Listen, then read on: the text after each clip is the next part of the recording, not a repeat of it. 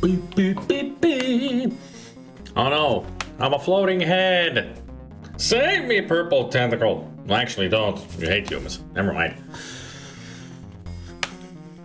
Restore. We're back to Dragonsphere. Now the question is, can we defeat the sorcerer or not?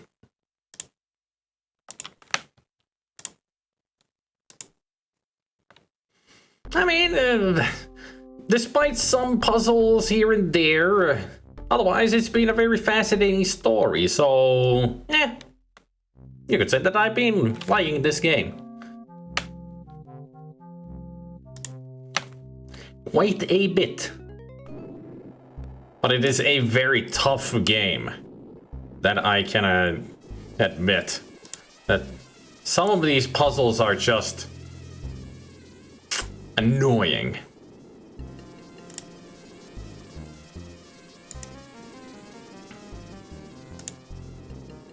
Those, according to the tune that they're playing with their buzzing bees, well, they're flies, but they sure got to the beast fast. I mean, I'm sure it's not even smelling yet, you know, of death, but they're all over the freaking corpse. How would you say it compared to Return of the Phantom? I didn't like Return of the Phantom that much, to be honest. The story in this is a lot better, much more entertaining. Return of the Phantom was I don't know, it was a bit too weird. I don't know, I'm not weird, but it wasn't that engaging. A good game otherwise, but just didn't like it that much. So I like this game a little bit better.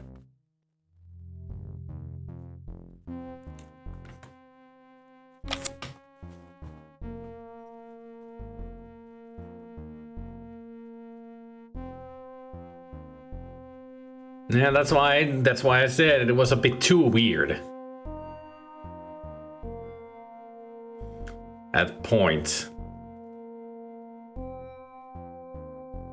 But then again, the whole premise of the freaking story was out of, you know, the realm of reality. Because of time travel.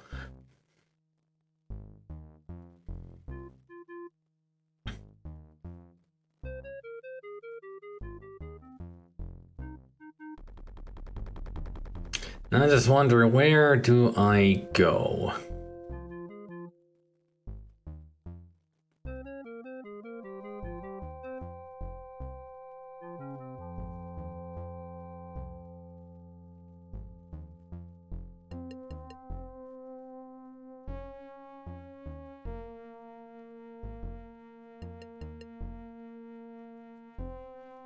Where was I going? What was I doing? I came to check this area just to see if I can find...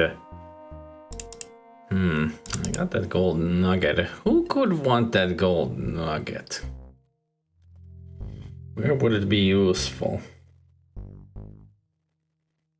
I don't know any blacksmiths or such.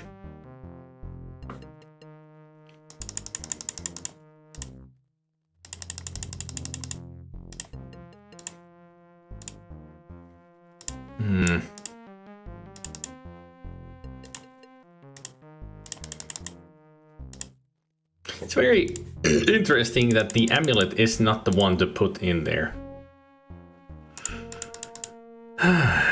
So...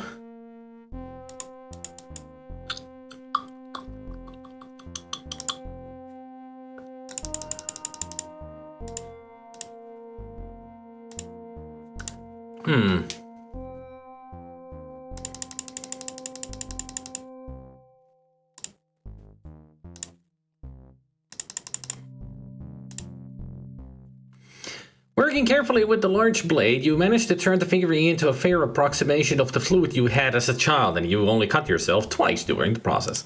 That's what I thought, because it had the carve up option. So now I have a bird call. I mean, he did say that if I ever meet those skulls here, which are the bird people of this area, Now I'm sure that I can talk, but then with this bird call. The only Far Cry that I ever played was Primal Hunt, and I played it all the way through.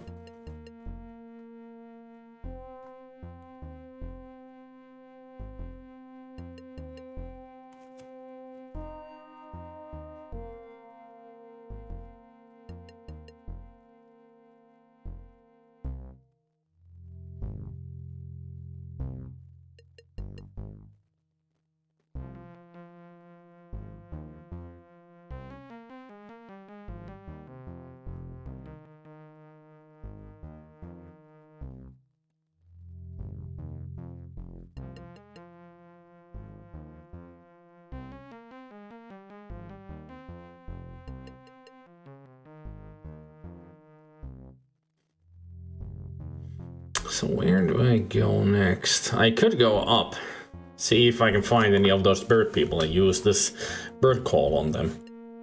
But still, how do I make this bundle complete with a magical item?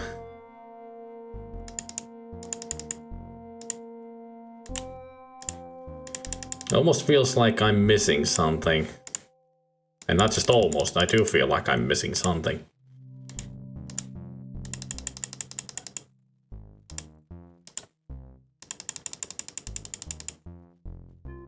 But what is it that I'm missing? That's the problem. Can't think of anywhere. Might be something in the shapeshifter village, but I can't get through because of the monster wants me to polymorph, but I don't know how to do that. I can only polymorph items, but not myself. Man, this is a tough game. We've seen this, can we skip it? No, didn't think so.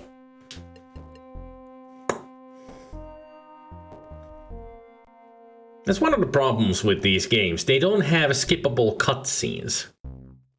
I mean, we could have easily just skipped this and he'll just be dink right there, where he stops. But alas, they did not program that into the game.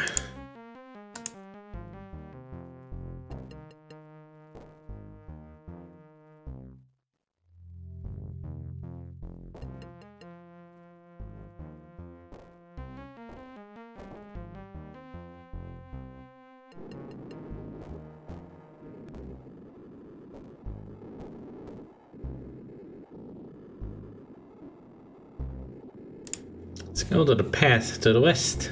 See what we find here. A shack. The shack is like no other being in the kingdom. A bird's body topped with a semi-human head. It eyes you curiously, alert with intelligence. It's the finest specimen of a small ledge you've seen all day. The ledge is narrow, but certainly wide enough to travel on without any danger. It runs in a narrow band around half the circumference of the mountain. The western side of the mountain ledge leads off further to the west, where you can see a strange rock formation. Unfortunately, the shack bars your way. There is no way to continue climbing from here. The waterfall that tumbles here has left a huge muddy patch on the ground. Watch your cape. The spray from the waterfall has created a wet, muddy area on the ground. The mud has an odd, sparkly quality, probably due to some magical property of the water itself. Can I take some of the mud? It's not difficult to scoop up a large handful of the glittery mud and place it in a free pouch. The mud feels extraordinarily thick and sticky. Perhaps the magical water flowing from Tyre Nakabranwe has affected its nature. Yuck! Dirt is never a fine cuisine, but it usually has an earthy, well, wholesome kind of bad taste. This stuff is as vile as a running fungus. Judging by the lack of weathering, you'd say that sometime in the not too distant past there was an avalanche here involving a good-sized chunk of the mountain. The shack cocked its head at the familiar sound, but is otherwise unaffected. Let me me pass here. No, you may not pass unless you are friends to the shark, and you are not. What have I done to be the enemy of the shack? You dare ask that? Yes, because we don't know. A fiend whose family put the shark for 20 years. Of course. You are an enemy to the shark and may not pass.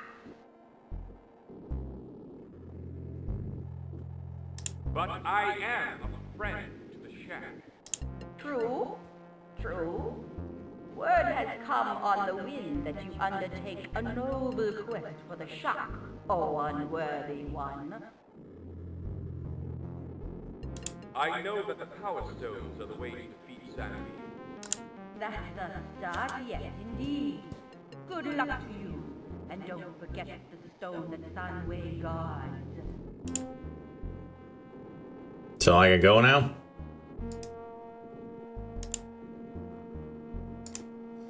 The mountain continues its rise into the heavens, culminating the entire Nakba runway. There is no way up from here.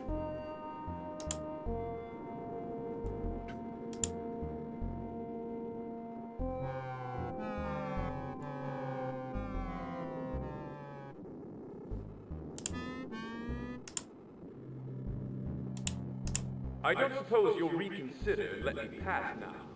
Not a chance, my man. Fulfill your quest, then we'll talk. So I need to get all the power stones that are in the world in order to get through. Gotcha.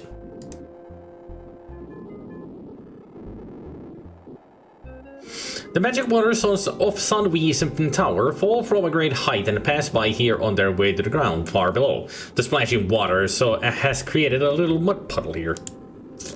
Yeah, apparently so. Yeah. So we are missing a power stone. That's what they're trying to say.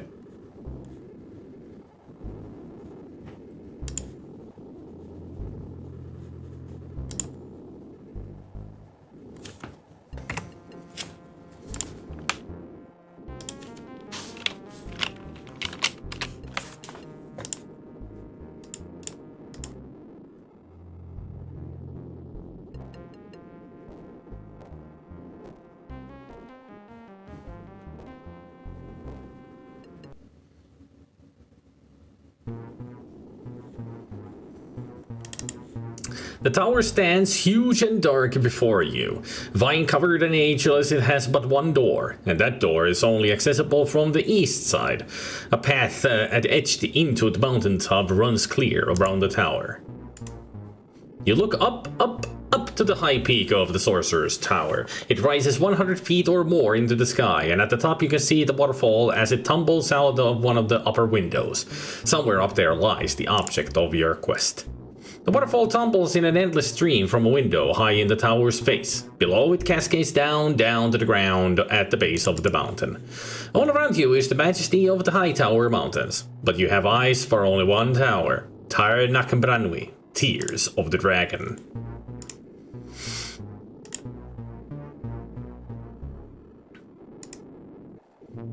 The path is rough but travelable. It looks as though it had been gouged from the mountain peak when the tower made its last magical appearance. All around you is the majesty, blah blah blah blah blah. The path is rough but travelable. The path surrounds the tower in great circle. With the tangle blocking the way, you must go all the way around to get from the trail to the tower door and back again. Like a hobbit.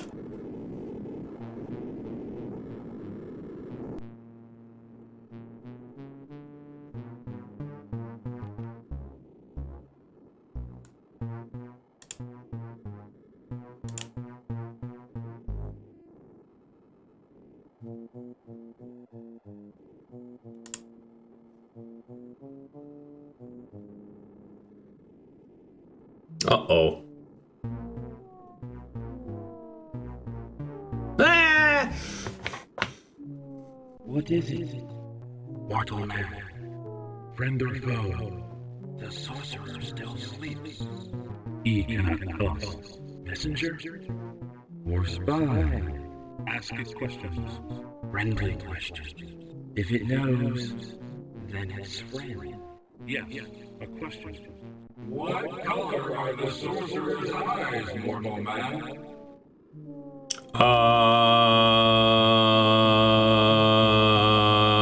Yellow? Yellow. First question answered. What was it, right or wrong? I don't know. Decide now.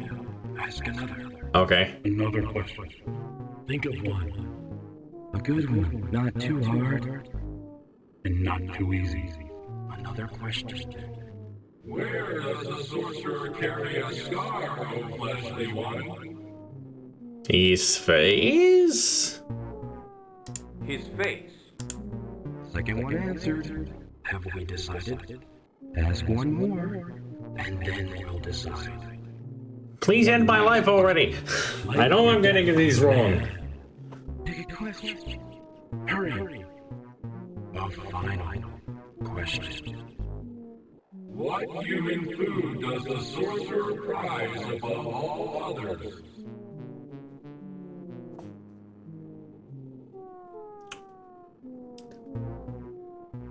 Sourdough bread. Have I answered the questions correctly? I highly doubt it. No, wrongness. He is an enemy. Squeeze him.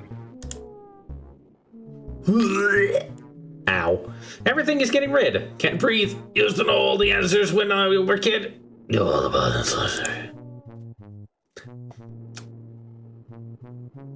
Well, this is fun. More questions to be answered. And where do we find the answers for the questions? Fuck if I know. I mean, we haven't had any kind of like, if he knew when he was a kid what the answers were, how do we, the player, know what the answers are to the questions? Where do we find this? There weren't any freaking books in the castle to look up.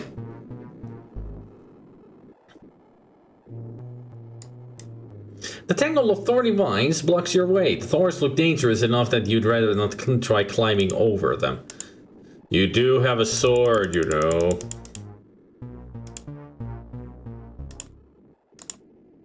An experimental chop that leaves the sword vibrating in your hand and the tangle uncut leads you to believe that these vines are magical and cannot be cut. Alright? Experiment done.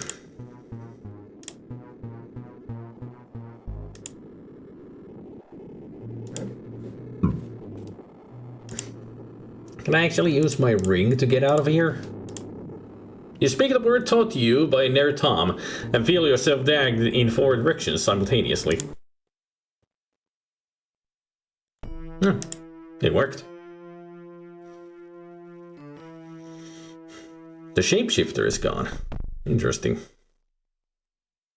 I wonder if there is actually a way for me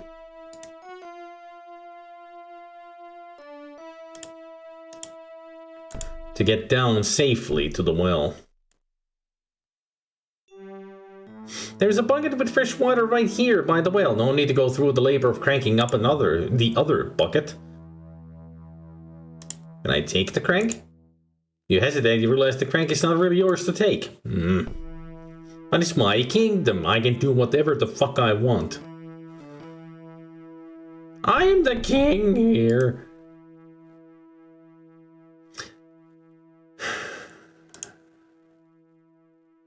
I wish I had a coin. So I could throw it in there.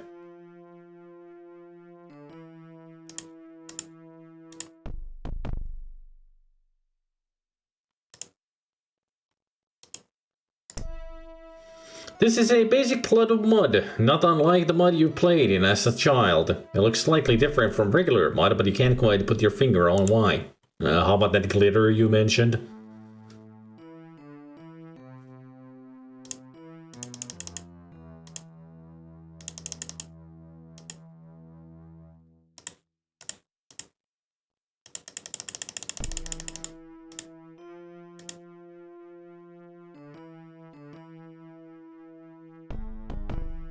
Yeah, but this is a well. It's a bucket. It's a crank. It doesn't belong to anybody but the kingdom. So me. It's my thing. I decree as king that I can take whatever the fuck I want that doesn't really belong to somebody. Great, more cracks. Just what I wanted. It's going to burst any moment. Oh dear. What if the sorcerer emerges before he even gets to Hightower? Suppose the sorcerer comes here. Her voice acting is the best. You have a point. We must prepare ourselves. How? What can we do? Dress in the grass skirts and do the hula? I'll have the guard doubled. If Sanwi appears here, we'll tell him Kalish has gone to Hightower. Won't his spells be able to detect Kalish's presence? Perhaps, perhaps not. There is little else we can do. If only that fool Nertam had not run off. I don't think he ran off. I think he got stuck inside his own spell. The hermit, hint, hint, wink, wink. What the fuck are we gonna do now? Dance?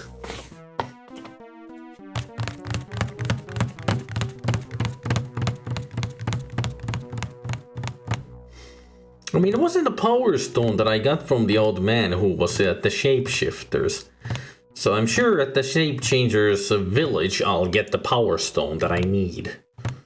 I just need to get past that freaking guard by somehow showing him that I can change my shape.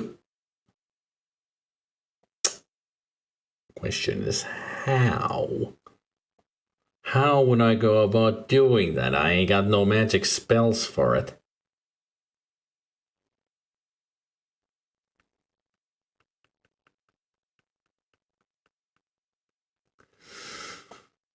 I wonder if I can actually use the red or yellow power stone there.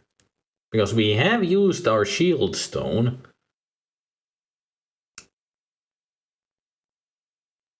But I'm sure I need the red and the yellow for the final battle, so to speak. And it's so nice that they have explained to us what they do, as in not.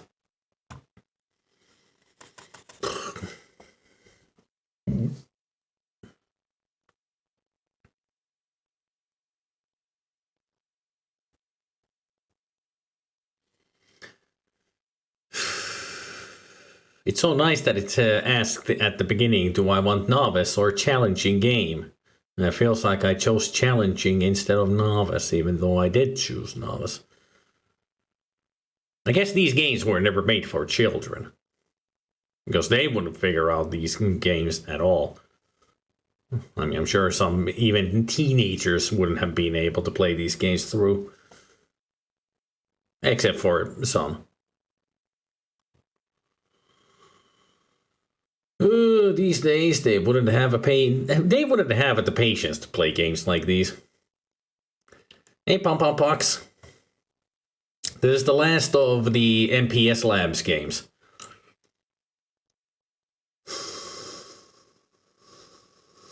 It's a tough one.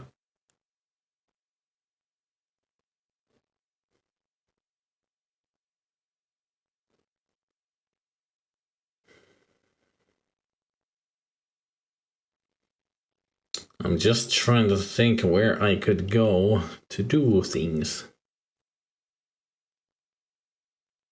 Because I am completely stuck.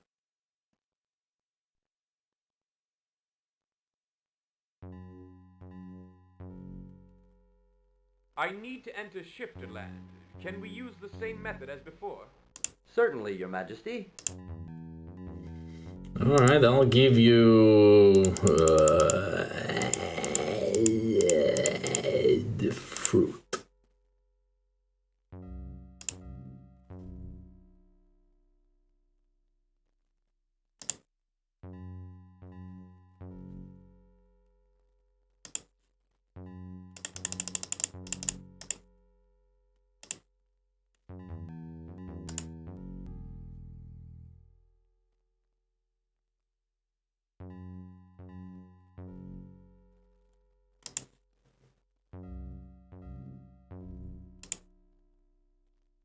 You call a greeting, and the ear wiggles a bit, but otherwise there is no reply.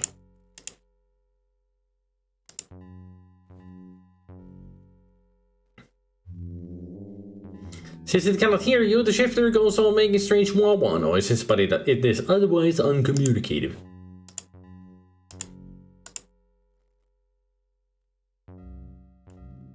The conversation would be decidedly one-sided.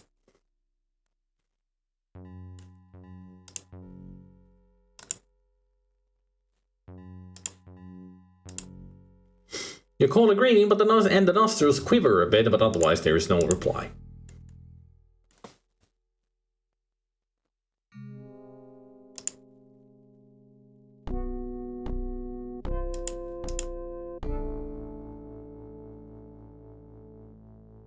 The shifter rock makes no reply to your salutations.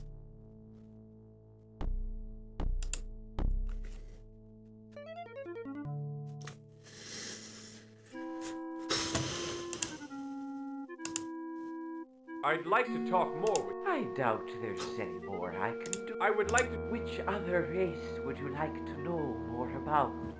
What can you tell... Ah, I know. Beware. But for now, I thank you. It was nothing, King of the Fair. Yeah, it was nothing. You didn't help me at all. It was just the same conversations as before.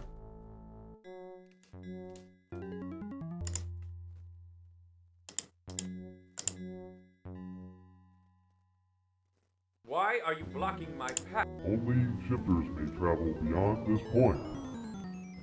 Can't you make an exception? Only shifters may travel beyond this point. Demonstrate a shifter ability, and you may pass.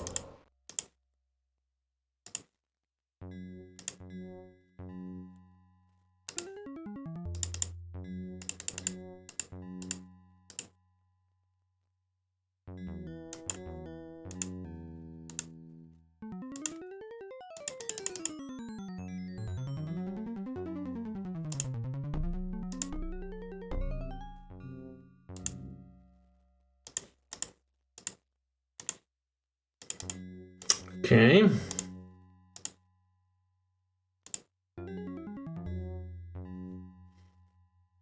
The polystone shudders in your hand, squirming like a grub. Within seconds it has changed shape, color and texture several times. Now it looks exactly like the gold nugget.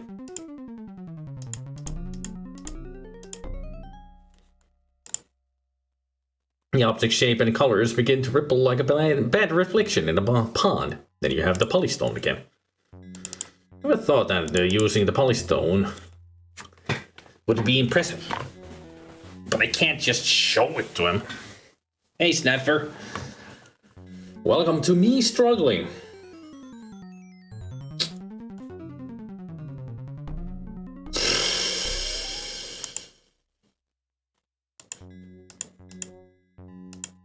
Can I throw the mod at the monster? Aside from getting the shifting monster dirty, that probably won't have much of an effect. Why don't you try something else? Can I throw the polystone? Throw the polystone at the monster? No.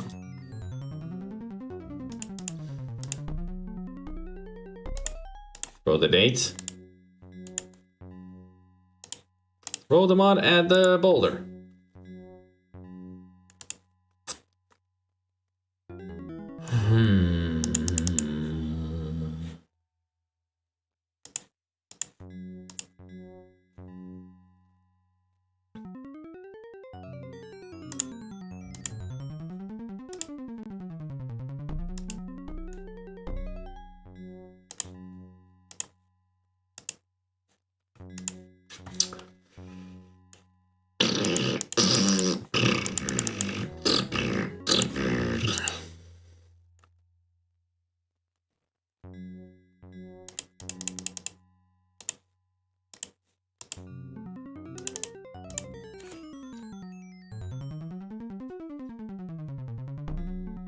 I'm getting to the point where I really do need to use a walkthrough or get a hint somewhere.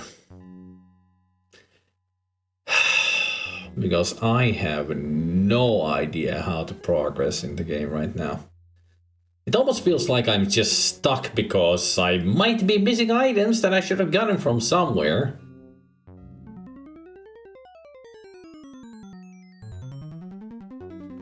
And I'm curious about some things that it feels like I might have missed on.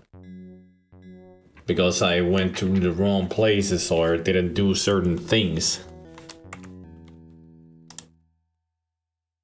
And last time I checked, I've only gotten 9 points from all the things I've done. Cool, I'm a yeoman. Yo, man!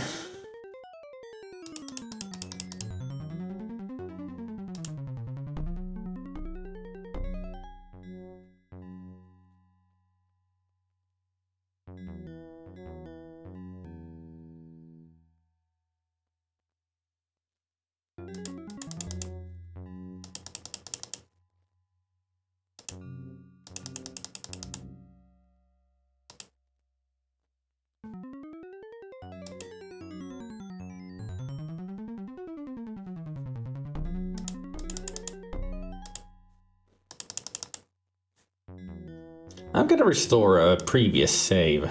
Let's see, where was this? And this was here, alright. Is at the game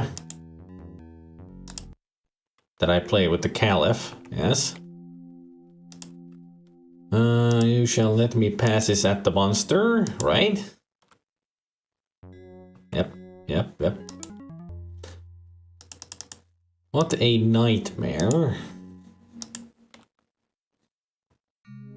That's right here, yeah. I made so many saves. We need that crown. It's way back in. Yeah. It's right here. I mean, this is like way before I'd done anything, like gone to the shape changers or the desert. Actually, this is good. This is good. I wanted to check something. And this is the perfect place for it.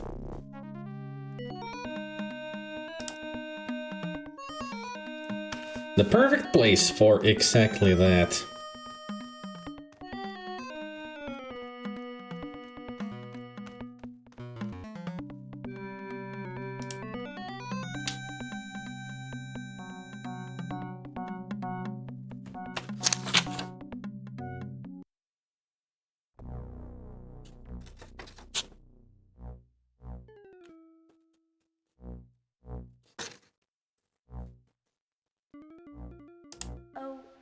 Call me very thin, I suppose. And that's the first. Calm, my dear. That is the first crack that appears on the sphere.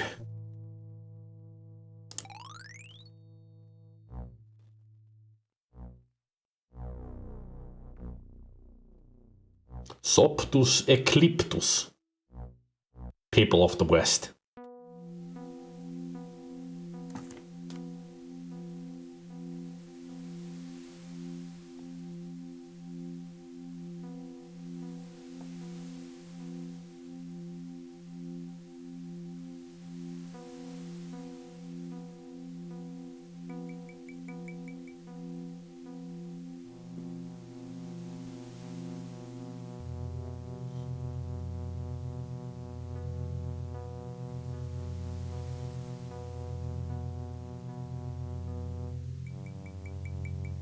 Don't worry, we solved this already yesterday. I've got the instructions on where to go, but I'm gonna talk to the guy to get the instructions again, just to make sure.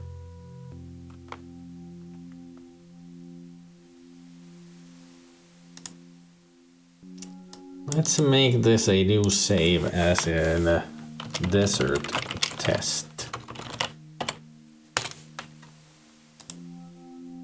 Oh, this was death. Many times. Until we figured things out on our own. Greetings, man of Soptus Ecliptus. Carl Vicky Odom Trashab. Yes. Carl Vicky Odom Trashab. Tilsham. Ecliptus. Shab. Ecliptus.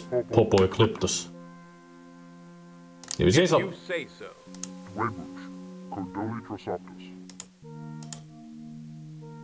So we go Ecliptus. Ecliptus.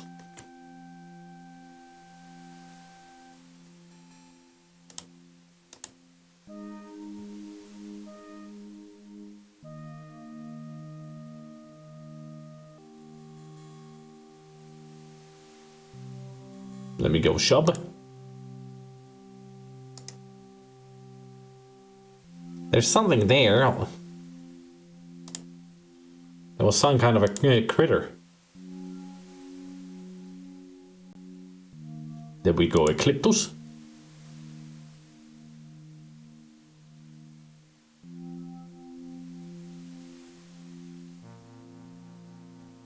And Ecliptus.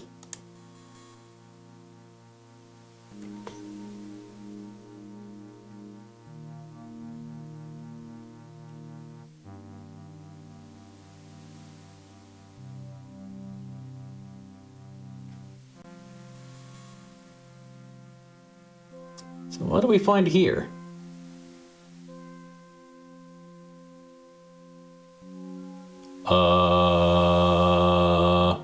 It is said in the desert that when a man knows he will die, there is no sense in using water meant for those who will live.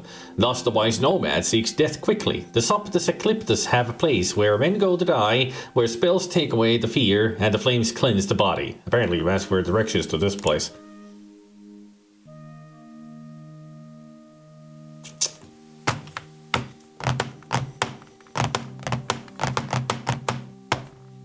It's a good thing I didn't go to this place yesterday, because apparently it was nothing but death! Ugh.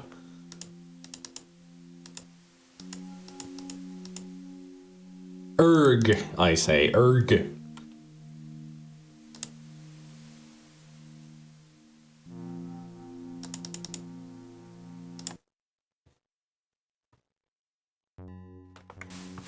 Oh, that's before the monster, right?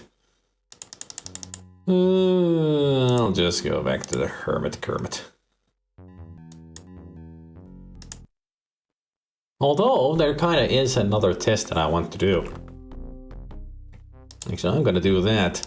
Speech off.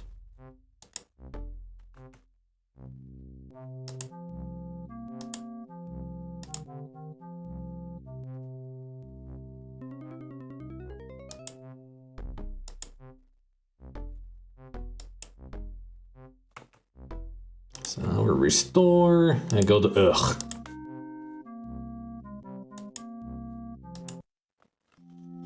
I want to play the game not just once, but twice. Yeah, whatever.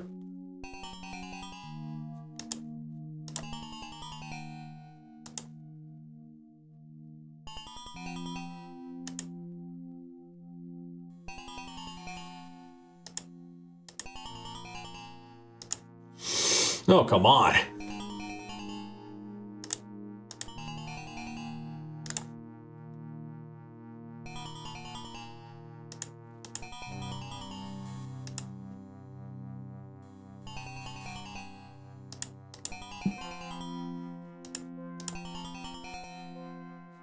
I won! Yay! So happy for you. I think you have won enough victories for a prize. Would you like to play again? I'd love to play another. The Efrit will refill the bag for us and we'll play again.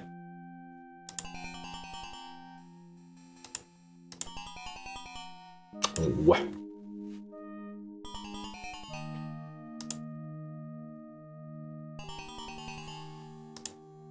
Thought it would be that.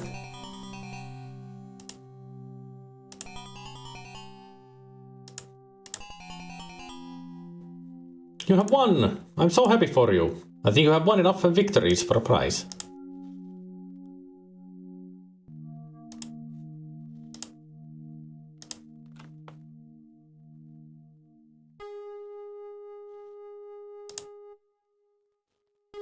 I have many trinkets and things for your amusement, then we will speak about the sorcerer. So he gives me the dates, that's the only thing I can win. Alright. Oh!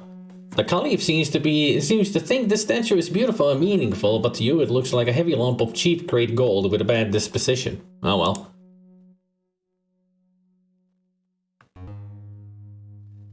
So, you can win more. I was right. For some reason I was reminded of Master of the Lamps in that minigame. Really? Of all things, Master of the Lamps?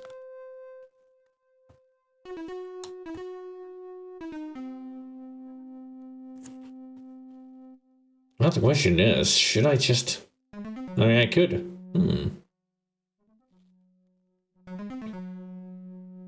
I'm now curious.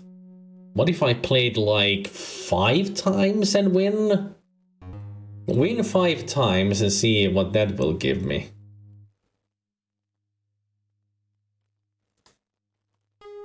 Because it feels like that would be a good thing to do.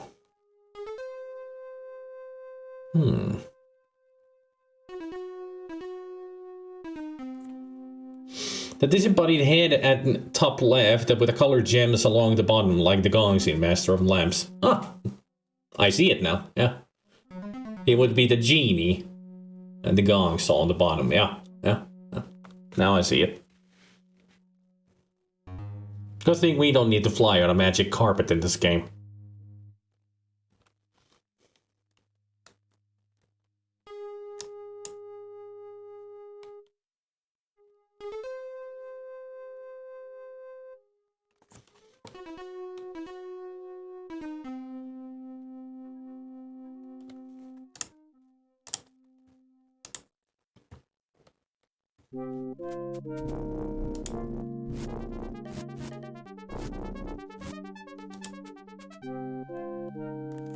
I mean, if that is one of the things that can happen, that if I win many times I can get more items from him. He did say that he has a lot of trinkets, so I might be missing something very important that I can win from him.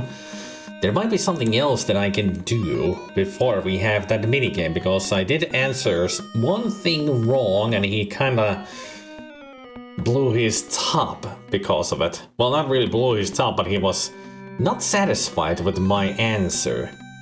And it seems that is like a thing in this game, that you have to talk with people in a certain way to get things done. Which is very annoying. I should turn on... Well, actually, keeping the voices off is actually a good thing, because I do want to just skip all this. Because I'm redoing things that I've done yesterday.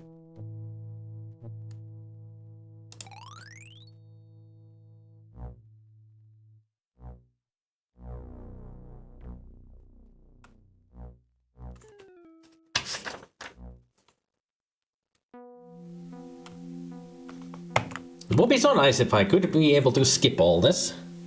Actually, I should have loaded the desert test.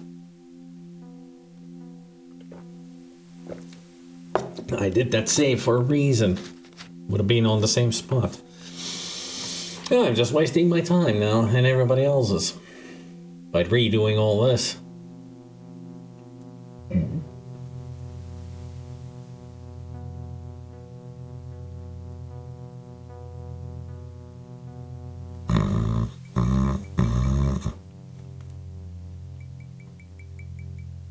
Been there, done that, and would like to skip it.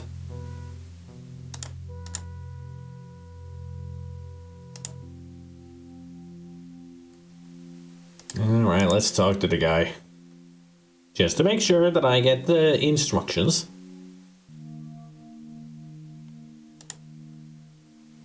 Oh, yes.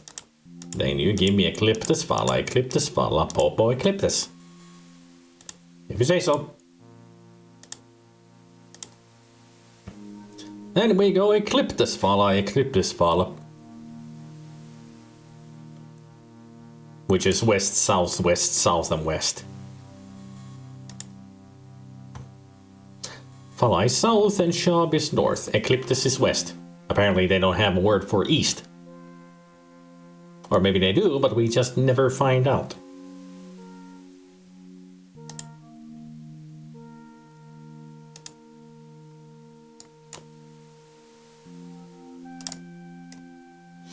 Your manual dexterity is pretty good, not to mention your eyesight. At any rate, the lizard scuttles into a hole in the ground and doesn't come out again. There is nothing of value to learn from the lizard. Well, thank you for praising him for my speed of noticing things.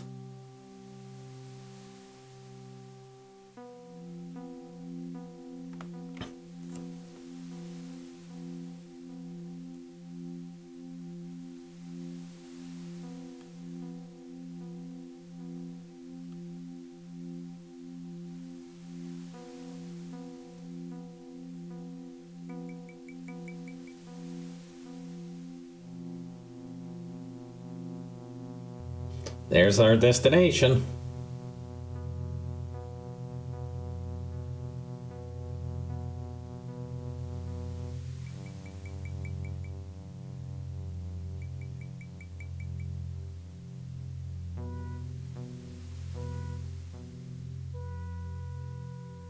I can hear it from the distance already. Didn't believe that you're my wonderwall. Because it's an oasis.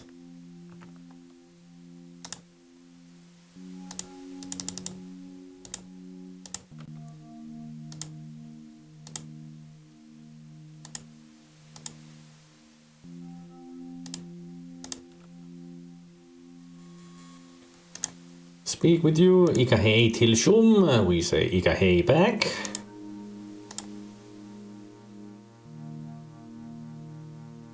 Convinkio Soptus. I would be grateful for knowledge you can share with me. Has he gained in defeating the sorcerer Sanwi? I'm King Kalash of Gran Kalakh.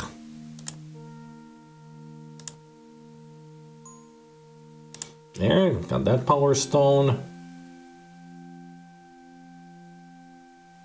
Is there anything you can tell me about it? It's a stone of power that defeats Sanwi. The prophecies do not say what stone is used, sometimes just one. I think I might speak to the Caliph now. Caliph. Thank you.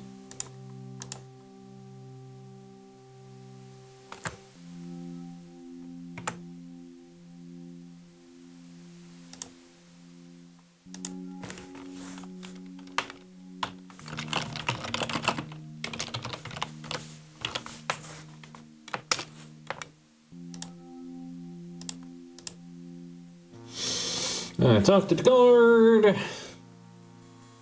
I know this is the most exciting thing to see, that I not even don't have the speech on, and I'm doing all this again. I desire an audience with the Caliph. I am the King of Gran Kalahach. As within King of Kalahach. The Daladesh Bing Dong. When do I get a moment of actually turning the sound on again, please? The speech.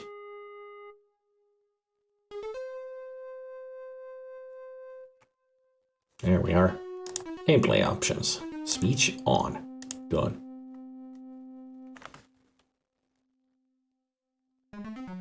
Blessed be the day My power is as a puff of wind compared to the mighty hurricane of yourself, O king.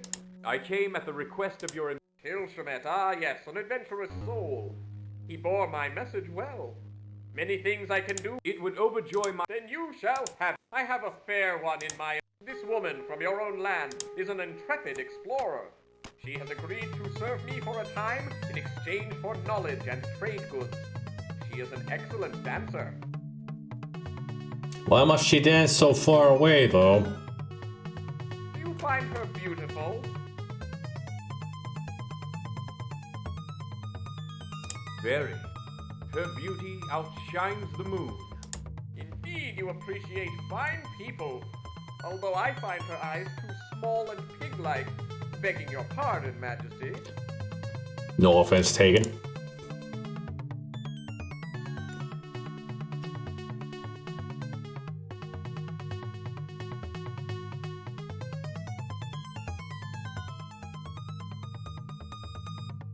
Thank you, Great Khalif, for the most exciting and wonderful entertainment I have ever witnessed.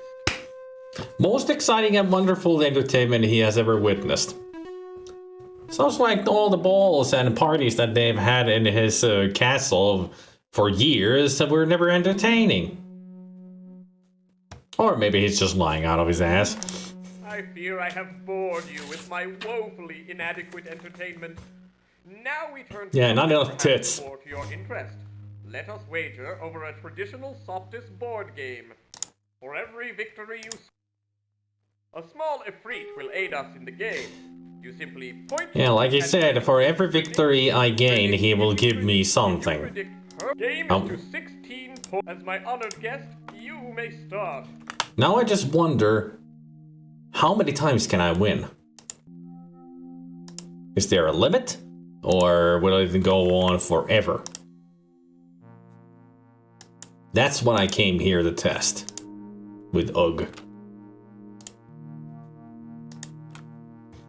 So let's just try to win this game.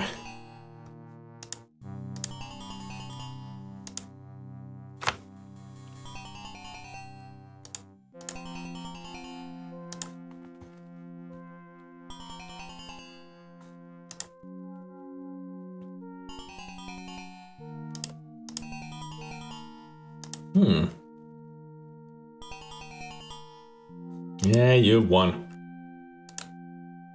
Love to play another. Pfft. What a great start.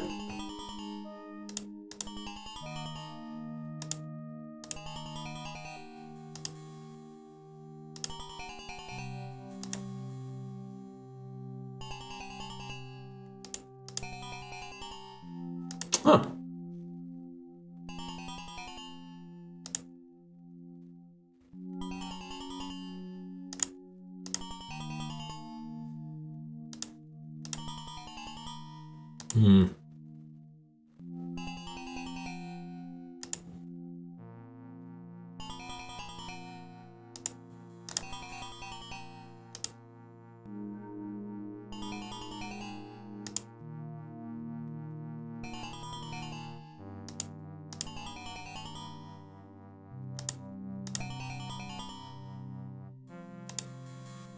I need only 1 point. There, I have 1. So happy for you. I think you have won enough victories for a prize. I would love to play another. Let's make a save here. After each victory, I'm gonna make a save.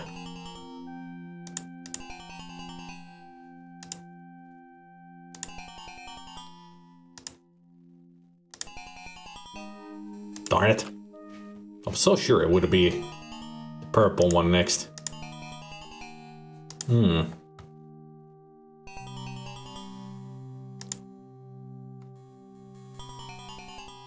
I should recalibrate my probability machine.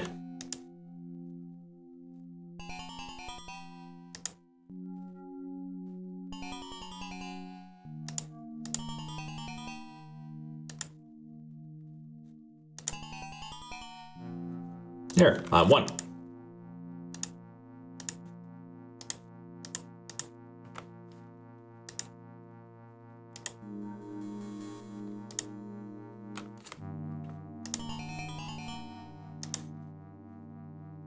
I do wonder if Gabriel is actually... I noticed that Gabriel is not here. And I wonder if he actually is going to keep his promise, I could say. That he won't be watching this anymore. After yesterday's fiasco. I mean, there's barely anybody here.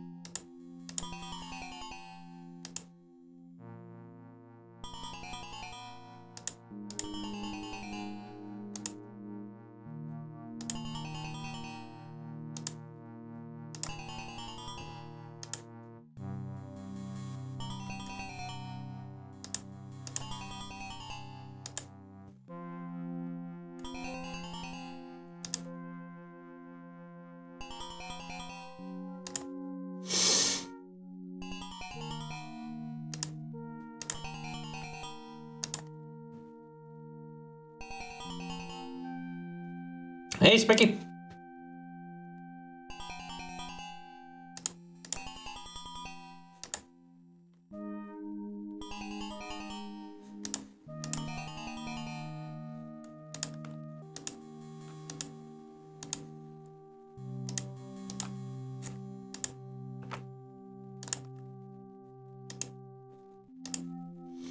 If you're wondering why I'm playing this again, Specky, if you saw this mini-game yesterday, I'm testing a theory that I came up with it today earlier.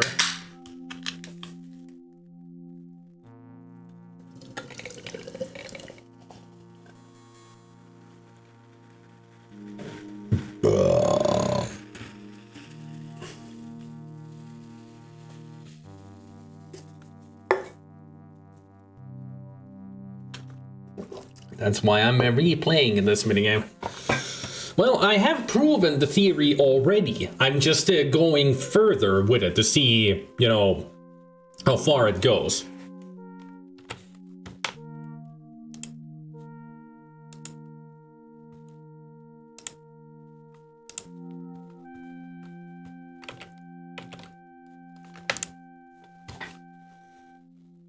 How far this theory will go.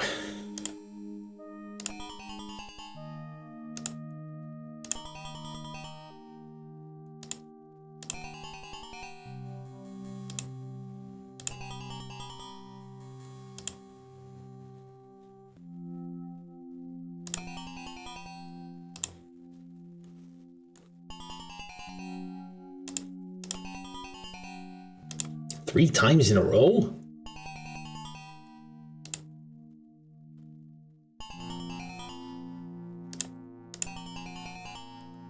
Damn.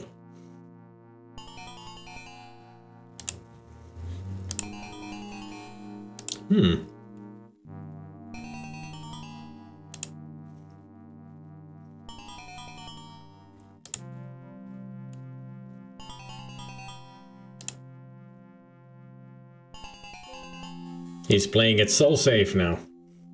Because that's the probability anyway.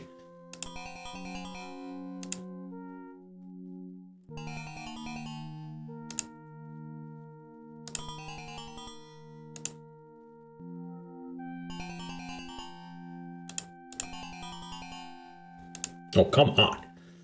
I just need 2 points to win. If he gets this, he's gonna win. There we go. I have 1. Unfortunately, I have no more prizes to give you right now. Clearly, you are too good a player for me. So that was it. Just play enough until he says no more. Alright. Hey, Famine. And also, we got plush time coming up. Gameplay options, speech on, please. I would like to, but I must go now. Oh, how sad. You play well. Perhaps sometime you'll return for more. For your victories, I promised you prizes. I have many trinkets and things for your amusement. Then we will speak about the sorcerer. Dates? That? This beautiful piece of jewelry must have cost the Caliph a fortune. How odd that he should part with it so easily. So 3 items that we get from him. Yeah, I made a mistake of just playing once. Should have just kept on going. But at least I did think of the thing earlier today, and I was correct.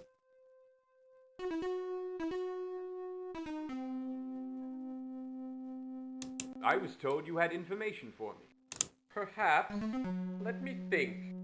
No, none that I can think of that relates to you in any way. However, the shaman have foreseen a mighty confrontation between you and the sorcerer. They had a gift for you that might aid in this meeting, but their true value may come later, if you can convince them to take you to the spirit plane. This is all I know. I thank you for all that you have done, but now I must take my leave. I understand. Return someday, O great king, and we will game again. So now I need to talk to the shaman about the spirit plane, and they'll tell me that I need to construct that thing that they want me to make. At least I got all the items from him now. Will you take me to the spirit plane? The journey takes power great. The spirit bundle is the most useful. Thank you. I shall. Goodbye, traveler. And there's the dates. The Caliph seems to think this statue is beautiful and meaningful, but to you it looks like a heavy lump of cheap grade gold with a bad disposition. Oh well. This beautiful piece of jewelry must have cost the Caliph a fortune. This item would make a nice addition to some collector's trove. As you rub the statue with your sleeve, it gleams brighter than before. You would swear it hums with pleasure.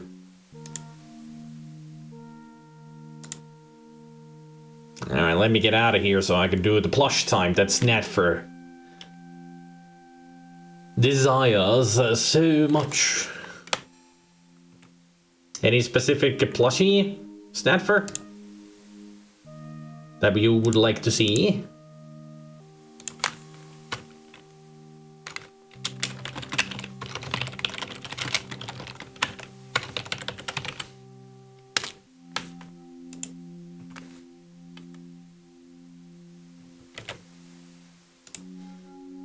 I'll leave the game music in the background for this. I mean, usually I would play the music from my playlist, but not this time. Beep. A beep. A beep.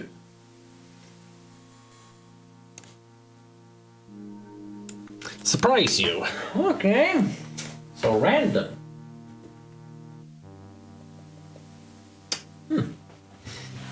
Let's see. I randomly go over here where I have my shelf of plushies. I close my eyes and I point in a random direction. Ah. Target acquired.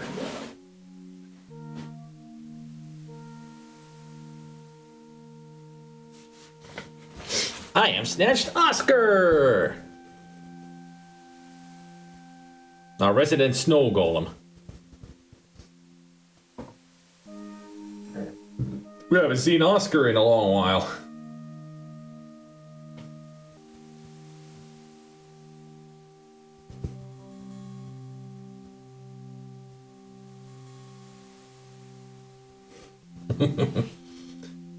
love his twig arms. It's so wobbly. Like noodles.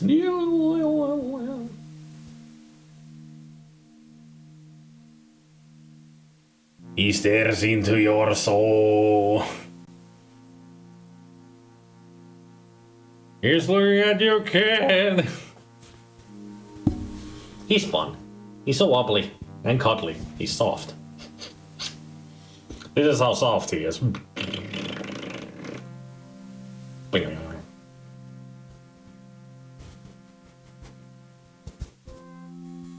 Boop. He will boop your nose. Careful. The poopage arrives.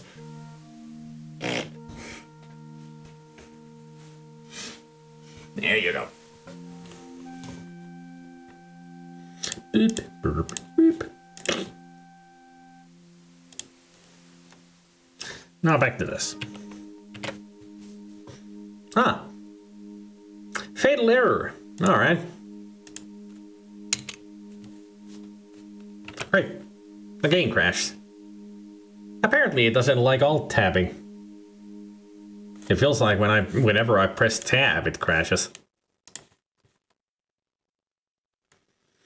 Yeah, with this game you have to, because apparently, like I said, alt-tabbing is a curse. I crashed the game 3 times yesterday.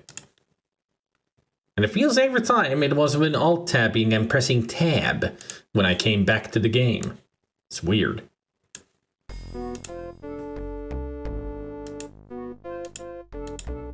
But it's a good thing I do save after doing something important.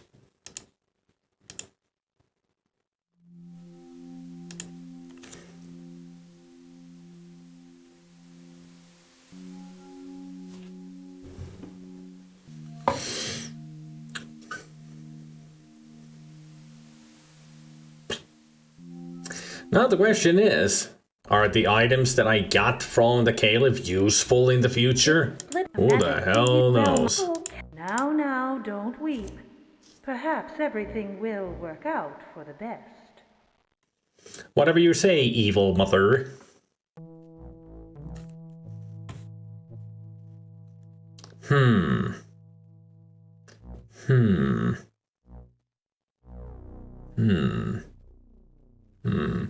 I could go get the amulet from her first. Also get the golden nugget before we go here.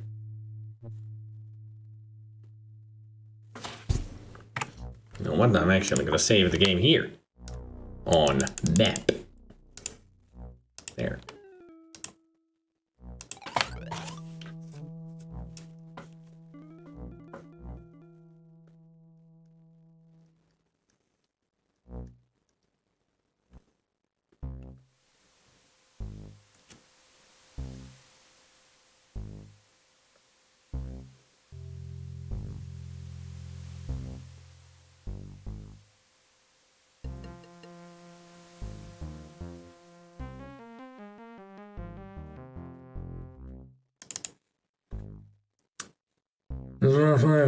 Such as either football course, you have the feeling you're being watched. Great cow, there's someone hiding behind a large rock.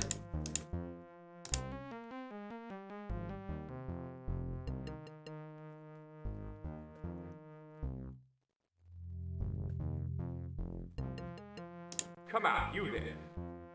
Hiding like a thief is hardly becoming. It would feel weird to go through a thick bubble like that, I bet. I beg your pardon, Your Majesty. I merely wished to make sure it was you before I revealed myself. I am Lady de Summers, Duchess of one of your subject realms. My father sits on your council. A bit far from home. Aye, but when I heard of your quest, and that they had allowed you to go alone. I appreciate your loyalty, but... No, my king. It's noble of you to endanger none but yourself. But I swear that two are always better than one. I fear for you. Please let me help.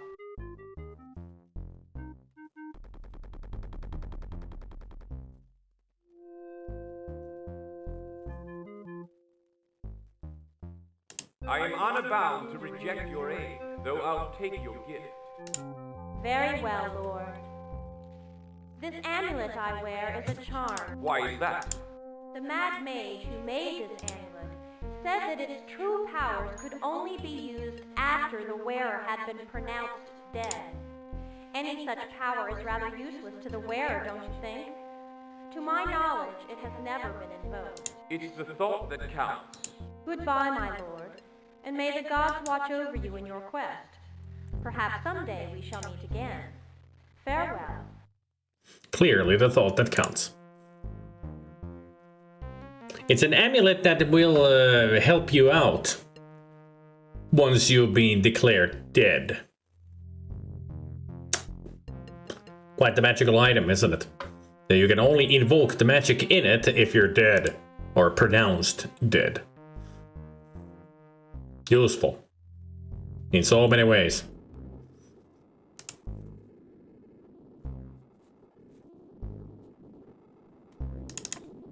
The high tower range extends for hundreds of miles to the north and south. You stand at the base of the mountain upon which Tyre Nakbranwe rests. In this area it looks unclimbable. The magic waters of Sunwee's tower fall from a great height and land here on the ground far below. What force creates the water in a never-ending flow, and where does the river go to that should be here?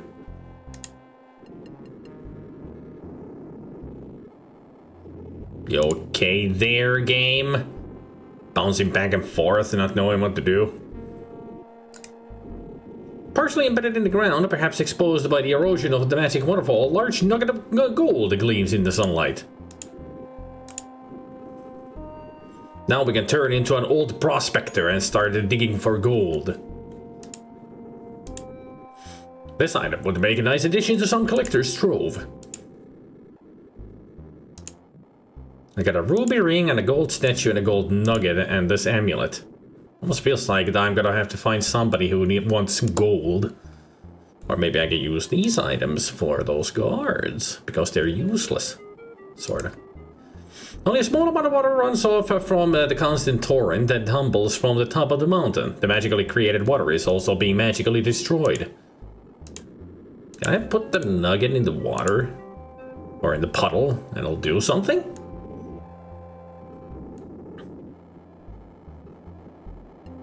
Doing that would certainly ruin the gold nugget. What about the statue? What about the amulet? Is there anything that I could wash? Put this in there? No. I should carve up that bird figurine. Bring carefully twice during the process. There. Now I got myself a bird call. The word is crude but effective. You've transformed the card bird figurine into a serviceable bird call. Though you've heard rumors of a mysterious bird people living somewhere in the High Tower Mountains, there don't seem to be any around at the moment.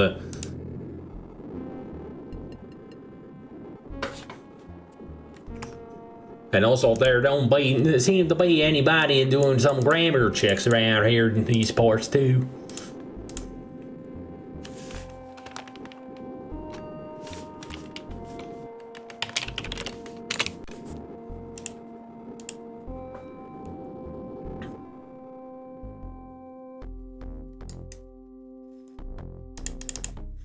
The cave's interior is crude and damp, hardly fit for living. But someone does live here. An old hermit huddled on his stone peers at you with hooded eyes. His crude pallet and fire pit are the only signs of habitation.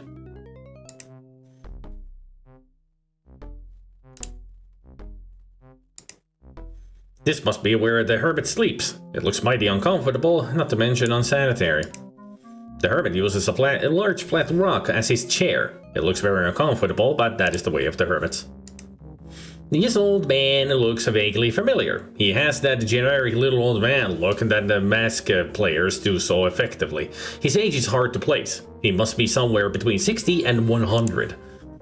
Or it could be 80 and ancient. I mean, you never know about hermits.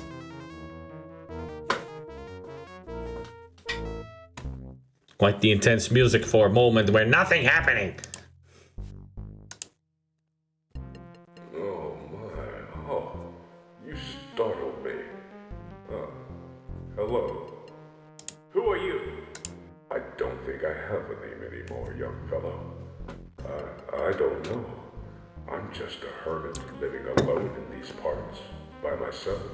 Yeah, sure, whatever, Nerd Tom. I mean, hermit. How did you get here? One day I woke up and took a walk outside, and there was a wall around the mountain. I couldn't go anywhere else, so here I stayed. I've been here a long, long time. Yeah, about 20 years. I mean, that's how long the wall has been around the mountain. 20 years. You've been here 20 years, old man. See? 20? What's that? 20 years, huh? Imagine that. Hey, Mark. Imagine that. You look familiar. Have I seen you before? Here in this cave is the first time you and I have ever spoken to one another. I'm sure of it. Sure. What are you doing here? Just living, meditating, studying my books, learning secrets. What books? I sleep more these days than I used to. I watch the birds and the waterfall and the smoke from the tower. Are you a monk? Oh no, not me, not a monk. I serve no deity. I simply hide. From what do you hide? Eh? What's that? Hide? You want to hide just like me from the sorcerer, right? We can both hide from the sorcerer and talk the years away. No thanks, I have ambition. What sort of secrets do you know? I know many things. Do tell. I know that soap is made by mixing ashes with oil or fat. The lye in the ash breaks down the oils in the fat, and on your hands and thus cleans them. I know that acid is made by burning sulfur and saltpeter surrounded by water vapor. The vitriol from the chemical mix enters the water vapor to make liquid acid. I know that a frog's muscles jump near electricity. If you hang a frog's leg on a hook and leave it out in a storm, it will move when lightning strikes nearby. Anybody else get the feeling that this guy might be an alchemist ahead of his time? That's very interesting. You better listen. We might need to do this. Actually, I should have written them down. Now that I think about it.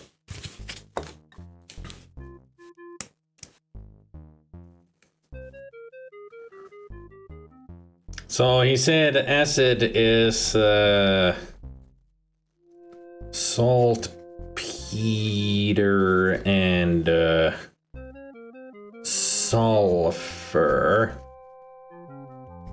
mixed with water. Hey, Bolts. And frog plus lightning is a good idea.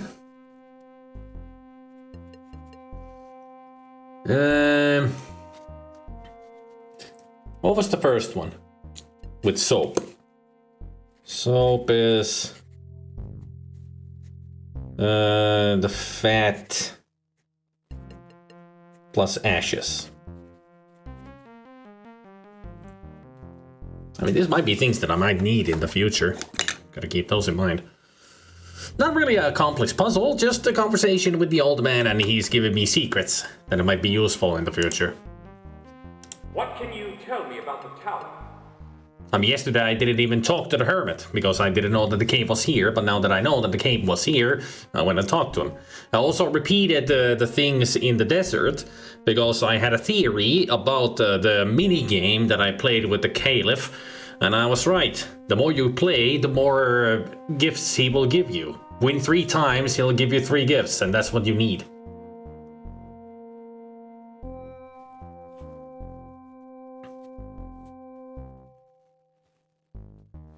Everybody's gone crazy about Elden Ring, and I don't know why. Enjoy Elden Ring.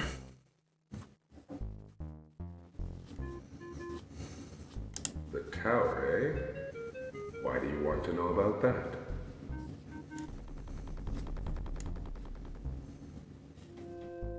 I have a score to settle with the sorcerer. Do you now? Brave lad to face so powerful a mage. I tell you, Sonny, unless you have the power stones, you might as well turn back now. Go, Gunfutsu. Go. Go. Come see me. You want to go see it? Go, go, go. Don't let me stop you. Enjoy. Seriously, enjoy. I mean, they're fun to watch. I just haven't watched Elden Ring at all because everybody's playing it right now. I'll just wait until I watch it. Somebody play it.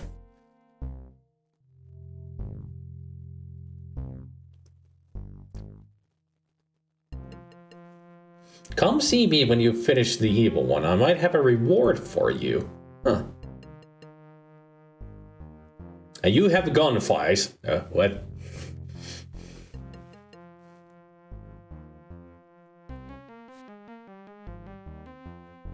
What can you tell me about the Power Stone? There are prophecies about them and about Sandweed. Hey, the stones were created generations ago as a defense against the sorcerer, but his agents stole them and scattered them about the kingdom before they could be used.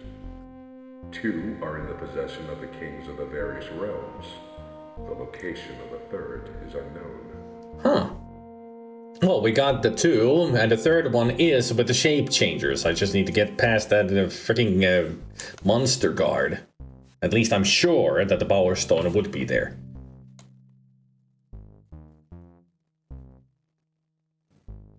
How do I use the stones to one knows. Hey, Gabriel. Some say you must have all three. Others say it only takes one stone to defeat him. I was wondering if you would appear here today. It doesn't matter anyway. We are all doomed. Go away now, would you? I'm tired, and I need to rest.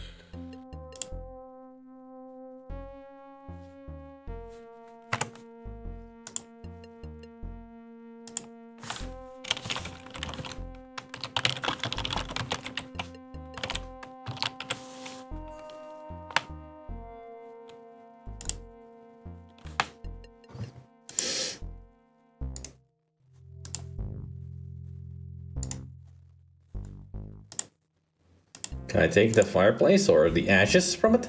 You attempt to take the fire pit, but quickly deduce that this action would be a waste of your valuable time and energy. Alright. No ashes from it then. Or anything from it.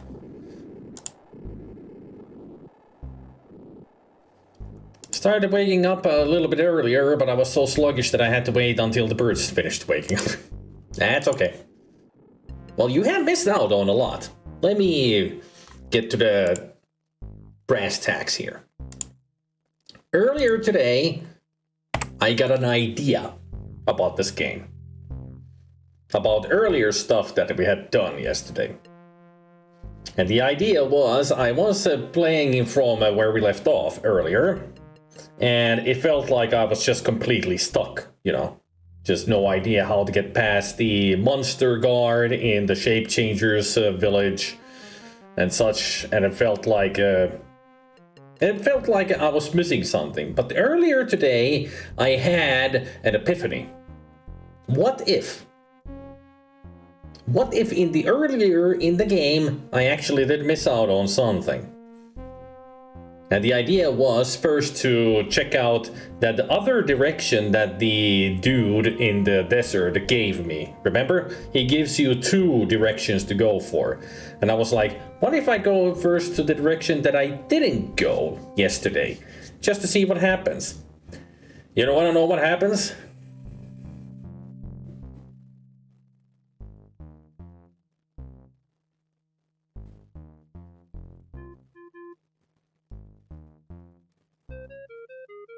You die? Yes. Not a joke. You die.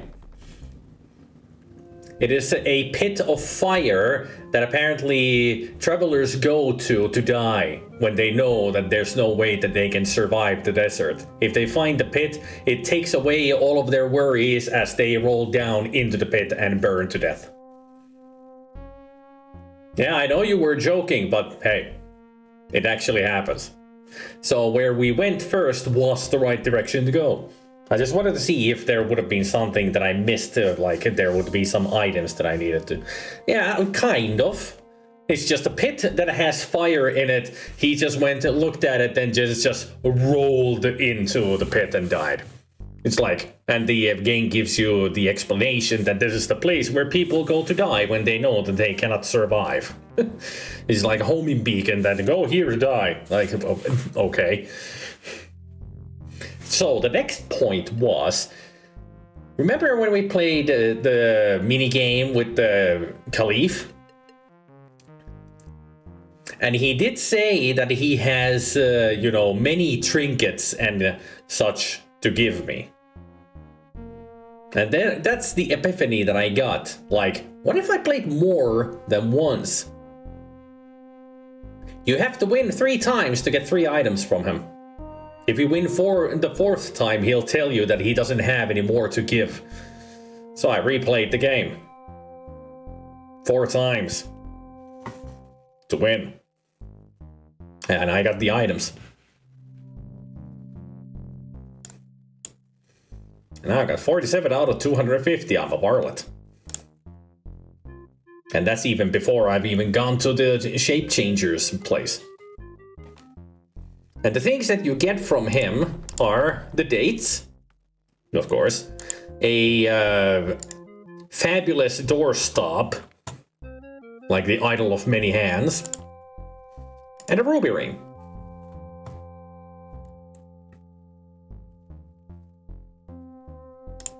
It would seem that the statue is, worthless, but the ruby ring seems to be worth of something. Like it's the more valuable thing. It might be even magical, you never know. And also, with the sword, we have the carve up, and I was like, oh yeah, I have that bird figurine. What if I carve it up? Because he did say that it reminded him of a bird call that he used to have as a kid. And this is what he carves it up into. He turns it into a bird call flute. That's the noise it makes. Just like a bird, right? I love those birds that I hear in the morning always.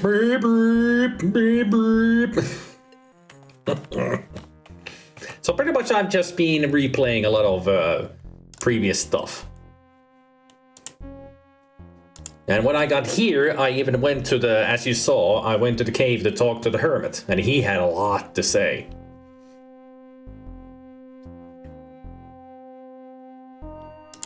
But now we are on the hunt for the third power stone, which would be with the shape changers for sure. Now we're just gonna go back to the thing as before, getting stuck with that freaking monster guard. And blah blah blah blah blah blah blah blah blah blah blah blah. Whatever you say, evil mother-in-law.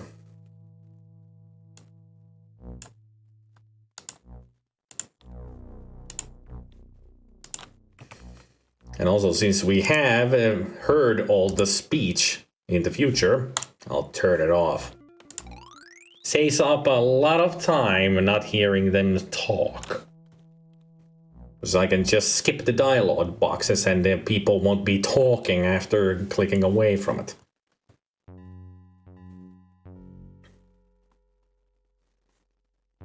I'm the king, says beside, especially you, then escort me at my command. Why do they call them dirty shifters? Then escort me. Despite their feelings, they are my subjects, they deserve respect. Despite the feelings entered the lands of this land. Is there anything I could give you to let me go in?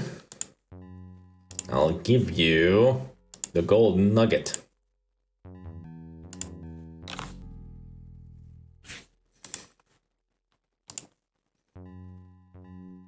It wasn't a bribe.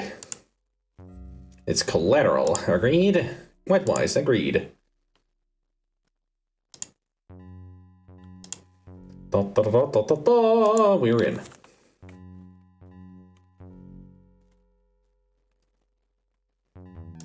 Be-dum.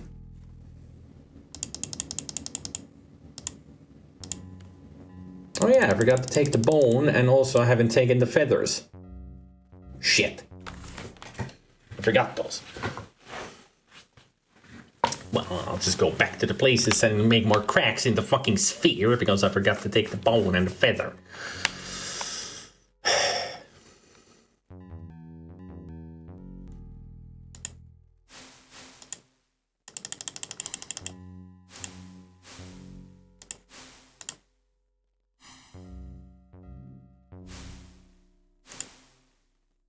I would imagine that it is a timer. I don't know for sure, Gabriel, but I would imagine.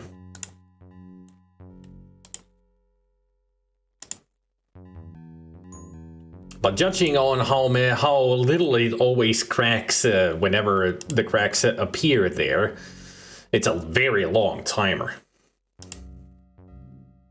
So we have plenty of time. And I've been doing things more smoothly now, so it doesn't matter if we get the 2 or 3 extra cracks. Or at least 2. I would imagine would appear as extra cracks.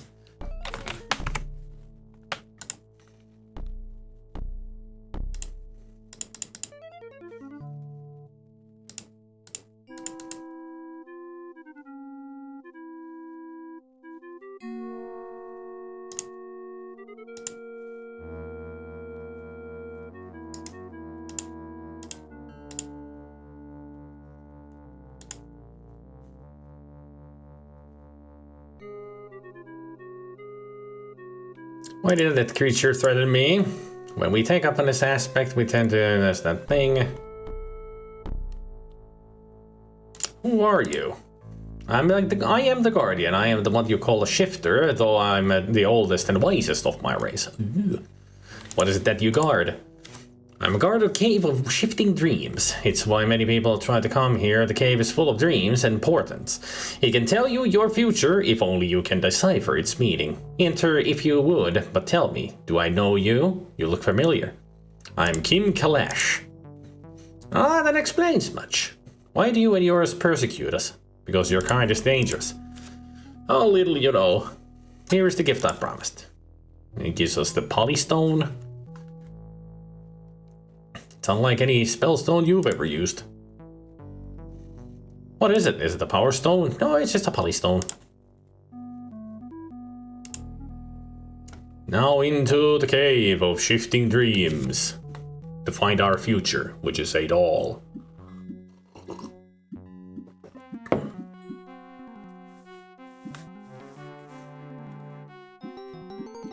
So somebody gets knocked out.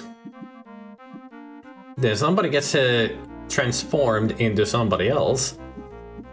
And then you're in a... Then they catch something.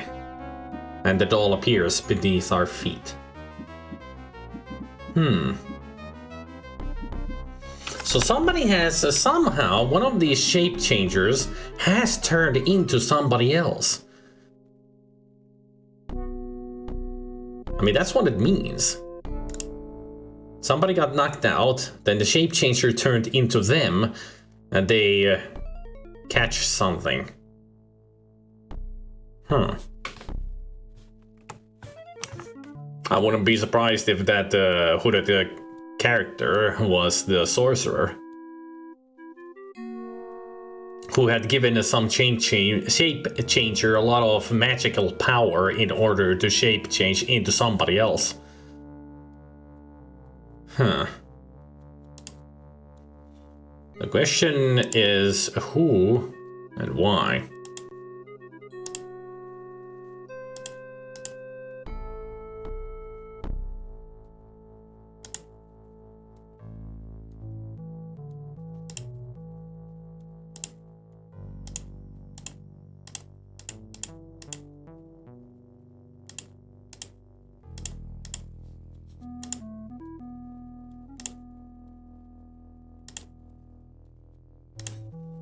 Maybe Mother is an imposter. It looked like a man that they turned into. A young strapping man with big ears. Well, maybe not big ears, but you know, the protruding ears. Like Prince Charles.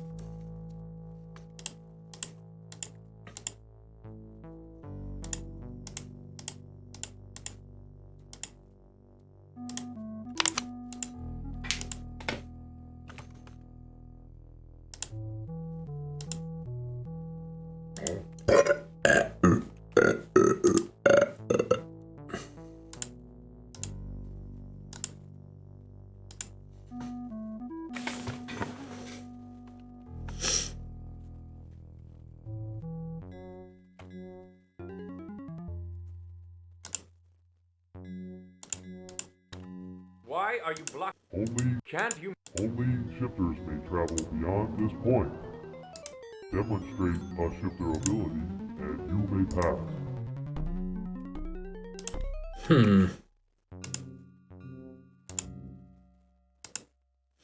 You shall let me pass.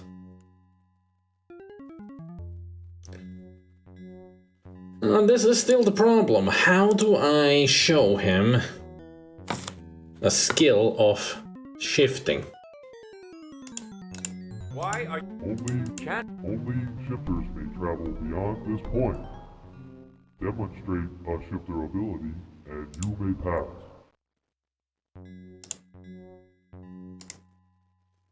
When the shield trapped the shifter beast in the pool, the tips of its tentacles must have been outside the surface of the spell effect. They were sheared off as cleanly as if by a sword.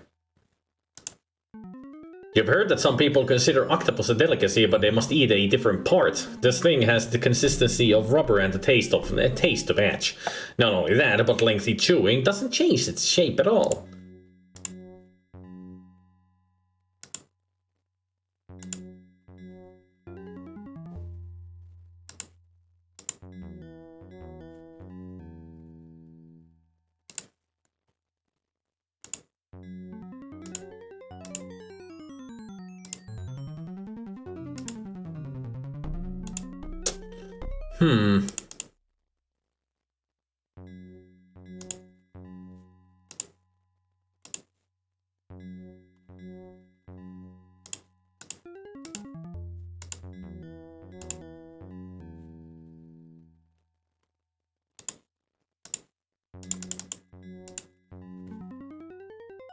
You realize that it's been a long day, you're not making much sense.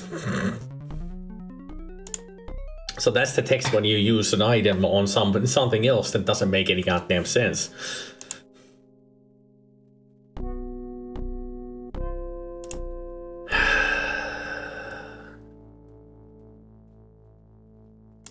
Gabriel, where am I gonna find some magic that it will help me change into something else, like a shifter?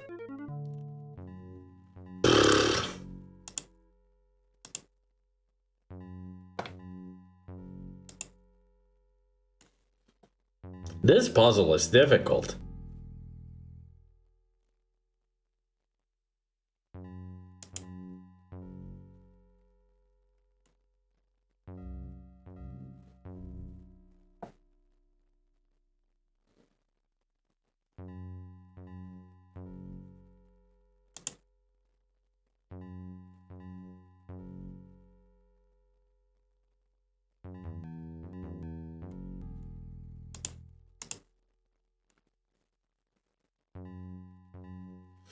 I know, Gabriel. I'm in the same, you know, no idea. It's me. It's him. It worked. Here you are, Your Majesty. Farewell. Thanks. I got my gold nugget back. Crack? Yeah. It grows weaker. I know, but he, of course, yes. Yes. Yes. Yes. I'm not evil. What are you talking about?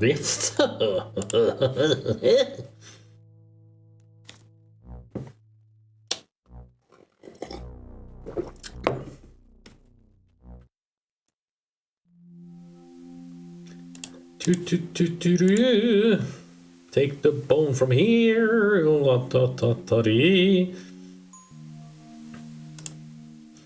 No on it.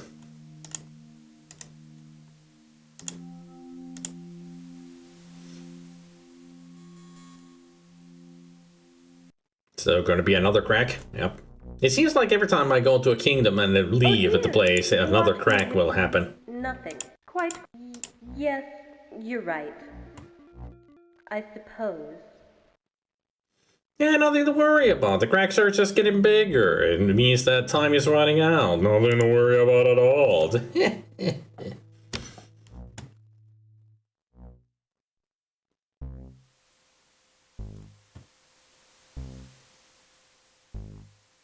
At least it still has less cracks than we had before. So considering the timer, I'm doing well. At least I hope so.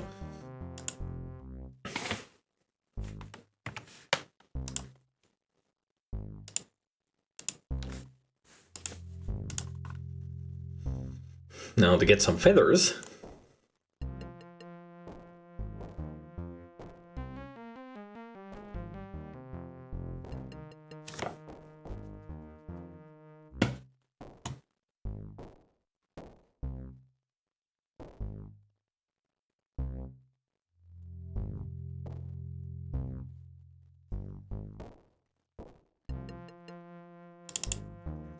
Jump the rocks beneath your feet that provides a natural resting place. Above you, a climbable trail continues upward with a sturdy-looking ledge. Just barely within reach is a nest for a very large bird. Some greasy black feathers have fallen out of the nest.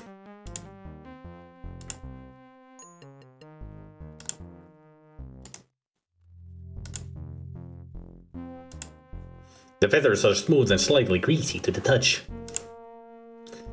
So I'll put those on the bone.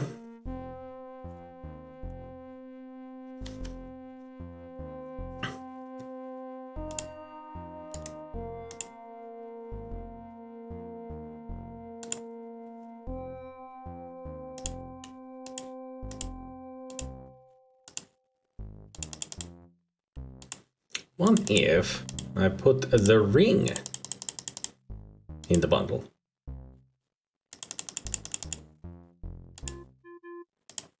Put the ruby ring in the bundle. Nope. Alright. How about I put the statue in the bundle? So they're not magical at all. Alright. Can I use the sword to carve up the crystal flower? You consider the consequences of such an act, dead bodies, destroyed property. I realize that in this case, a peaceable solution is the best. Alright.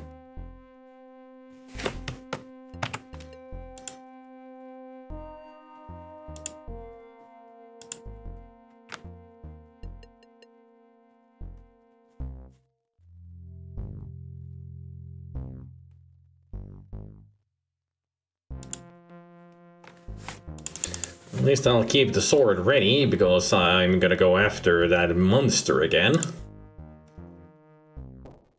It's not just for the feather that I came here for, it's for the other stuff too. Meeting with Lainey, meeting the beast. This time I'm gonna thrust at the beast instead of attacking. Unless there is some other way that we can defeat the beast. I wonder if there is. We could use probably the red or yellow stone at it. What else could there be?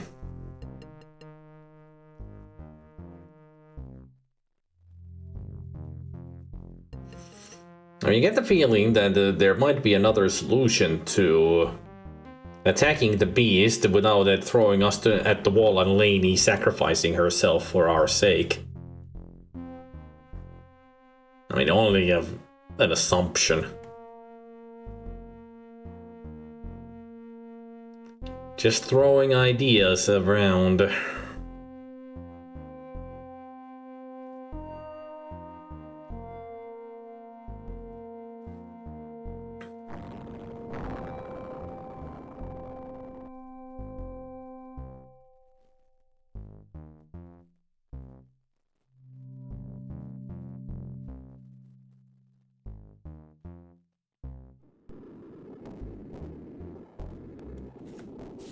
There she be. Lady de Summons, what are you doing here? I know a shorter path than the one you took, my king. I felt sure that you needed my help, whether you knew it or not. Great cow! Look out behind you!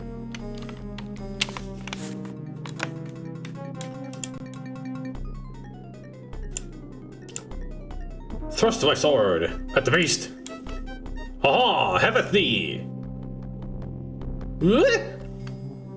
No, he still just throws me away.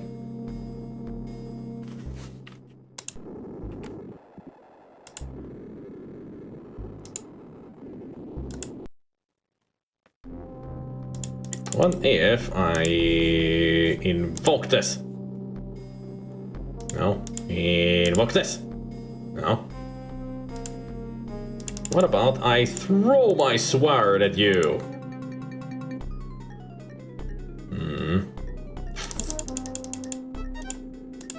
Throw the dates. Make a noise.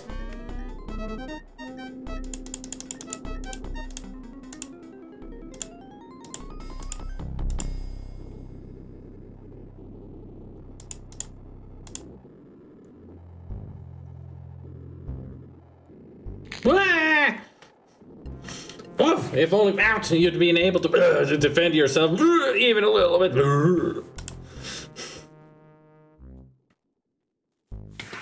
So that's what happens if I fail on that.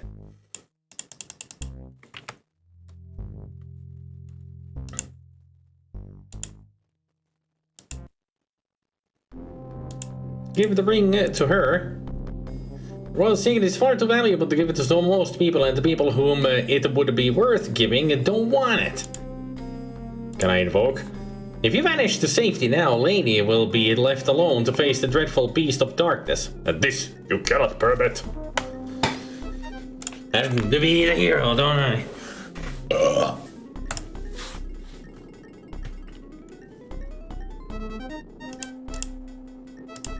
I'll carve you up.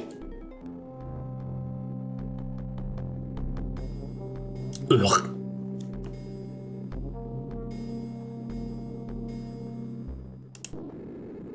I guess that is supposed to happen, no matter what. Alright. Let's climb down, then get chastised by the hermit for doing such a bad job.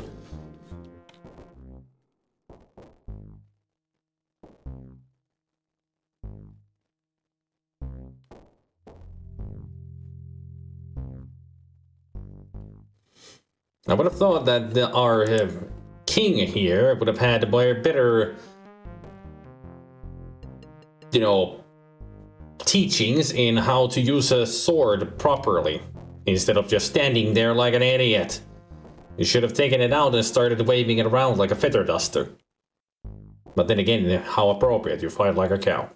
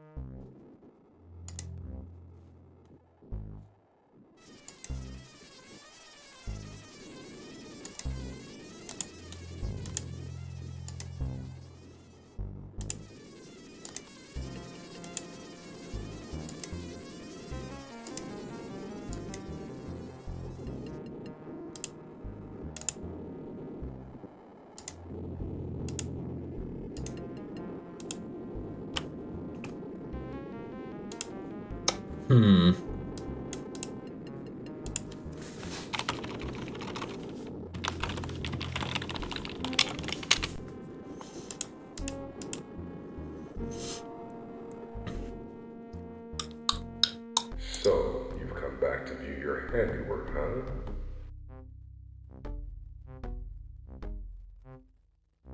Is she alive? Aye, but just barely.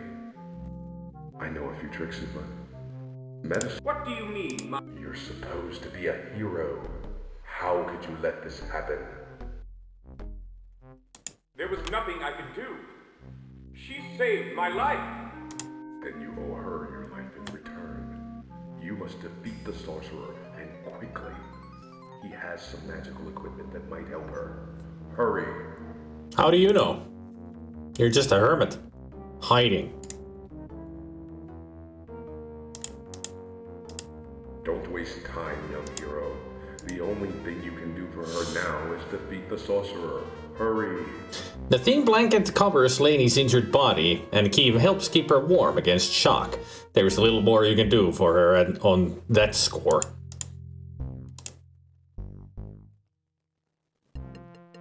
There's a slight flicker of her eyelid, as though somewhere within the shattered body the mind sleeps, but she cannot answer you and has no interest in anything you might say. Oh. Thanks. Way to crush my feelings. Even though she saved your life, she has no interest of talking to you because she is about to die.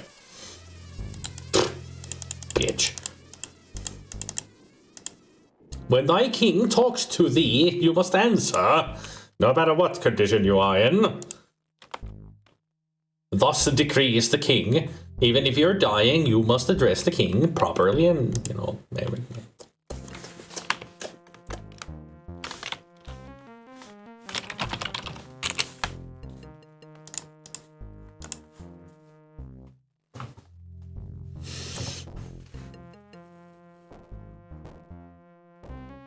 If only the game had the skippable cutscenes.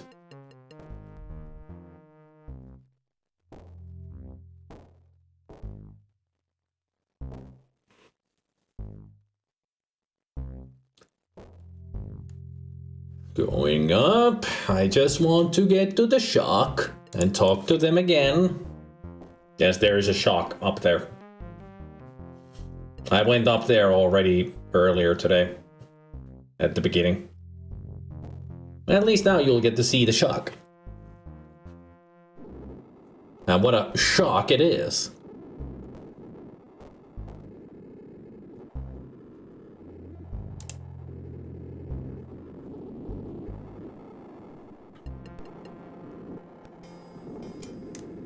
The shock is like no other being in the kingdom. A bird's body topped with a semi-human head. It eyes you curiously, alert with intelligence.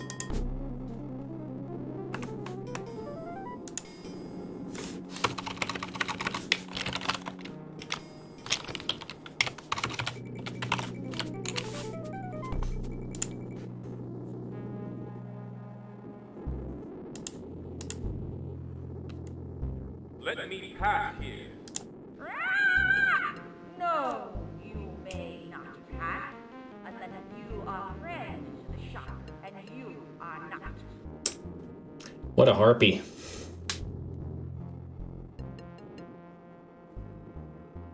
What have I done to be the enemy of... You dare ask that? You are the fiend whose family put the shock in this But I am a friend to the shack. True, true. Word has come on the wind that you undertake a noble quest for the shock, O unworthy one.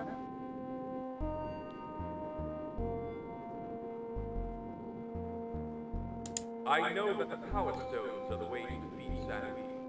That's a start, yes indeed. Good luck to you, and I don't suppose you'll reconsider. Not a chance, my man. Fulfill your quest, then we'll talk.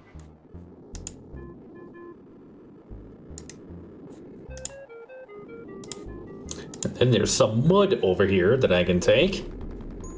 Some glittery mud. Not difficult to scoop up a large handful of the glittery mud. Basic clod of mud, not unlike the mud you played in as a child. Slightly different from regular mud, but you can't quite put your finger on why. How about the magical water on the magical mud that the game has already been describing?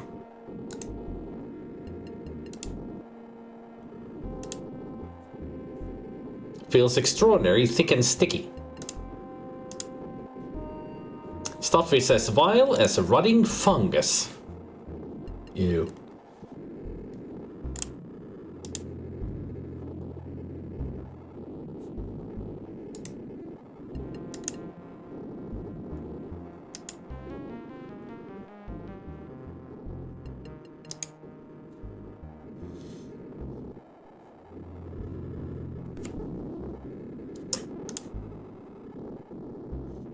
I'll climb up a little bit more, just to show.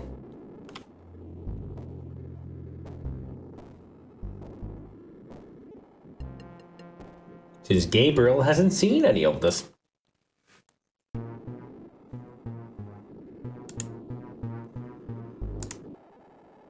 Somewhere up there lies the object of your quest. 100 feet tall. The path is rough but travelable. It looks as though it had been gouged from the mountain peak when the tower made its last magical appearance.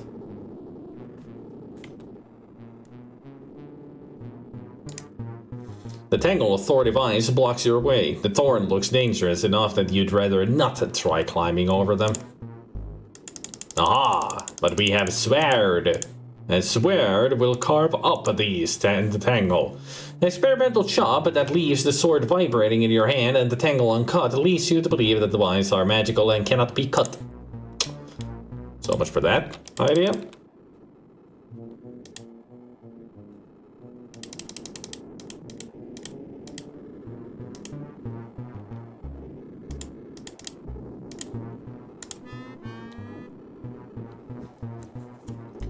There's no response to your mournful cry. Apparently the Shaka are not at your beck and call, and don't feel like talking to you right now.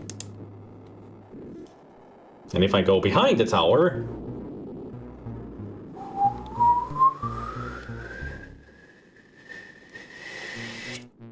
Bing!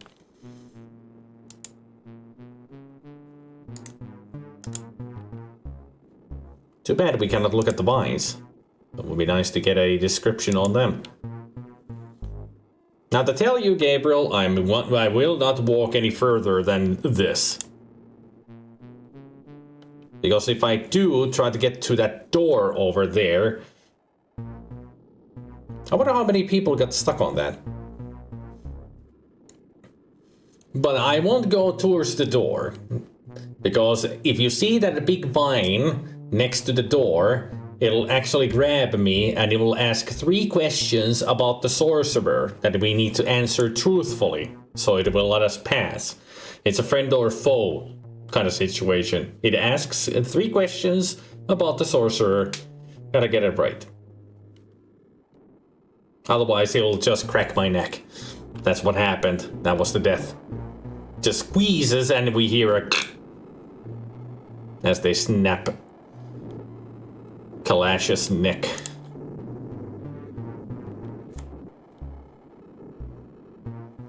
I mean, the questions that they asked was something like, first one was, what is the eye color of the sorcerer? Next one, where does he have a scar? And the third one was the most ridiculous. What kind of food does he prefer? Or what's his favorite food? And all the answers to these questions are... I don't know where we can find out. I mean, who can we talk to find out answers to such questions?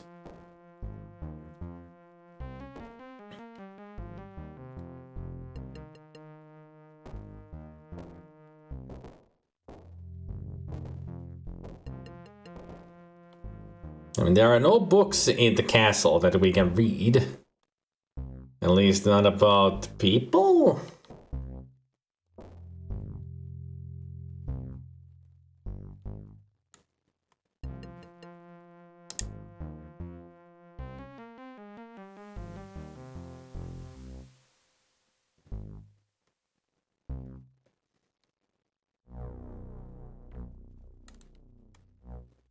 It's going to burst any moment.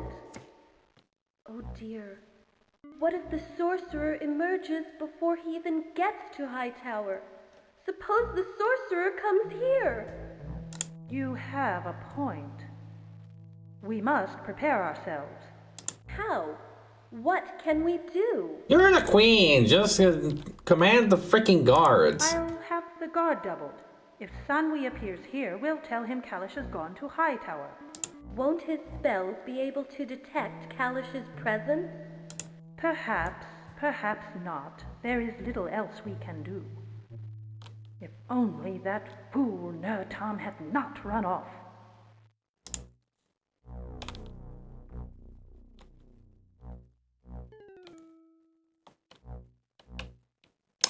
I did get an idea about books.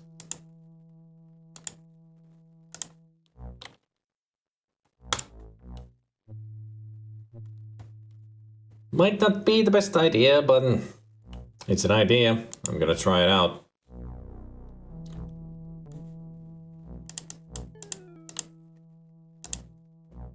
I wonder if there's a way of us making the gold nugget or something into a coin so I can throw it into the well. So I can wish that I can just get down the well safely.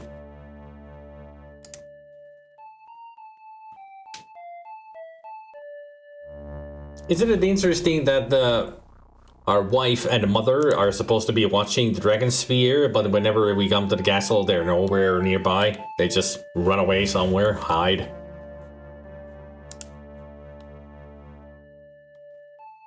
So we cannot even talk to them.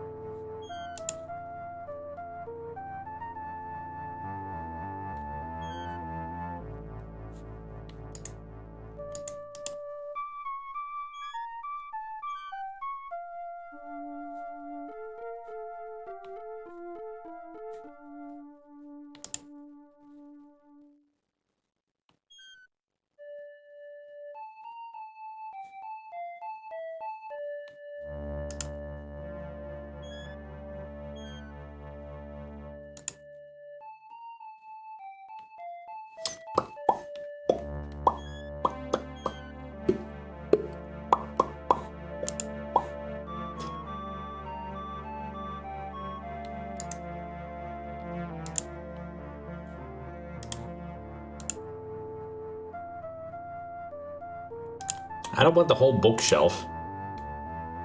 Can I take the books?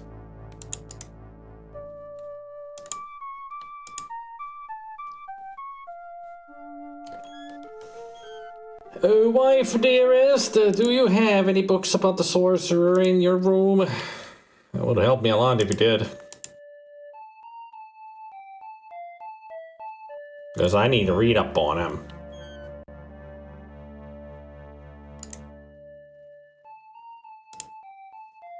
And it says that there are books of history. I'll take the whole bookcase.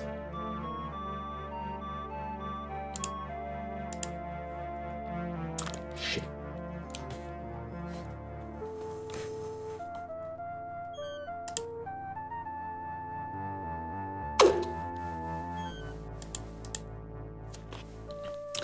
Well, that idea didn't work at all.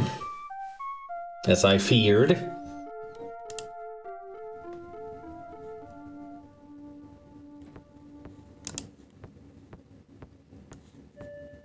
As I feared that it would not.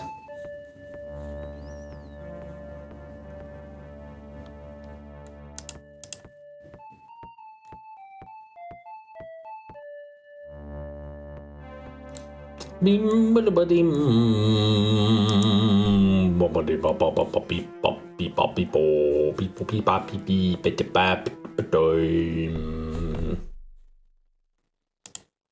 Put the bond in the bucket. How about that?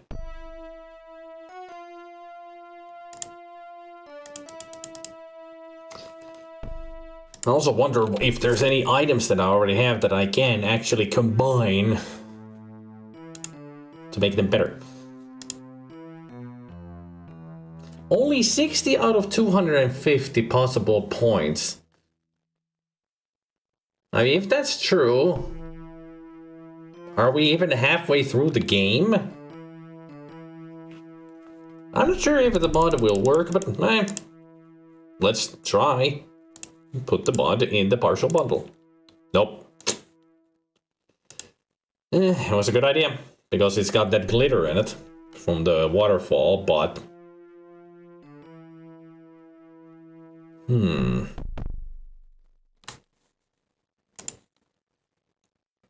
Hmm. Hmm. Hmm. Hmm.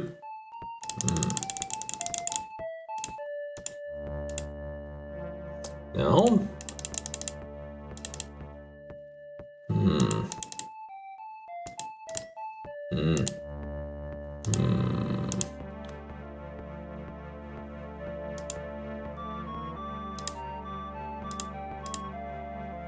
Nope. Nope, nope, nope, nope, nope, nope, nope, nope, nope, nope. Yo-ha! Nope. Hey, Zelda. But I have my own idea. Hmm.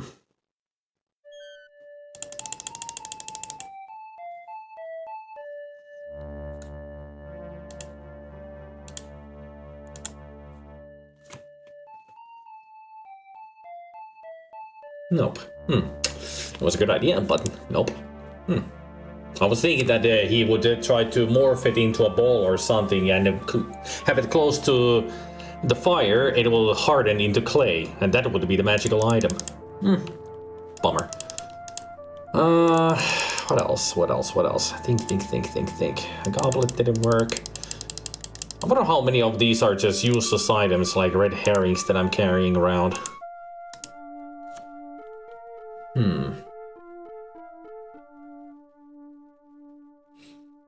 I mean, it's only frustration because you have good ideas, I have good ideas, but none of them work.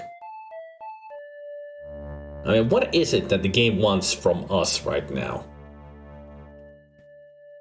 We're trying to make that bundle on so the shaman can take us to the spirit plane.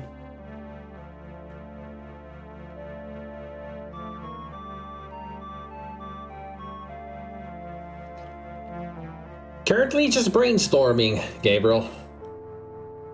I'll let you know if you want to go to look up a walkthrough or a hint. On the morning of a meeting day, the major domo uses that candle to light the many candles on of the chandelier. You can actually take the candlestick.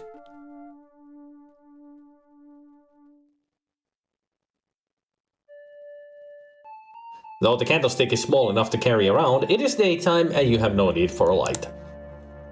Yeah, but I could have had a use for the candlestick itself. You know, never know. It's an adventure game. You just take what is not, you know, glued down or nailed down. But then again, the game will let me know if it's useless to even consider picking up.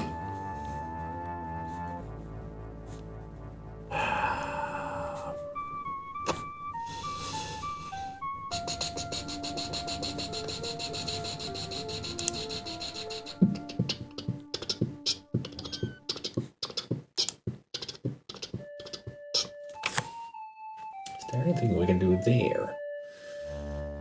No. I don't think so. I think the guard room and the jail are just completely pointless at this moment. Stupid ideas. Always gotta check if they work, right? If you get a dumb idea, check it out. It might be worth it. La di di da da da da da da da da. Give me the manacles. You hesitate that you realize the manacles are not really yours to take, but it's my castle. It's my castle. Can I take the painting?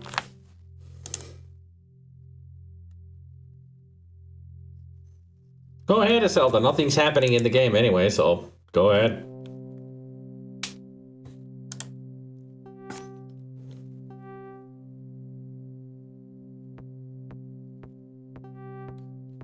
If you got a story to tell, you don't need permission for it. You just tell it.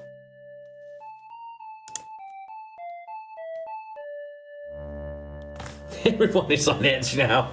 No, they're not on edge. Not on edge at all. Even I'm not on edge. I'm just brainstorming here, not getting frustrated. Just pondering all the, you know, possibilities.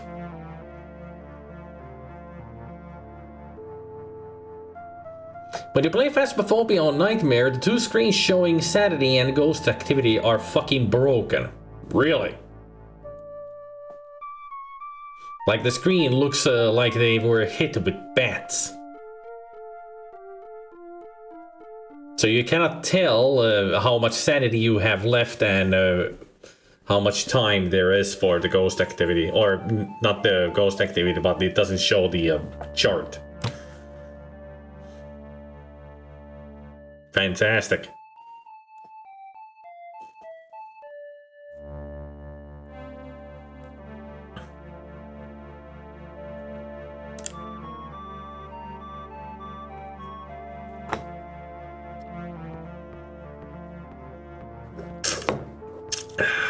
Okay.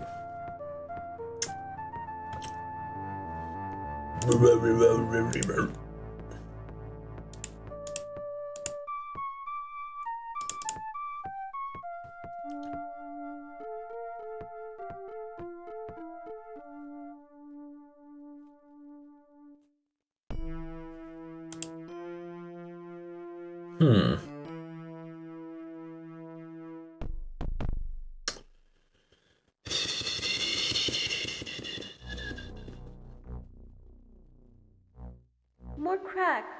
It cannot be much longer. What's got into you? You sound like someone condemned to the block. What use is it anymore? We are doomed, aren't we? The sorcerer doesn't just want Kalish. He'll slay us all just for spite. This was all for naught. Perhaps you should go lie down, my dear. Yes, you're right. I'll be in my rooms for a while. I'll have the servants bring you some tea. You, page, send for tea for the Queen, and summon the Baron McMorrin here at once. We have devious plans to devise. I mean,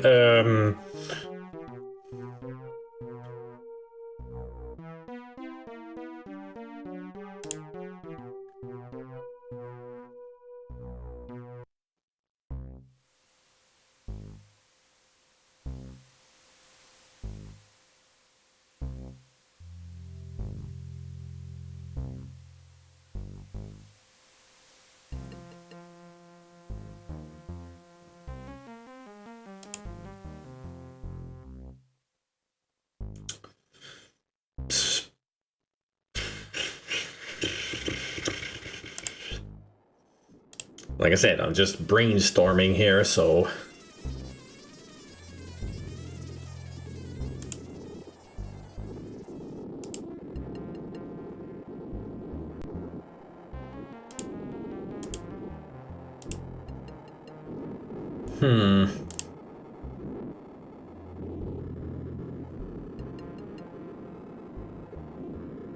I haven't tried other stuff in the puddle, but nothing worked. I was just pondering if the mud would work in the puddle in some way.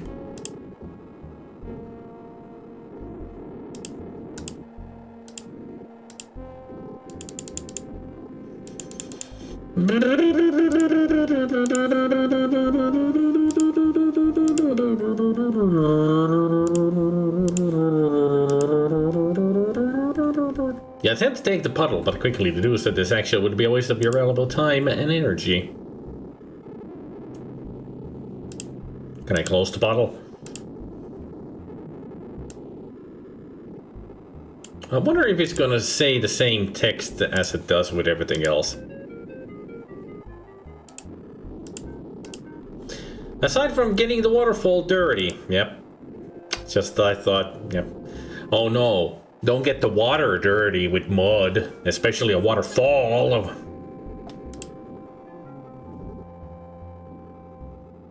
Oh, the devastation, a waterfall getting dirty from mud.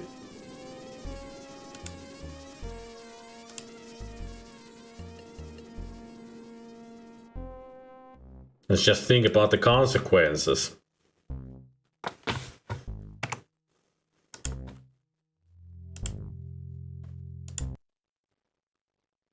I'm sure this was before I went to the castle.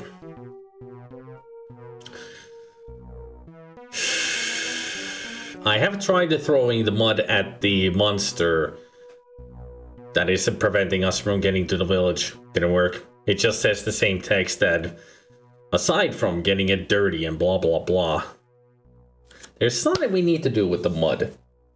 Because it's got magical qualities to it. But what can we do with it in order to make something else? You decide not to use the glue on the cloud. That would just make it all sticky. Yeah, pretty much the same situation with mud. But we need to use it on something special to make it magical because of the glitter in the mud. But what is it? It wouldn't go on the goblet. Surely not the power stones. Definitely not the poly stone. It just wouldn't go in the bundle itself. Gold nugget didn't work. I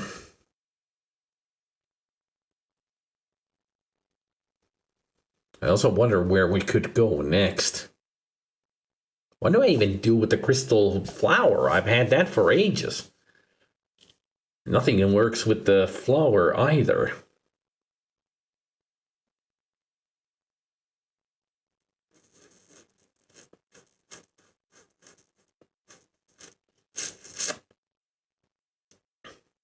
Should we look up a hint on what to do with the, how to create the bundle.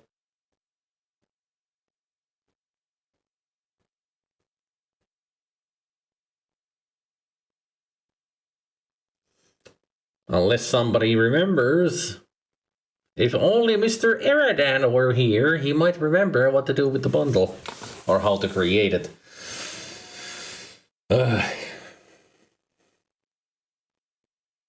Because we are stuck. I mean, I'm just completely out of ideas. Pretty much already expelled all of my magical abilities on this. Brain power is going to 0. Energy low. Must recharge. Thinking power. Non-existent.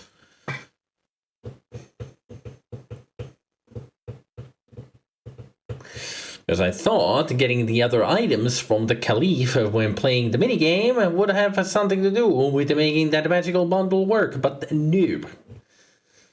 It seems like the Idol of Many Hands and the Ruby Ring have nothing to do with the magic. They're just valuables. Somehow. I mean, we got lots of valuable stuff, but nowhere to use them. Other than the guards, of course.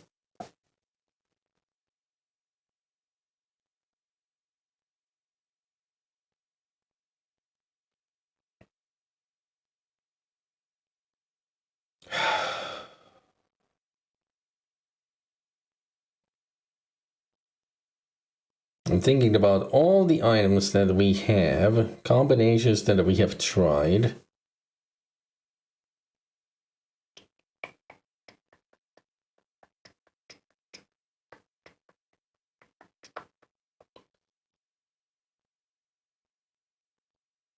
I mean, I got the feeling that we need to get to the spirit plane before we go to the shapeshifters, because the spirit plane might have the answer for us on getting abilities on shifting. So we should try to create this bundle.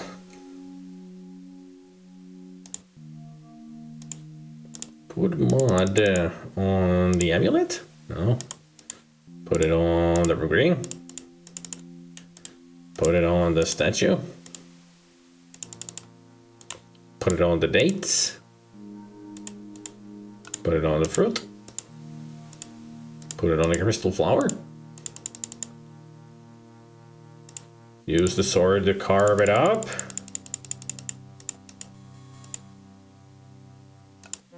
Carve up the gold nugget.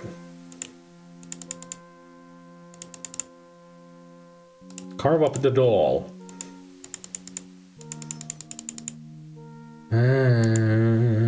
Mud. Put the mud in the goblet. No.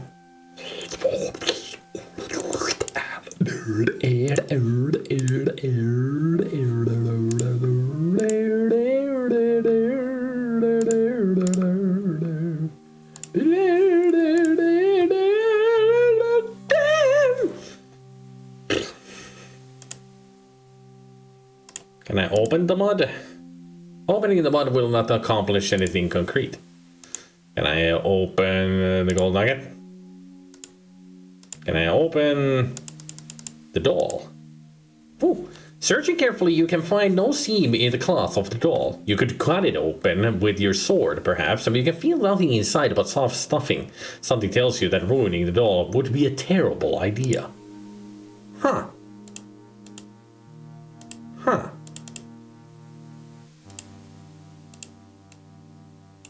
Attack the doll! I mean, carving up didn't work, so... Pull the doll? The doll is not made for pulling. How about pushing? Throw the doll at the lean-to. No. Talk to the doll. Despite its lifelike appearance, the doll has nothing to say to you.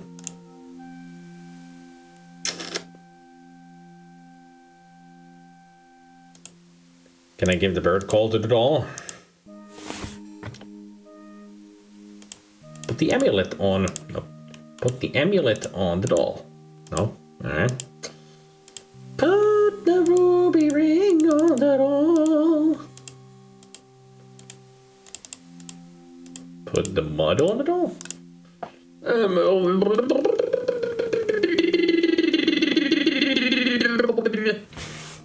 I am stopped.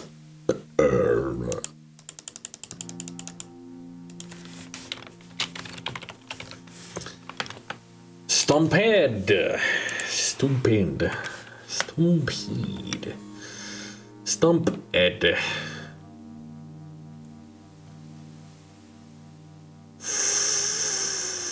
Fiddlesticks.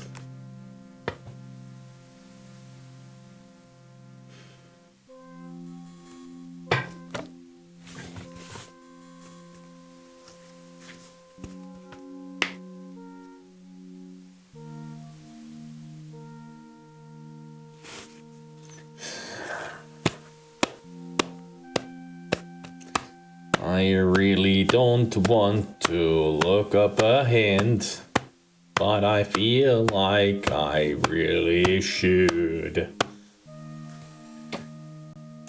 All the shitting and farting, it's not really helping.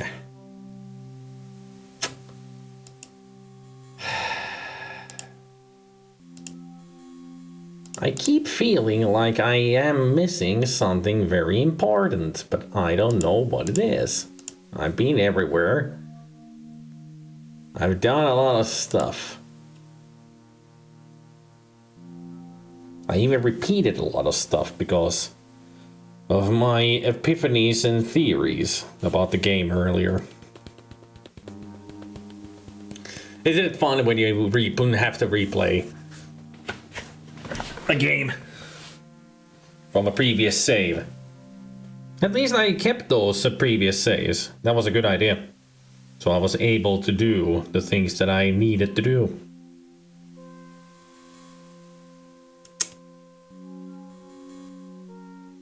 Well, apparently I'm running out of battery. More energy. More energy. Battery 10%. Uh-huh.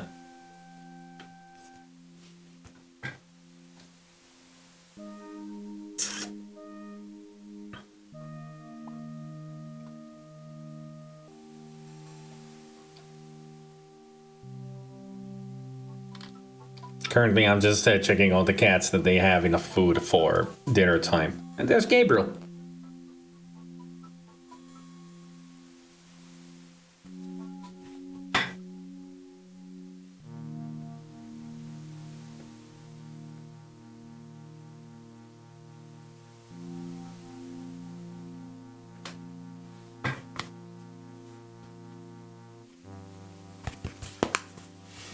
At least you didn't wait until the end of the game. And then again, that's pretty easy to avoid when it's so hard that to even get past the beginning. Yeah.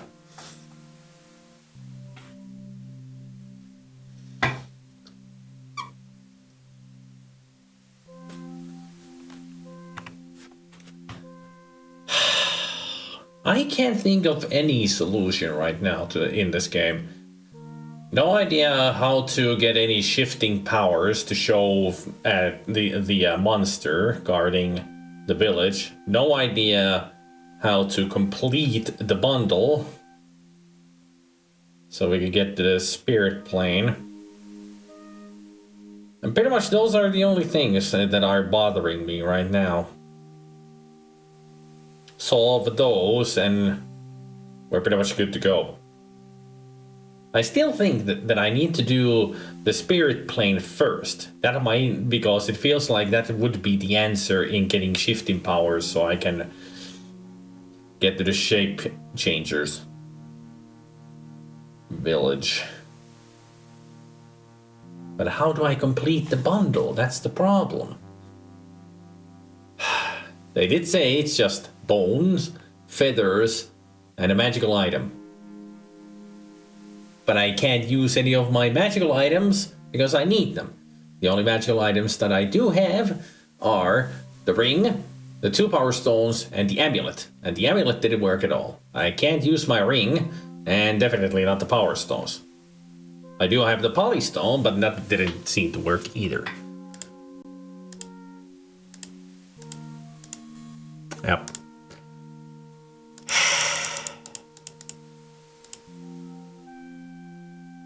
The crystal flower doesn't seem to have any magical powers. The ruby ring and statue are just those things. I'm sure so many other players have already figured this out on what to do, but I can't. My brain is not good enough for these adventure games anymore. I've lost my IQ. So instead, let's take a break from all this crap.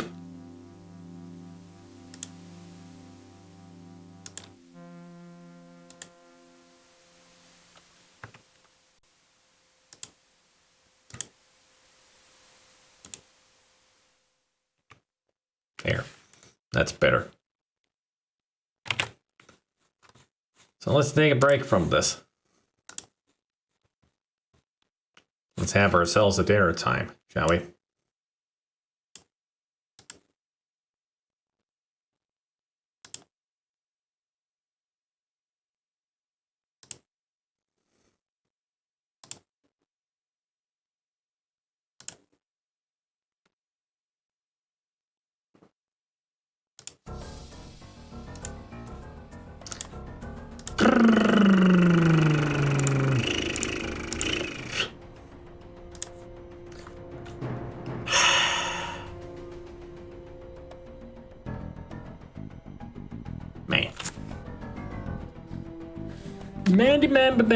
Man.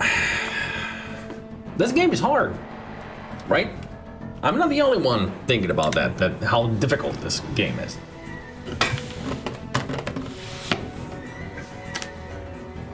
I mean, some of these puzzles are just so... just real thinkers, or just... I don't know. Can't even describe anything. My brain is so broken right now because of these puzzles. Ugh.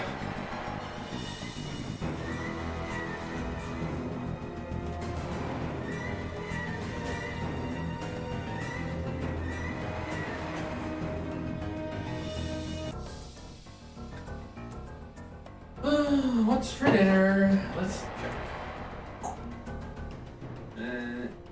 Taco.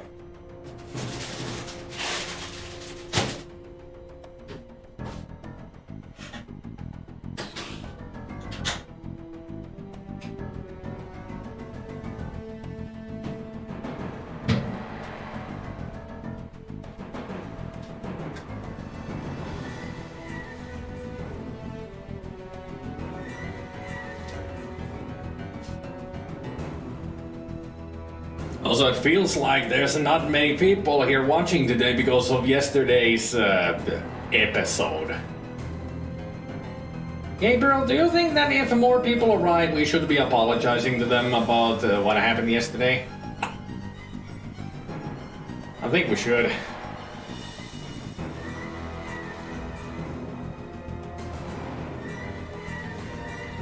At least I will. If I see the same people who were around.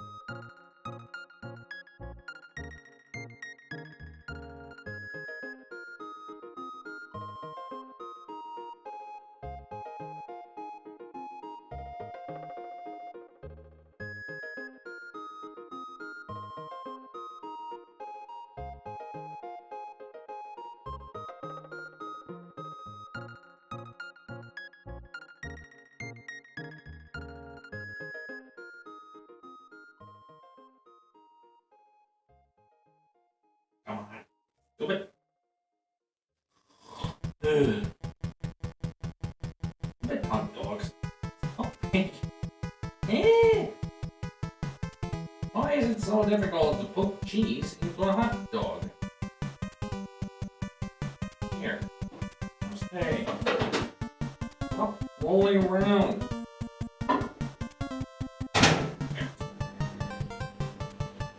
Oh, there's David. Oh, what's some cheese, man?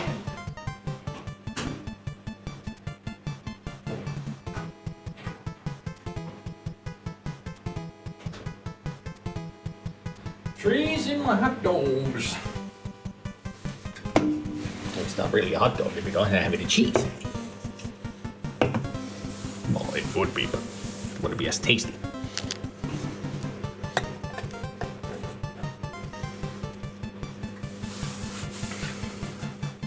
I don't know if there's anything that can be done. Yes, it's called apologizing. You have no idea how far you can get when you just apologize. A lot of people appreciate it. But the thing is, you need the people to be around to apologize to.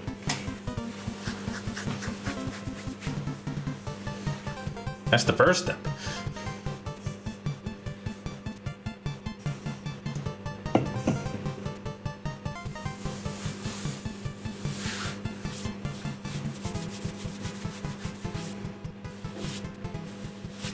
Typhoid Mary? Never heard of this term before.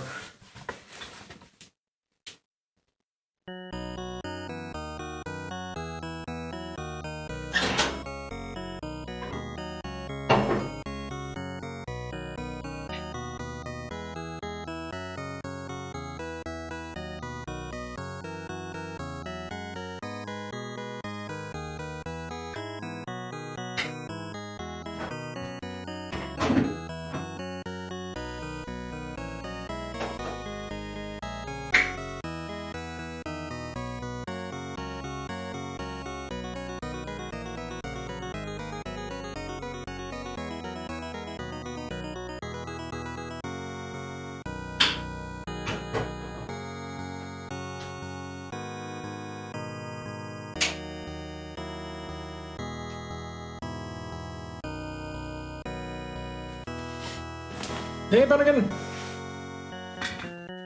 Basically, wherever I go, friend groups soon break apart and die. Not yet. We're still stuck on that. Still stuck on those.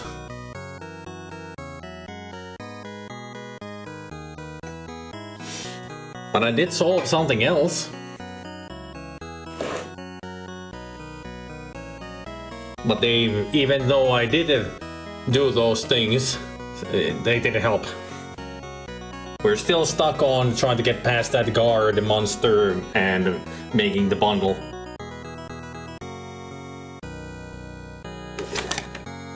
So hooray!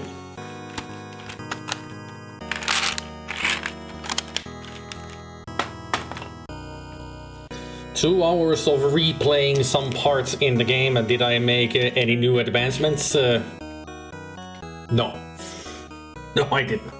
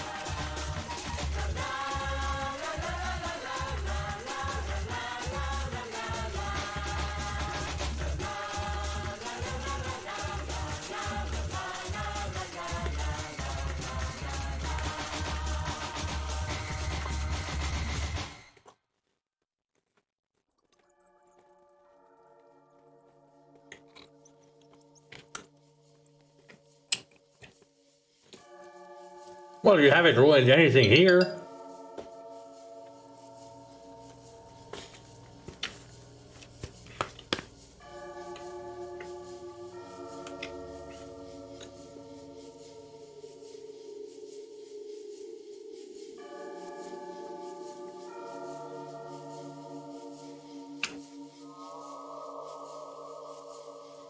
Nom nom.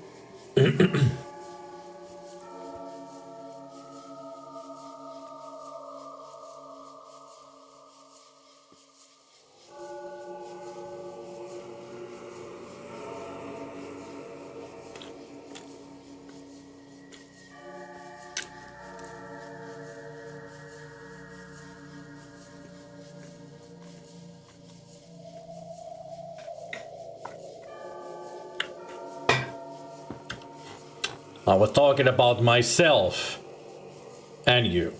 Not just you. Both of us.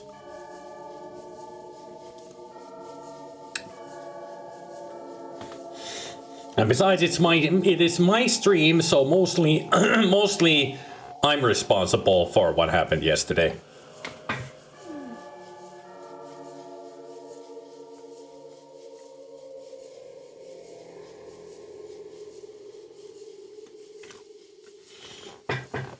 I mean, you were just trying to help and I exploded.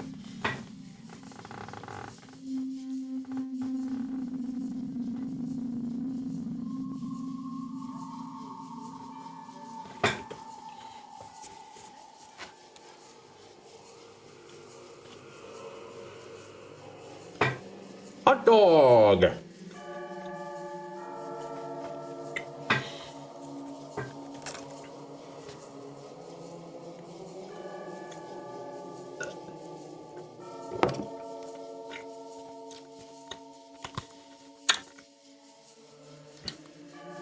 Jep, Atria.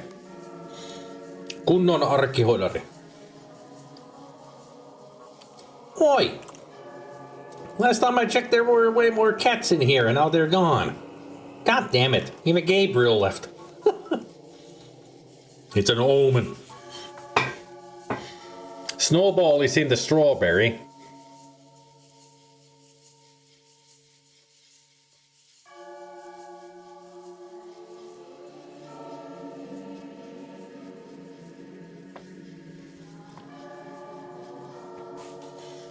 Spooky is in the headspace. And there's Bolt's butt.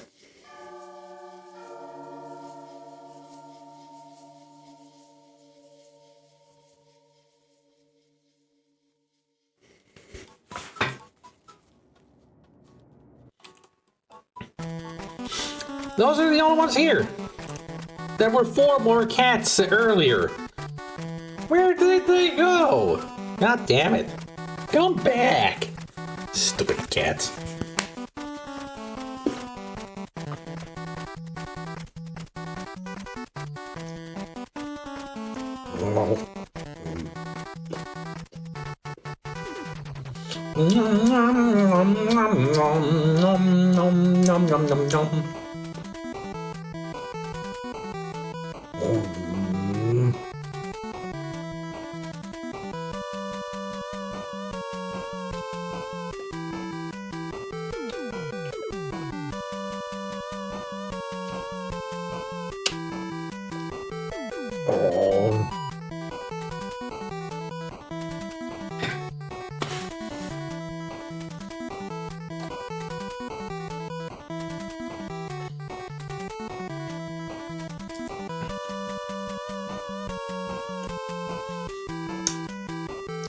Tasty.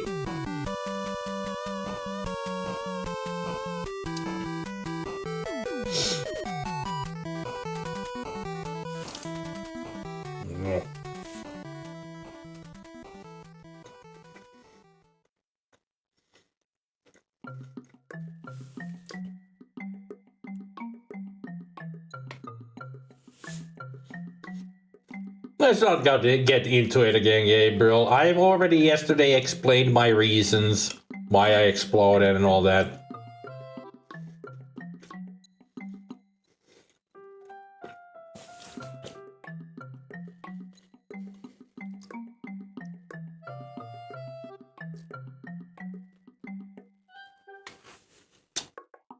We're just gonna go deeper into the rabbit hole, aren't we?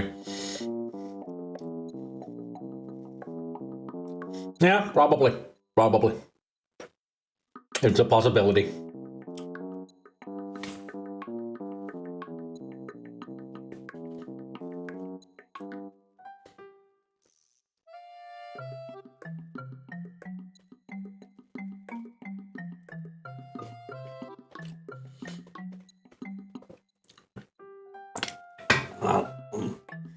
No.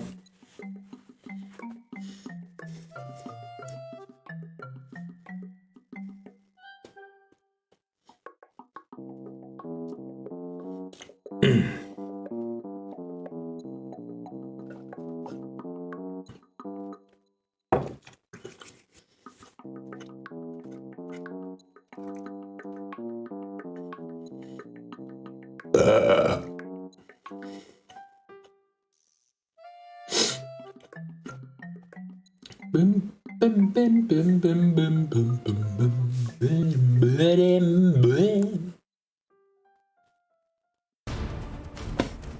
Jeez.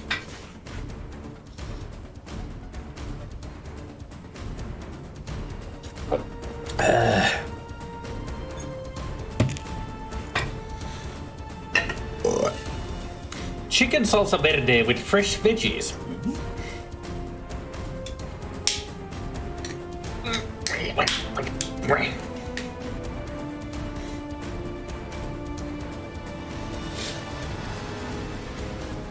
Can we at least make one agreement?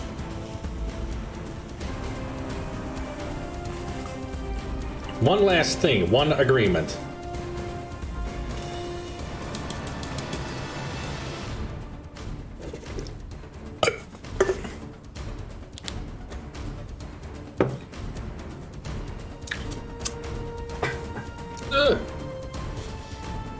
Probably won't.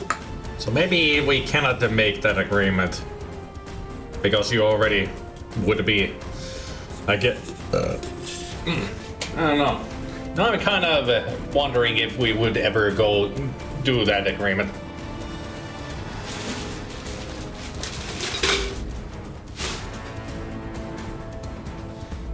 Might as well ask. You know. I mean, it's the only appropriate thing to do. Polite thing to do is ask.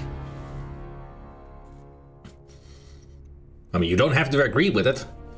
At least I should ask about it. Only spoil things for me if I ask for it.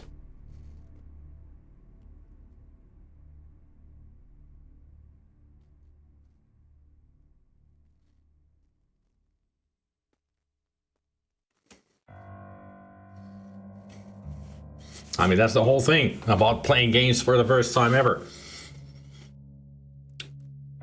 Even if it's just looking up, like, if there's a mechanic in the game that we don't know, like with this game being a timer in it.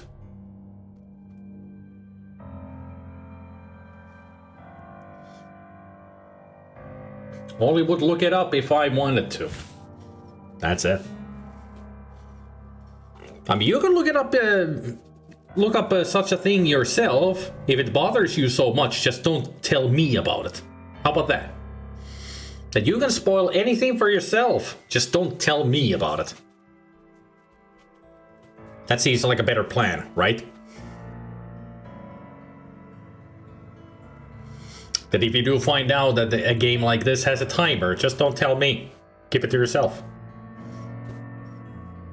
That's all I'm asking, really. That way you don't spoil it for me.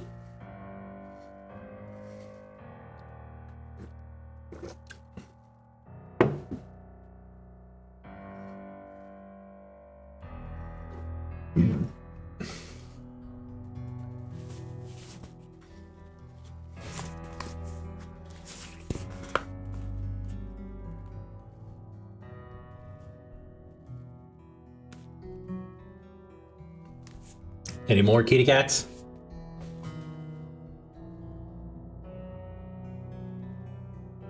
Nope. No new appearances, huh? The hell. Also, I counted I only have a few items left to buy in the game. All I need is 143 fish to buy all of them, and I'm at 84 goldfish. Halfway there. Once I get like 150 fish, I can buy all the items that are left in the game. Man, I have bought a lot of stuff. You know what's the biggest problem with this Jamon Serrano? Do tell. The only problem is that I don't want you to have to rage quit a game. It cheats myself and everyone else out of getting closure.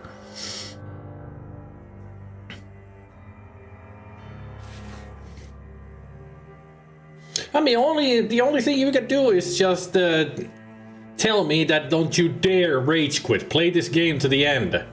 Because we want to see how it ends, and I'll be like, okay, I'll calm myself down, and then I'll keep playing.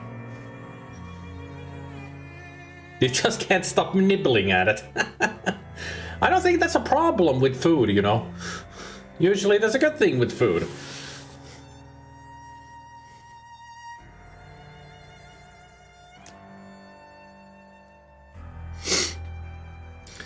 But you'll have to accept, let's say that if I'm about to see, if it seems like that I'm about to rage quit a game, but you want me to continue, tell me to continue. I'll calm myself down and then continue the game.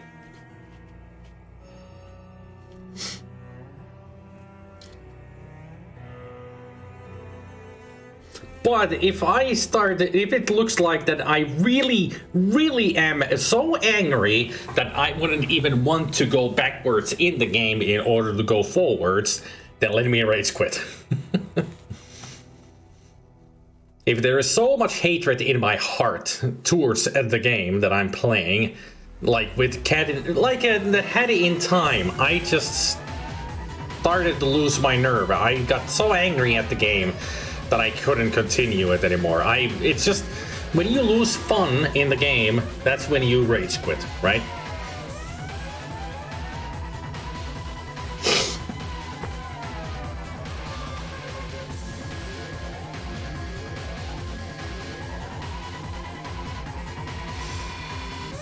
Yep, that is a good advice always from Goblin, that if it feels like that I'm just getting stuck and angrier, just knock it on the head. Yep.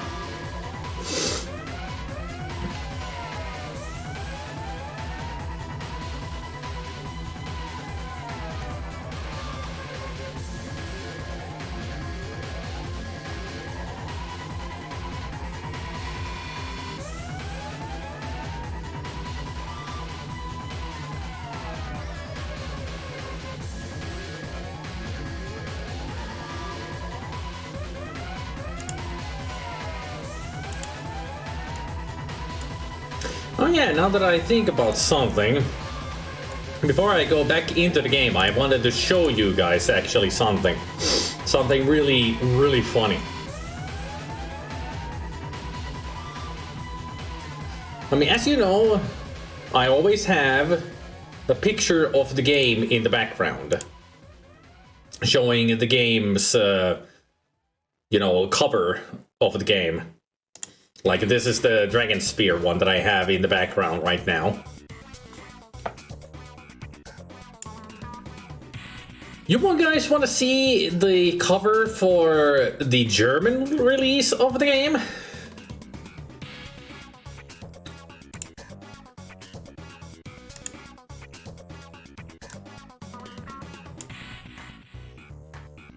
I assure you, it is hilariously bad.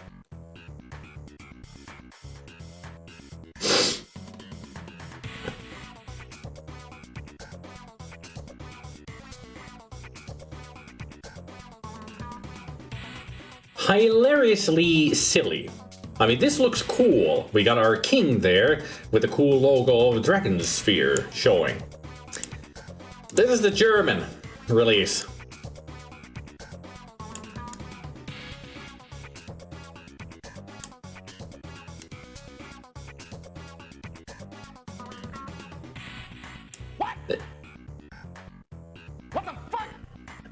Exactly.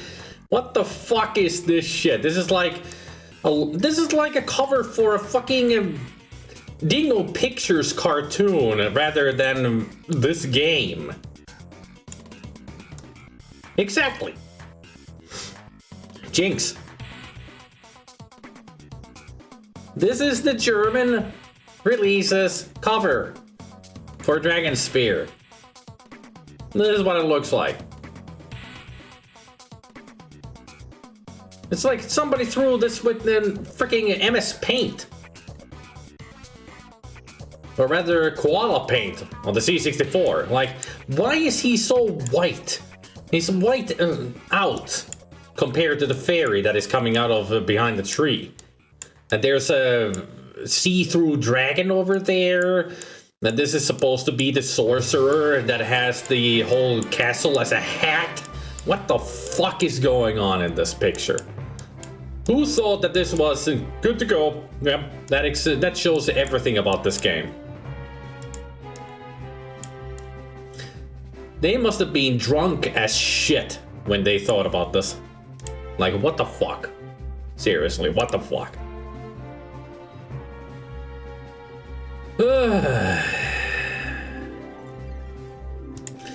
I don't know what it is about it, but all I can say is beautiful.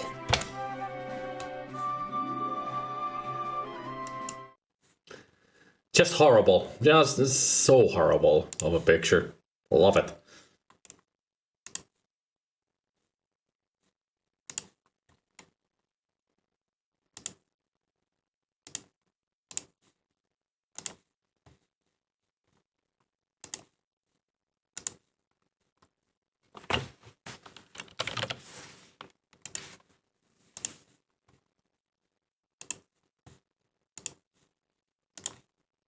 There. Now it's behind me. Because it's so beautiful. It deserves to be back there now.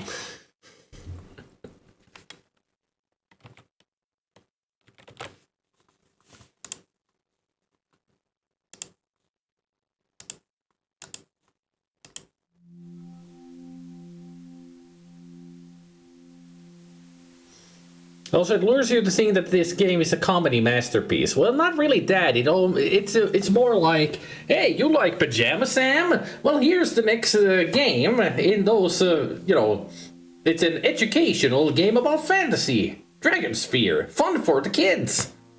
And when they start playing, they're like, I don't like this. There's too much bad things happening. I don't understand this puzzle. Mom! I mean, if parents see this, they're like, oh, this looks like a cute game for my kid.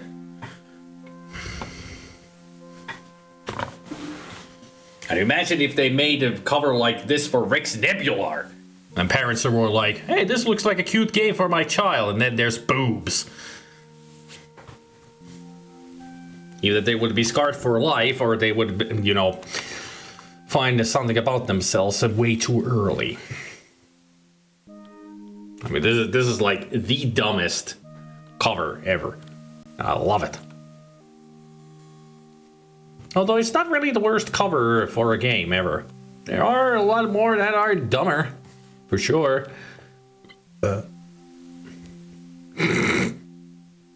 Yeah, Snow White and the Seven Clever Boys.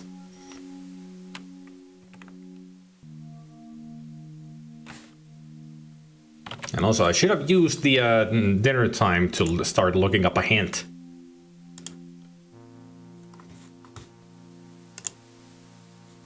Oh, UHS, help me out, please. You are my only hope. To save our sanity. Even a little bit. Even though I'm not sure that we have any left, but... Let's see, Dragonsphere.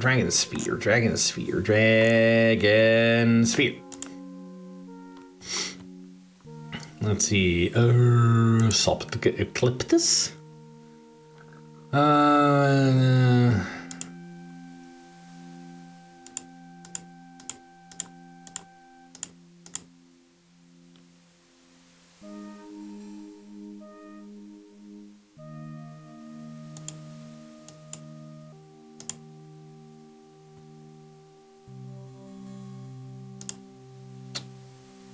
Well, this doesn't even give me any hints about the goddamn item.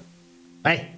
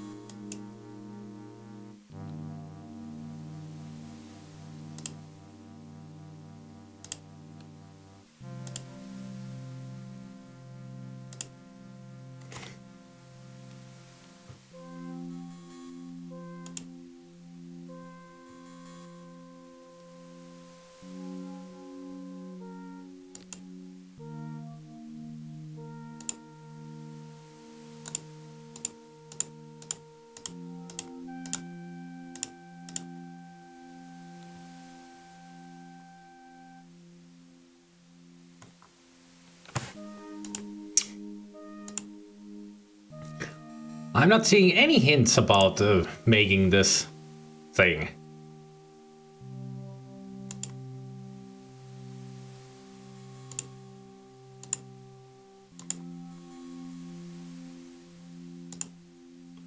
At least I'm not finding any hints. Okay, how about the walkthrough then? I can at least, in the walkthrough, I can search the words for the bundle and such. So that'll help. Hopefully I don't spoil too much for myself if I find the wrong thing.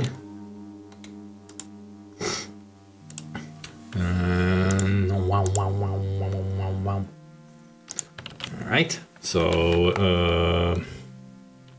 bundle. Let's say search for bundle.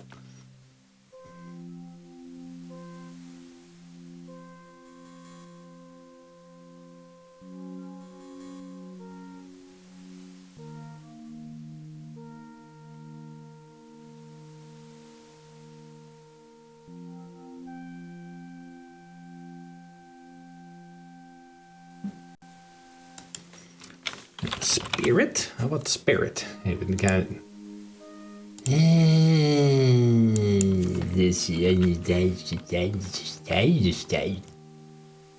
not finding anything yet.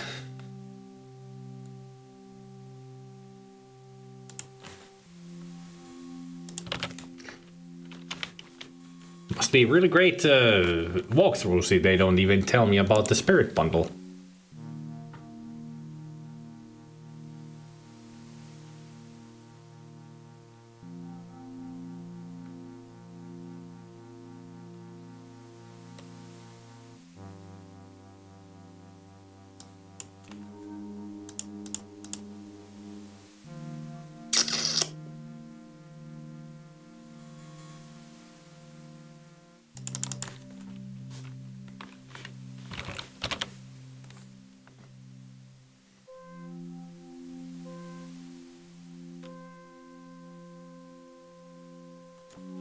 It's been a conflict of stubbornness. You being stubborn about not spoiling things, and me being stubborn about always trying to show off a game's entire story, no matter what it takes. I agree on that.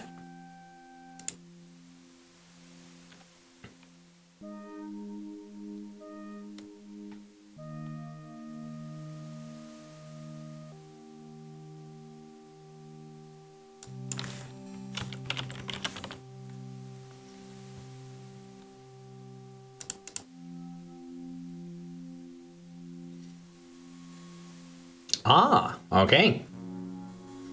So, I cannot do the bundle yet. That's for later. Gotcha. Alright. Then what about the guard?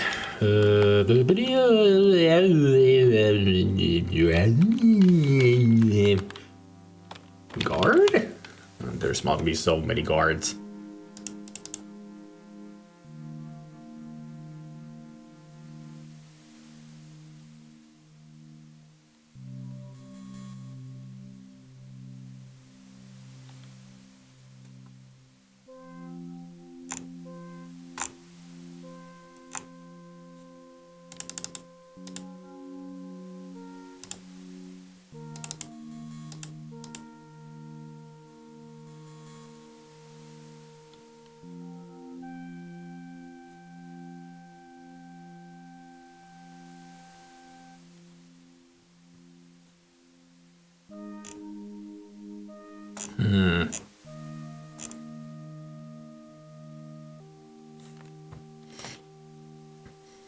Conflict of interest. Yeah, usually I can handle it, but on a bad day in games like this, I'm suddenly losing my nerve and starting to ruin everything. That's awful. I really need to be more mature.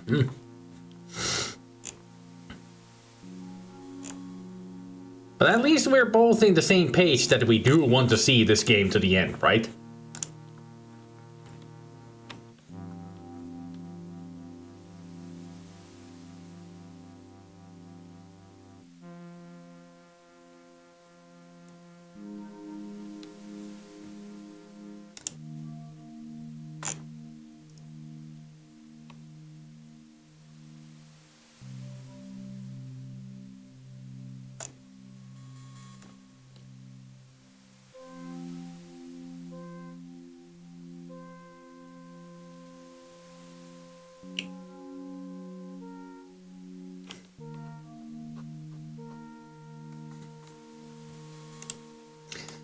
So apparently, we are ready to...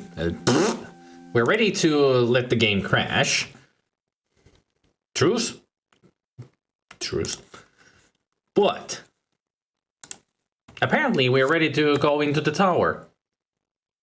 That's what all things are saying. Or at least pointing towards. That we cannot do anything with the guard at the shifter village, and we cannot make the bundle. So the only option is go up to the tower.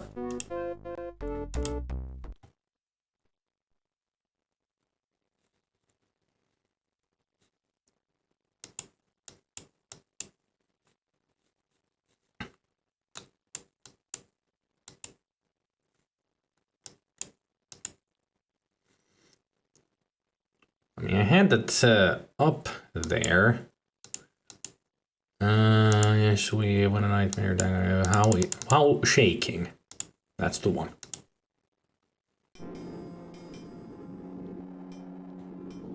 So how the hell do you figure out the sorcerer's eye color and favorite food and crap? I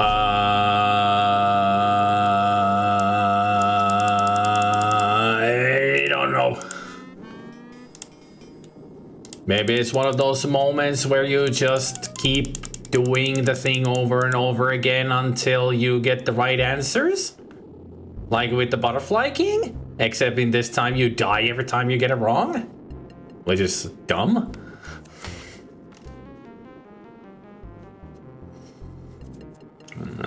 That's the only reason that's the only solution that I can think of. Trial and error. But then again, it's 3 questions. With 5 options, there's too many variables. I'll just look up the answers, okay? How about that?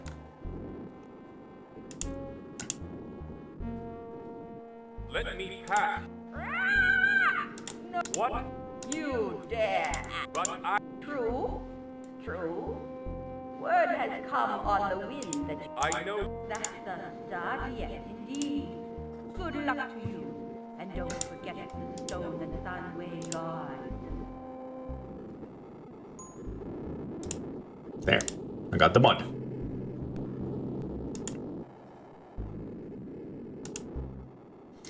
I mean, this question puzzle is just like the freaking logic puzzle with the sprites.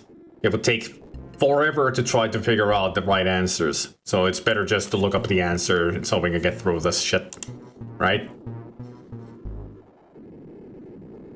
I mean, the only thing that today that I have accomplished is that I got all of the items from the Caliph. Which is a good thing, I think. That's the only really big accomplishment that I've done today. Otherwise, I pretty much wasted everybody's time.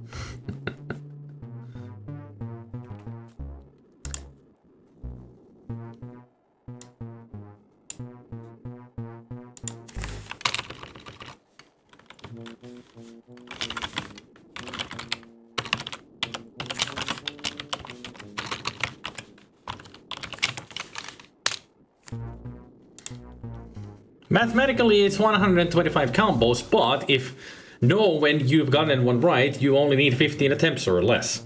Unless it's one of those situations where you will never have the right answer until you've learned it.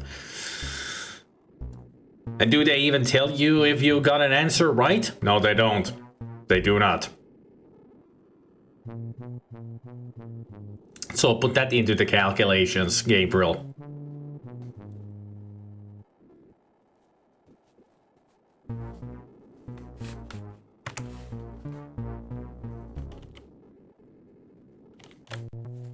Let me see the answers, shall I?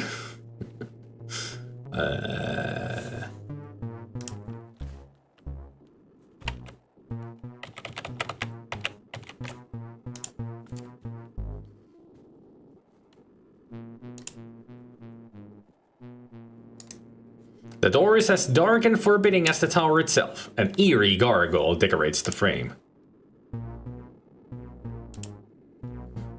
Doom-de-doom-de-doom, nothing bad will happen here.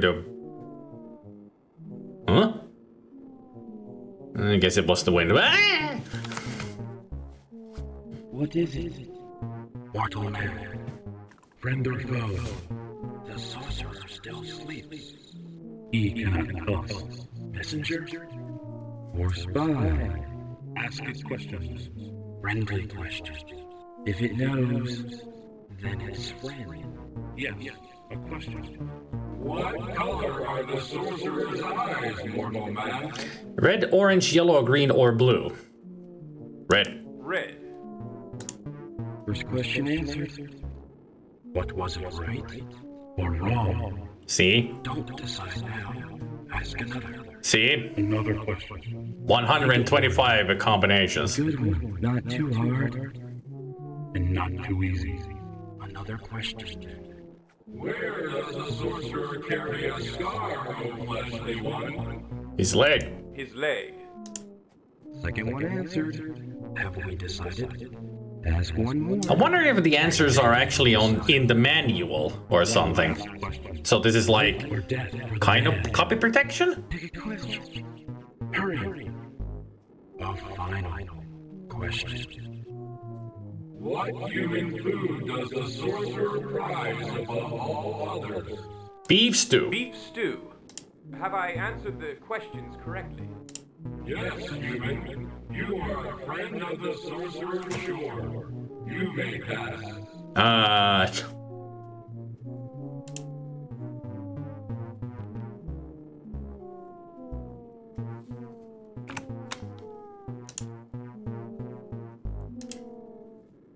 To the tower! Rapunzel! Rapunzel!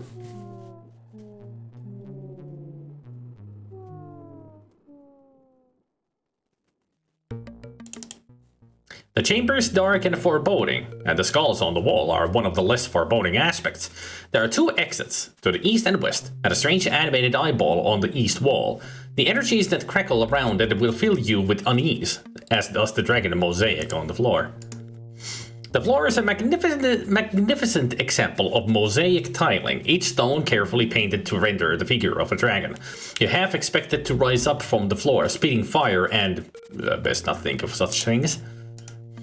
The statuary looks like a tortured animal frozen into stone by horrible magic. Perhaps it's just paranoia, but you swear you saw it blink. The great eyeball set into the wall is clearly alive in some sort of sick magical way. The energy is crackling around it. Look deadly.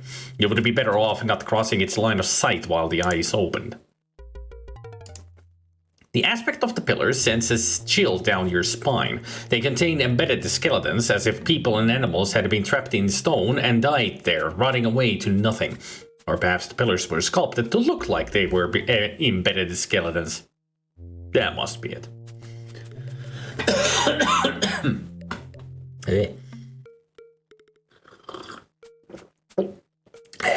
That's better. The sconces here are the desiccated skulls of some cow-like beast. The firelight flickering behind their hollow eyes fills you with fear.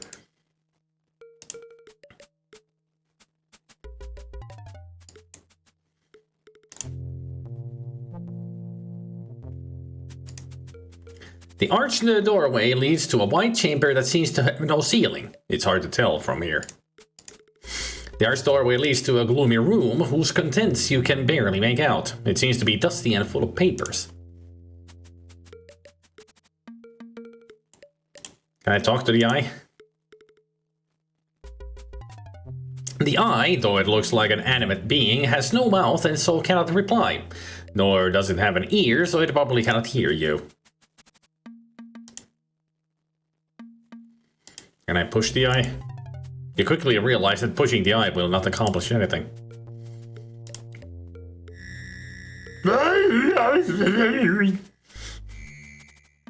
Electrical spasms cause your muscles to twitch as the eye's magic does its deadly work. Should have closed the eye first.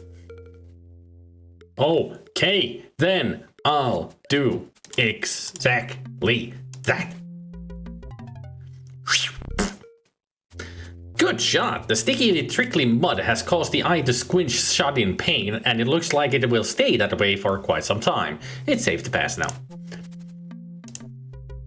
Yeah, throw the glittery sandy mud into the eye. I mean, if you got sand in your eye, you're not going to be opening up anytime soon, especially when you cannot wash it. So ha ha ha ha ha.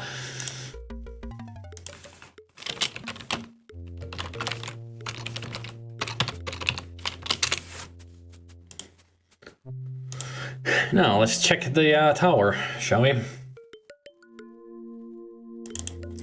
The room is filled with the trappings of magic dusty tomes and cobwebbed scrolls, powders and strained masks. This must have been Sunbee's study room for magic before he sent himself into preserving sleep. There are still faint tingles of potent sorcery emanating from the stone pedestal and the treasure in the far corner. Various arcane decorations adorn the wall. Some of those skulls look too new for comfort.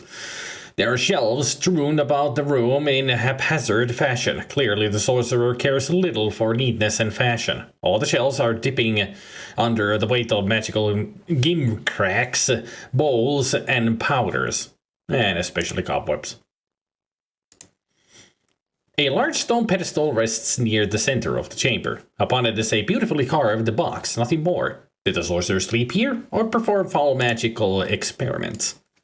The beautifully carved box rests serenely atop the stone pedestal. It's one of the few things in the room that looks new and valuable. Hey, Chris. As you lift the box, the lid comes free for a moment. A soft, beautiful tune plays from the air around you. It's a music box and seemingly magical to boot.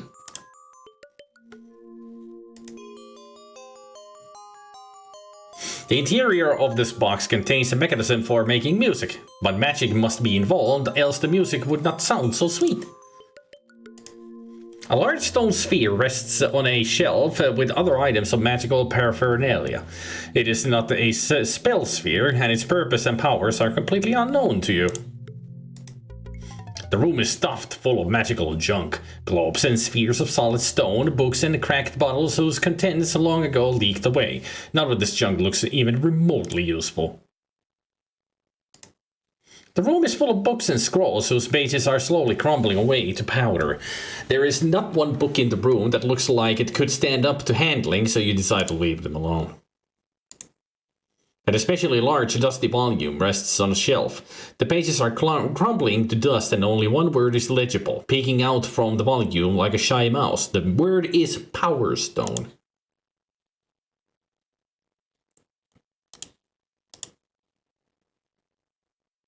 The magical items in this room are either too fragile to move or too arcane to have any purpose. The only possible exceptions are the strange blue stone and the beautiful music box.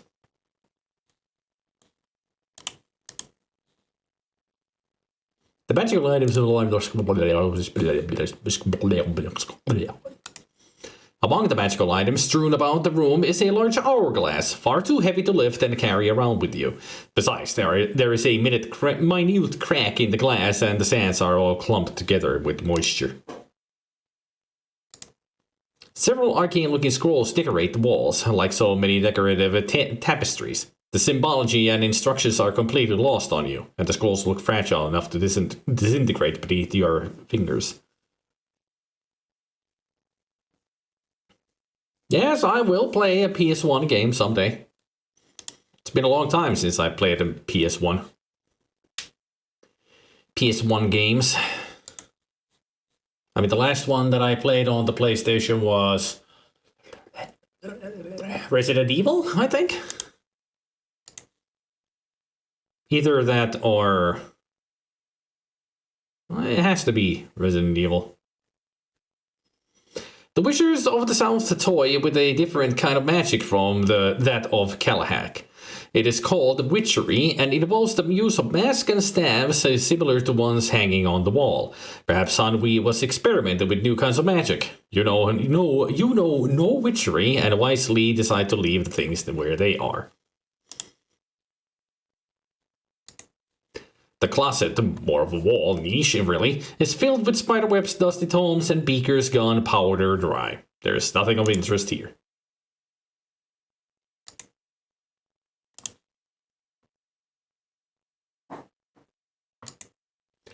The shiny blue stone seems to have a small whirlpool at its center, constantly flowing into the middle of the sphere.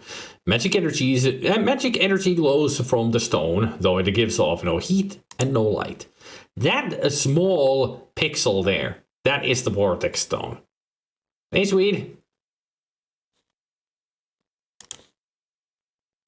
I just luckily happened to put my cursor on it, so I noticed that it said vortex stone. Otherwise, I don't think I would have noticed it. The stone vibrates very faintly in your hand. It is an enchanted spell stone whose trigger comes to your mind as you hold it. Activate the stone and you can absorb the magic from anything that bears its own sorceress energy. The object resembles other spell spheres you have seen, but it has a strange swirl of color in the middle. You swear the colors were constantly moving in toward the center of the sphere, but of course that's not possible.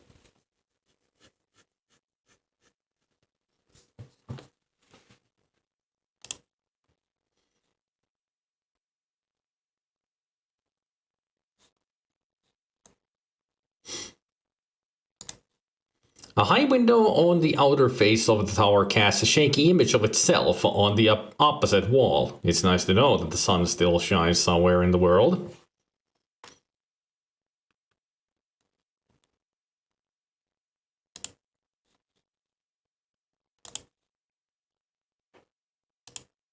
If you absorb the magic from the polystone, it would cease to function.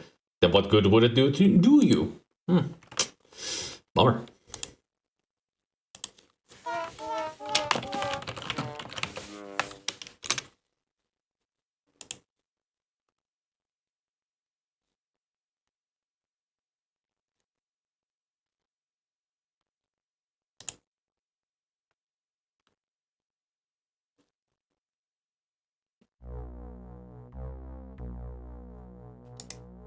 A coil of rope 20 to 30 feet long sits in the middle of the room, or floor. This would in no way be unusual, save for the fact that this coil of rope is alive, swaying like a cobra and blocking further access to the room. Ah yes, my right ear was really enjoying that music. The shelves in the room are covered with glass and ceramic jars full of powders. Since you have no idea what any of them are for, it would be a good idea just to leave them alone. This room is similar to the previous one, in that it shows signs of long disuse, but the accoutrements here are more scientific than magical, which shows that Sanwi was versed in the ways of both sorcery and machinery.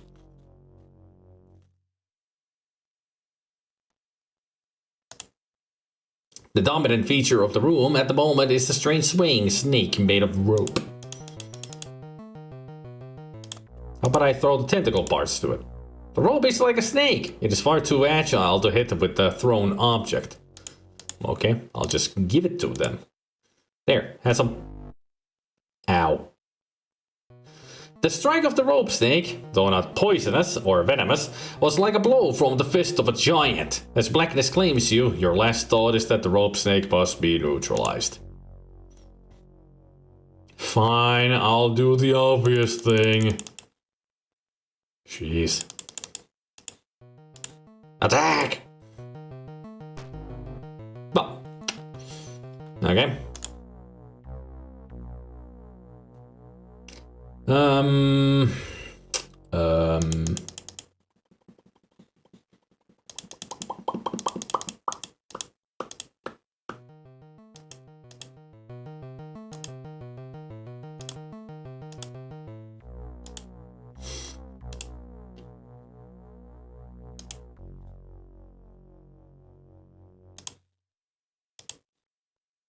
Aha! It worked. The coil of rope now rests gently on the ground, deprived of its magical life force by the vortex stone. It looks like perfectly normal, sturdy piece of rope. Hey, we can get to the well with this. A quick check of the rope reveals no weaknesses. It is a sturdy piece of rope about 20 to 30 feet long. There's nothing unusual about it.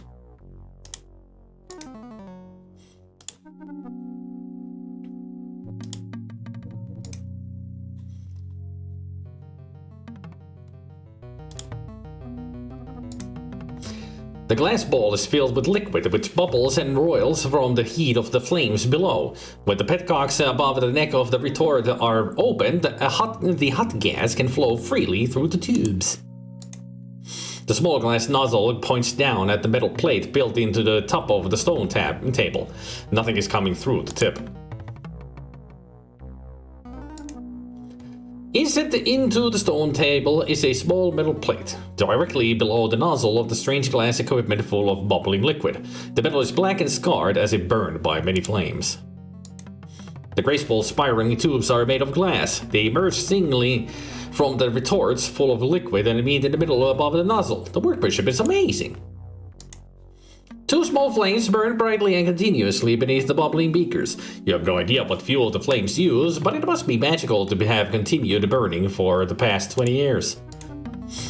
Several scrolls decorate the walls of the room, but these scrolls bear strange mathematical symbols and diagrams of spheres circling other spheres. One looks like nothing so much as a diagram of a game of marbles, one sphere colliding with several others, sending them all scattering. What the sun do we use these for?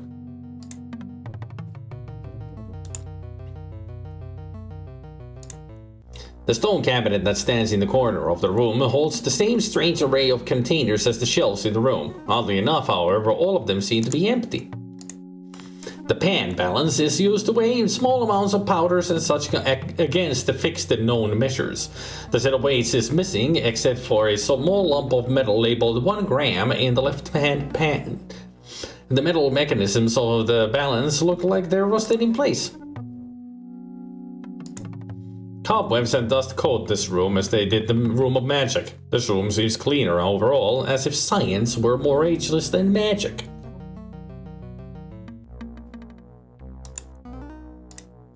Several wood and wire cages are stacked haphazardly in the corner. They lack lids, but a musty smell inside indicates they may have held animals at one time.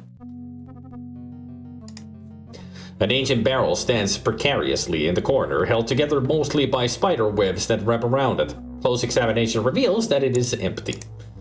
The squat white device hums with some internal source of power, probably magical, and emanates a definite layer of cold air all around it. The inside is rimed with frost. It's called batteries!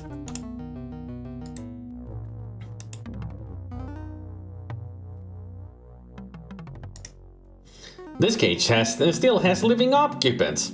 At least one, anyway. There are 2 rats, one of which is moving about. You shudder to think what it has been eating all this time. The other is stiff and unmoving in the corner of the cage.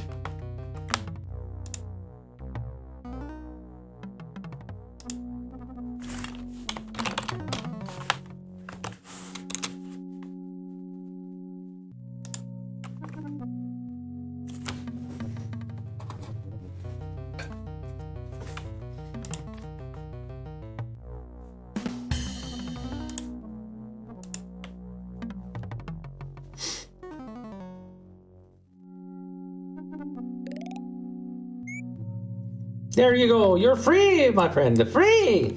It's the finest specimen of a rat you've seen all day. But... oh, I must free him and see what it says. I mean, I just skipped dialogue. It said 20.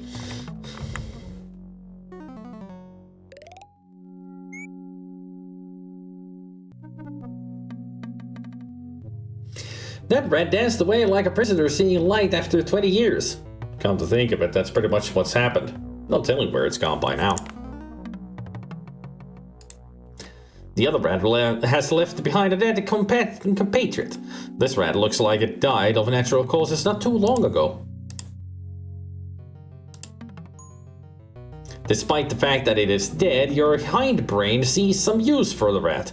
You quickly slip it into a pocket without examining it too closely. Although dead, rat is still fur covered. Apparently it died not long ago. Its fur is dark and not very appealing. The dead rat's fur feels greasy and unpleasant, and the carcass has a distinctly foul odor. I will pet him, I will hug him, I will feed him, and I will call him George. An empty flask rests on the lab table next to the strange experimental equipment. The flask is made of glass and has fine line etchings on it and a rubber stopper in the neck. It's also quite dirty.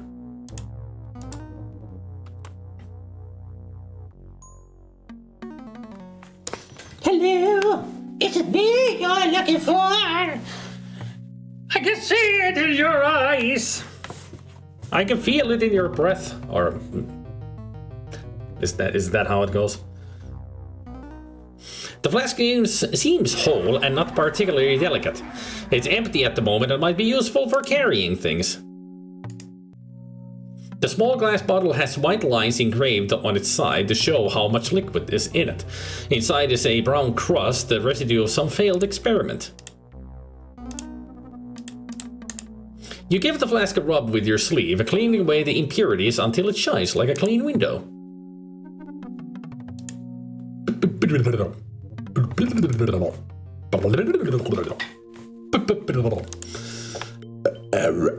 That's how the music went. A dim shaft of light shines through a window onto the far wall. At least this proves that no matter how dark and sad it is in the tower, the sun still shines outside. Positivity!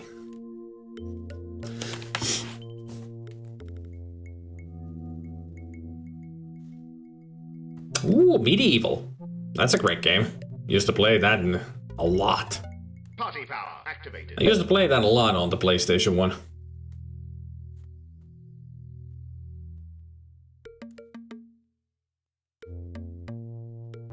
Actually, that's not a bad idea, Bennigan. Now stop spoilering or backseatering. Remember, Bennigan. No backseatsies. So shut up.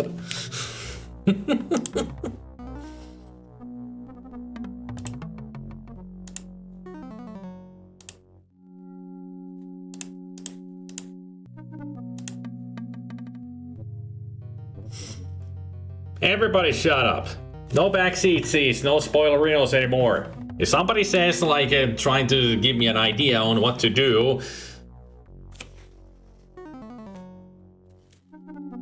you remove the stopper and put the flask down. It rests on the metal plate beneath the little nozzle. Nothing is coming out of the nozzle. Well, you have to open it. The nozzle does not open. Alright.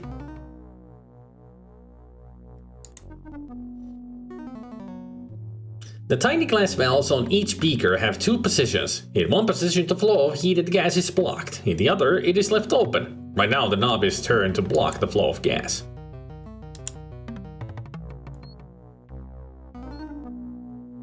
Gently, you turn each of the little glass knobs to allow the unrestricted flow of hot gas. The vapors move through the glass tubes quickly and colorfully. After a few moments, the vapors from the hot gases begin to combine within the tubing.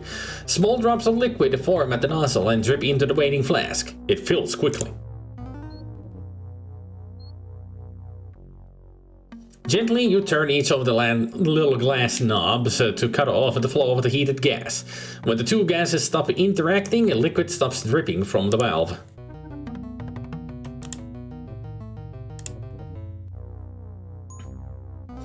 Gently, you lift the flask full of caustic liquid and place the stopper in the neck. It seems safe enough to carry. The small glass bottle now has a rubber stopper holding in some thick-looking liquid. It could be water, except for the strange way in which it clings to the glass.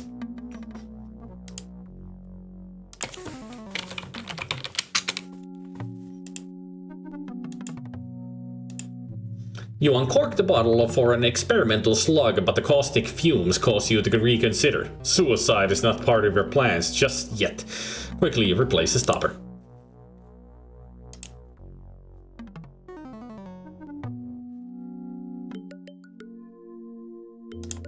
It did it automatically, Bennigan, if you didn't notice. I didn't have to do anything.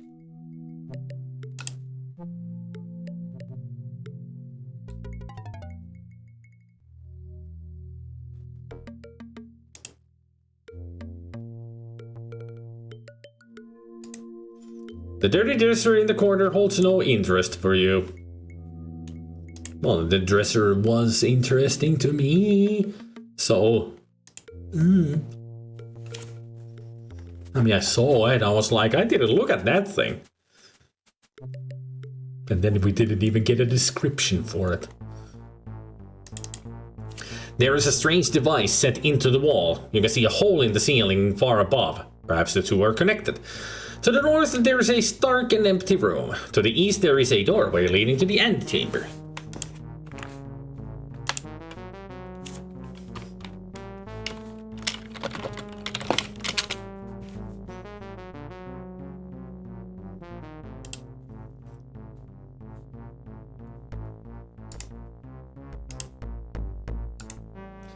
Through the doorway you can see what looks like a large and austere prison cell, complete with restraints and torture devices.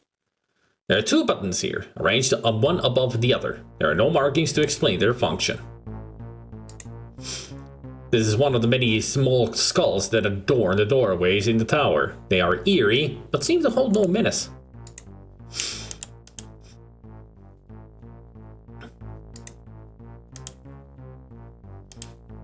Push the bottom one. There is a distinct click as the button presses in. From somewhere you suddenly hear a low-pitched magical humming. It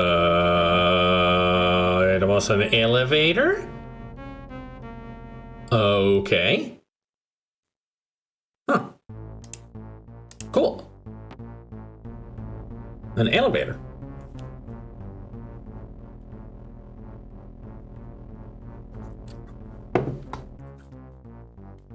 So that's why there's a hole up in there. Let's go see the cell, though.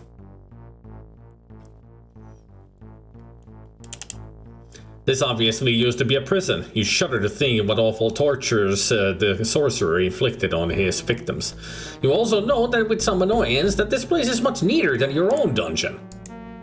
This prisoner seems to have been chained and then forgotten sometime around the time the sorcerer went into his preserving sleep.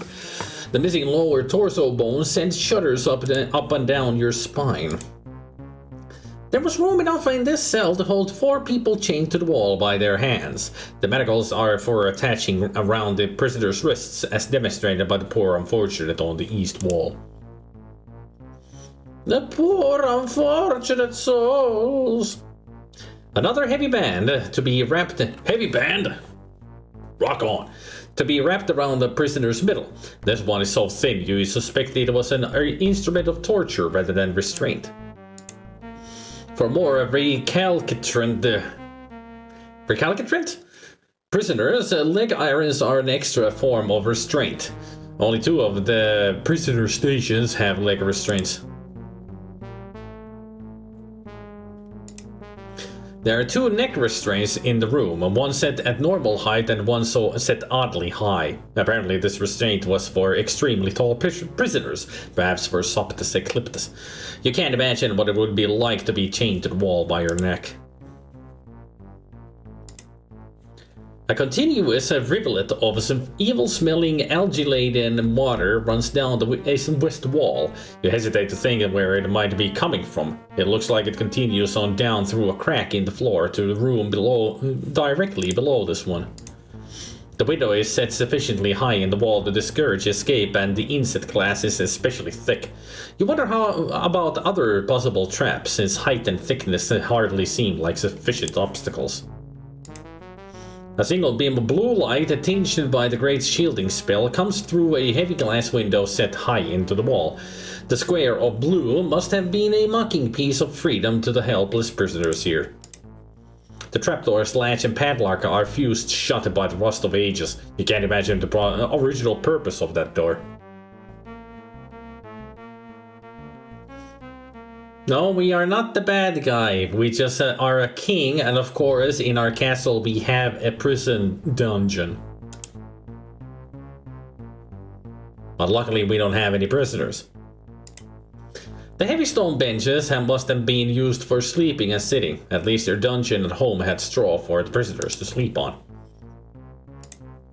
A torch on the wall seems rather unusual. It's burning with a constant flame and might have been doing so for the last 20 years. Clearly there is some preservation spell upon it. The ceiling is high and slightly vaulted, giving the room eerie, echoey acoustics. From above you can hear a very faint humming and clanking noise.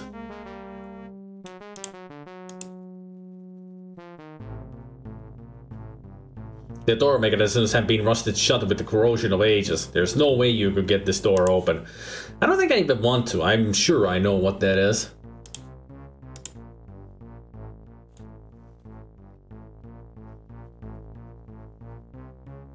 After brief consideration, you decide you don't need the manacles. Can I take some of this green slime? I mean, I could take it, do some experiments on it and turn it into pink. Oh, appetizing. The stuff looks like it might eat through the goblet. Besides, there is nothing you could do with the cup full of green slime. What do you mean? I could throw it at somebody and they will say, he slimed me.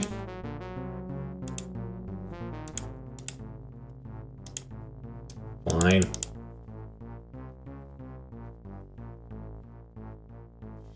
No, I'll get the crown from the frogs later, I'm sure. Possibly. I don't know. Who knows? If there is even more game. I mean, I don't even have half the points in the game. It feels like there's more to this game than just now we're gonna defeat the wizard and we get 200 points. I mean, there's more to the story, right?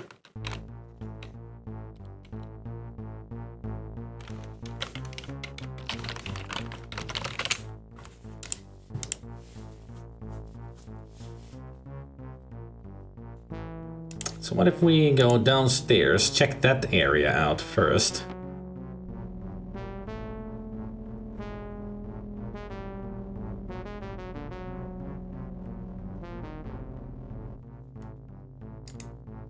The inky blackness prevents you from seeing more than a few feet beyond your face. Well, you know that there is a doorway. Where it goes, you cannot tell.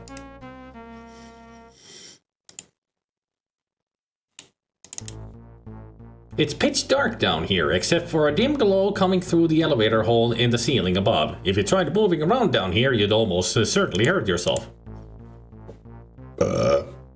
You mean I might die if I go in here? In the inky darkness, you can't see far enough to walk safely into the next room.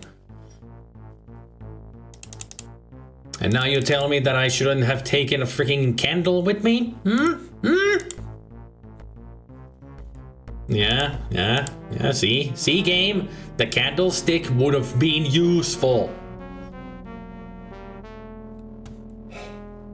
They don't know how adventure games work.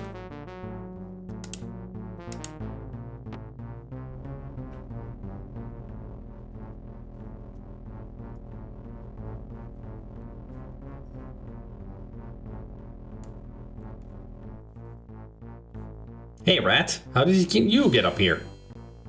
Oh.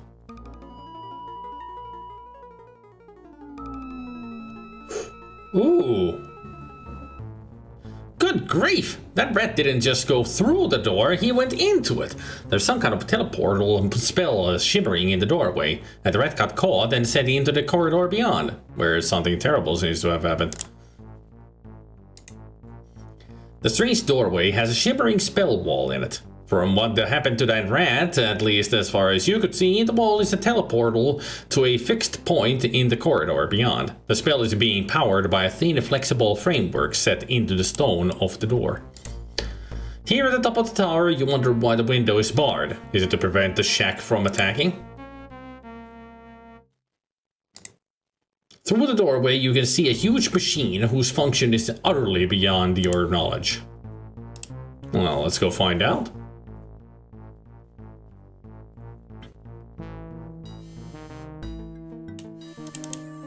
The infernal machine, somebody call Indiana Jones, dominates the room, whirring and clanking in its mechanical way and shrieking with the agony of the spirits that help to run it. The twist of water that occurs from nowhere and runs steaming out of the window seems to be the only function of the machine. So that's where the waterfall comes from. The water begins from nowhere, pouring from a moment in space produced somehow by the infernal machine. The water then runs in a powerful stream out the window to become the tears in Tears of the Dragon.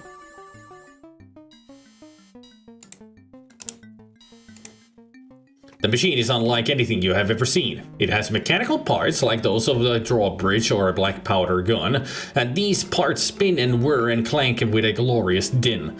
It also has strange spiritual symbols and arches, and you can see the magical forces flinging about it, making it run. Its only apparent function is to create the never-ending stream of water that flows out the window.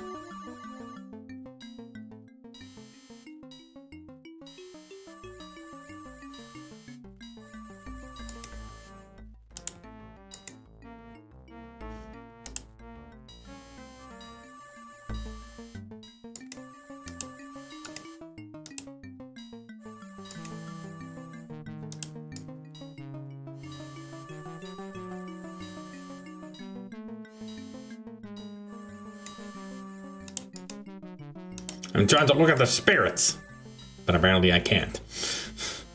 I was hoping that I would be able to. Oh.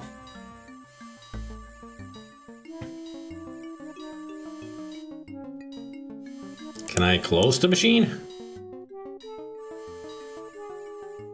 There are no obvious storage areas or valves. In fact, there is no obvious way to manipulate the function of the machine. Pull the machine? It's far too vast for you to affect with your puny strength. Hey!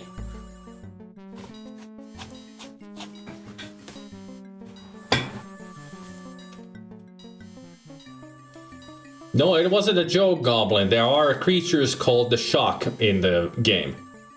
They're bird creatures with a human head. The bird people that we heard about, and I met one already.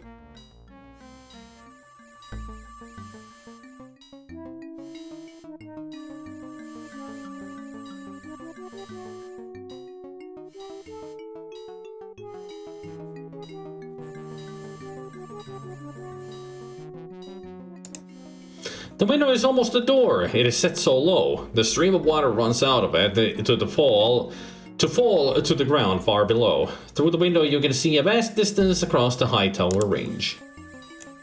Speaking of... Can I use this here? There is no response to your mournful cry. Apparently the Shock are not at your beck and call and don't feel like talking to you right now. Gabriel? Finnegan? Gabriel? What did I say earlier?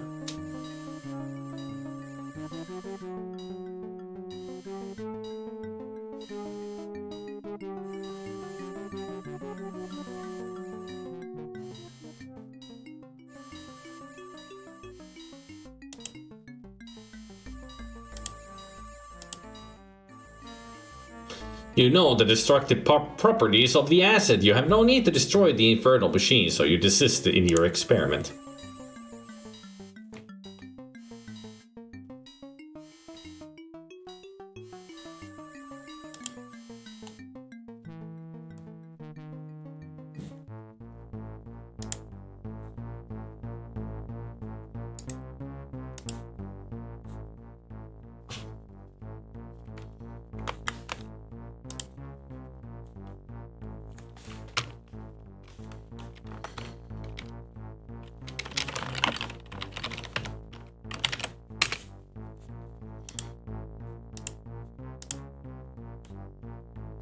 No, no, no, dee, dee. Nothing bad will happen to me. La, dee, da, da.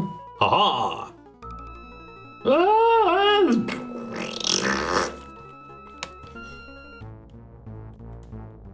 Nothing? No text of last thoughts going through my mind or anything? Just melt? Alright.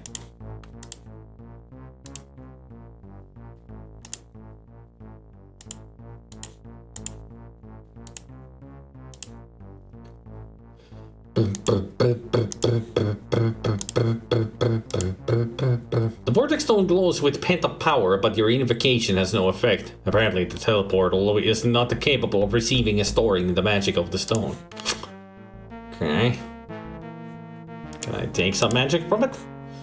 If you absorb the magic from the teleportal, it will stop ceasing to work and blah blah blah blah blah blah blah blah blah blah blah.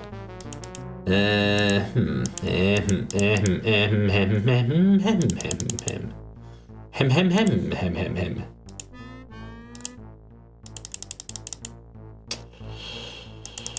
can't think of anything else to use here.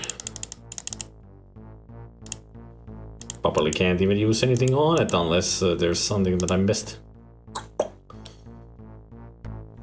I do need a light source of some kind somewhere. Was there anything that I could have picked up, like a sconce or a torch or anything? I should go look. I'm gonna go back and look for an item that I can carry with me as a light source. It will be interesting to go downstairs in that other room. Huh.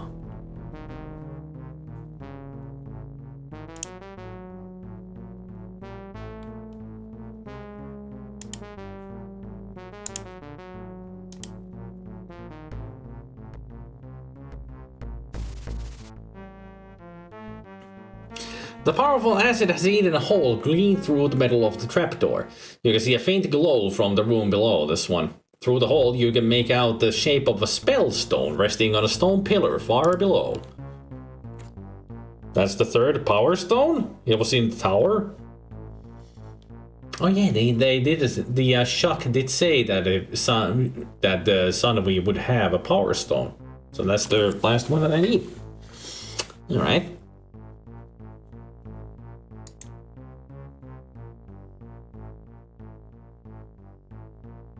The acid has eaten its way through the metal of the trapdoor, leaving a large hole. This proves that there's more than one way to open a trapdoor. Below, you can barely make out a dimly glowing object in a room below this one.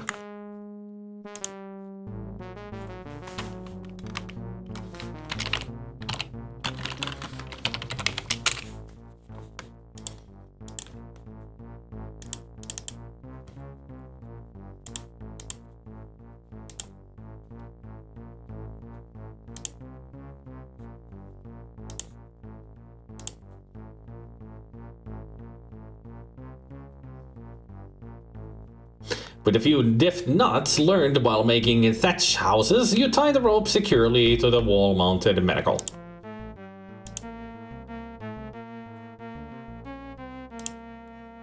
Something tells you that were you to try rope climbing in the dark, you might regret it.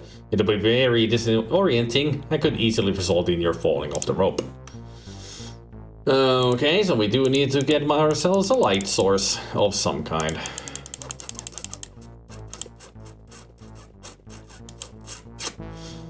Looking at all the things that I have, I cannot really make a light source with what I've got, so I do have to get the torch. There. With some curiosity, you take the magical torch and examine it more closely. It's awkward to carry, but you can manage. There. This is a magical wall torch, smaller than most because it's meant for prisoners who traditionally don't need much light, but ever burning with a bizarre orange flame. You wave the torch about, creating an interesting bull roar noise and eerie shadow patterns on the wall.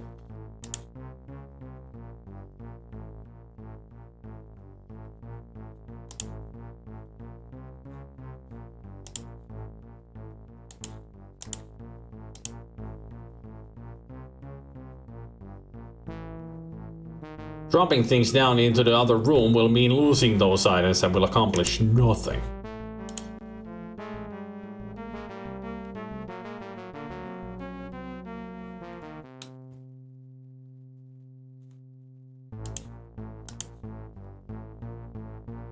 I get the feeling that the rope is meant for us to get out of the room.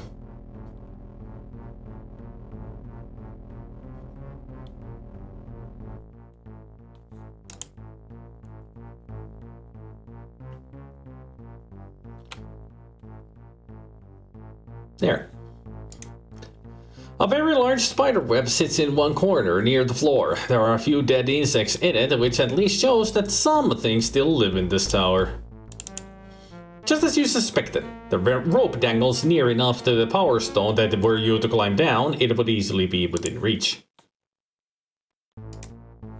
The far half of the room is dominated by an odd blue glow coming from the mortar of the floor.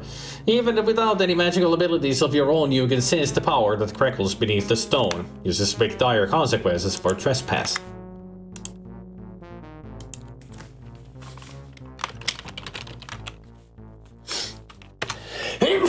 Whoops.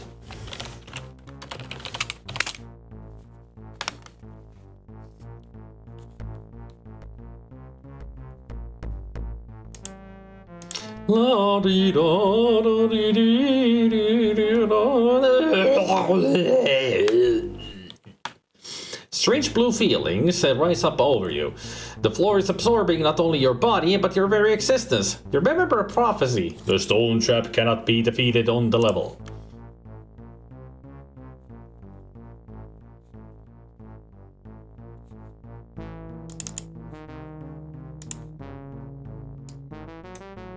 The Power Stone sits atop its pedestal, shining faintly with magical power.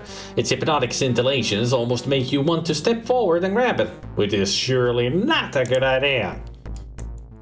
The weird smear could be nothing more than the condensation mixed with the algae, but it seems to be coming from the ceiling, oozing down from the room above.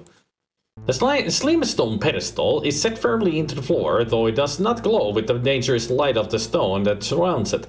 Upon it rests the object of your desires, one of the 3 power stones, mocking you with its nearness. But aha, we have a way of getting you now.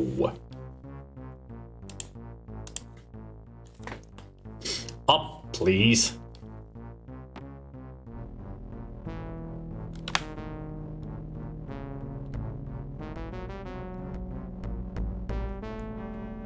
Thanks.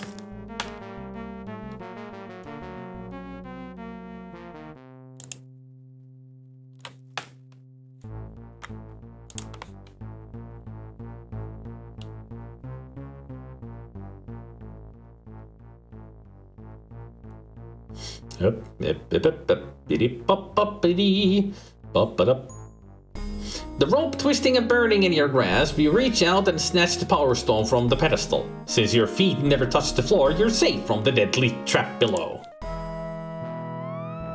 Oh, I'm the hero, I got a power stone.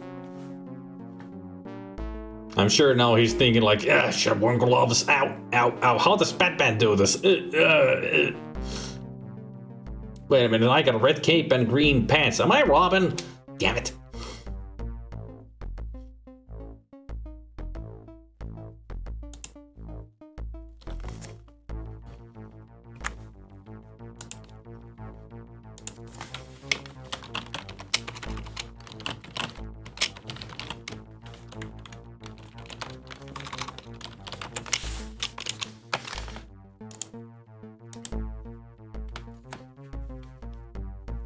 Yep. Also, they're walking on the floor. That's how they do it.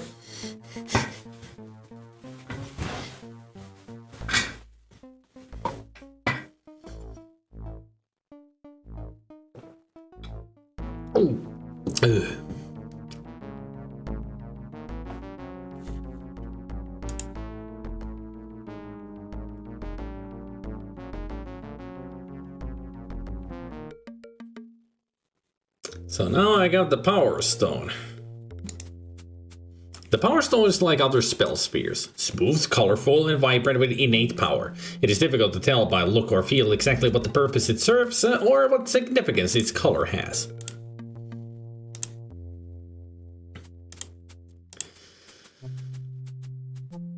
Now where? Do I go to the teleportal? I would assume that that's the next step, getting through that teleportal.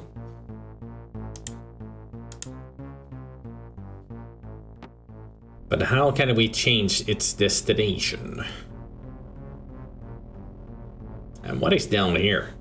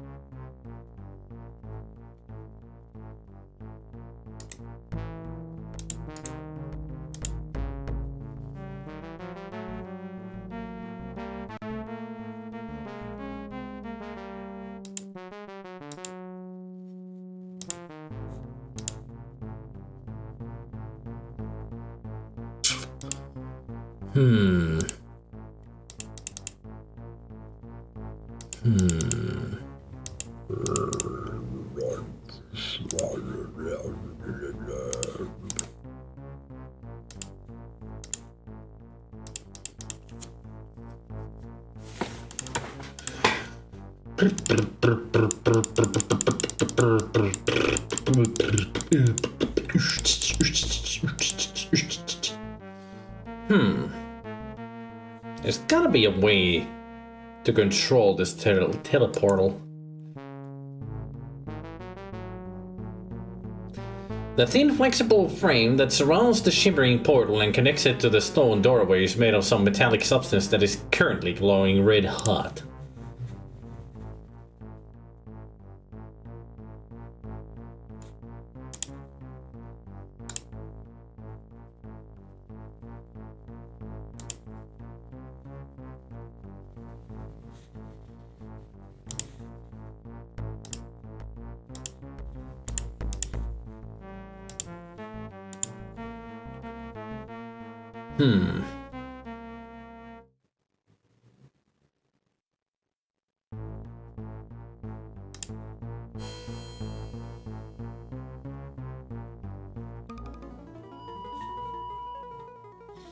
No, it just kills me. Yeah.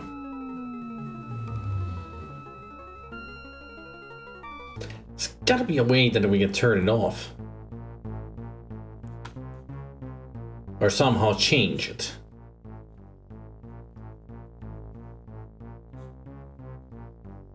The Vortex Stone, it didn't help.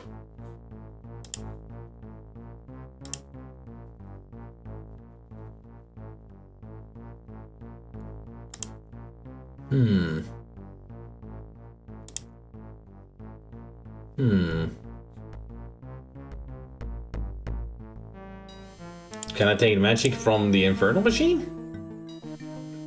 The amount of magic in the Infernal Machine is too great. You feel the Vortex Stone vibrate in your hand as it attempts to absorb too much power. Instead, the whole process fails. Can I put more magic into it? The Vortex Stone glows with pent-up power, and your invocation has no effect. Apparently, the Infernal Machine is not capable of receiving storing the magic of the stone.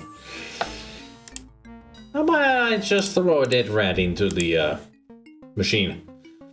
You are tempted to try gumming up the works, but there is no guarantee of success, and you're not really sure that what you've accomplished anyway. Best to leave the thing alone for now.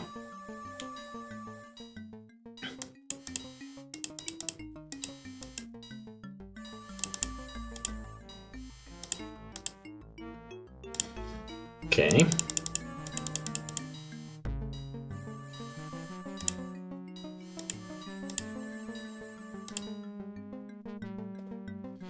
Okay, so that won't work.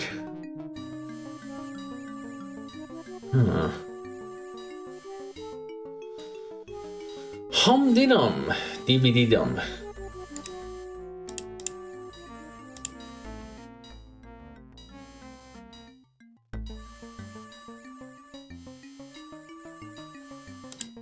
It's interesting that he has this huge machine that it looks dangerous and quite frankly disgusting, and it's for creating water. The fiend. I mean, it begs the question, where does the water come from? Like, it's definitely tapping into a different universe. You cannot make water out of nothing? Unless somehow it is hitting the air with the dihydrogen so hard that it combines with the oxygen that is in the air, thus creating water. What purpose does the water even serve? That's the other good question. I mean, who knows? At least it created mud for us that we needed. So thanks for that. Dihydrogen monoxide? No! Keep that away from me. I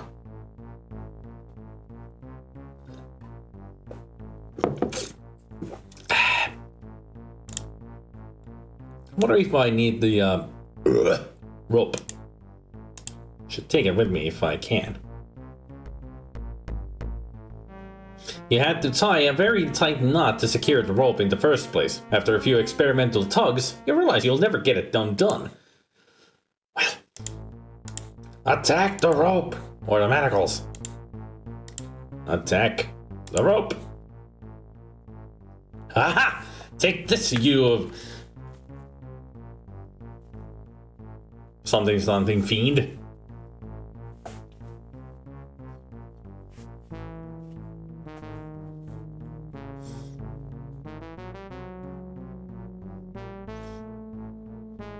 Haha! Take that, you evil cannon restraining rope. Whoosh! That's what he says. Curse of Monkey Island quote done. You consider cutting the rope free of the manacle, but that would leave you with such a short piece, it's not worth it. Just leave the rope. Okay. Fine. I mean, it's an adventure game. You could use the rope anywhere, but apparently this was the only place I could use the rope. So forget it then. Game tells me that I should just leave it alone. I'll leave it alone.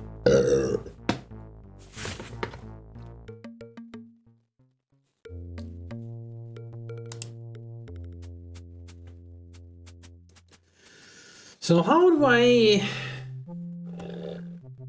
use the teleportal in a way that doesn't keep killing me? That is the question now.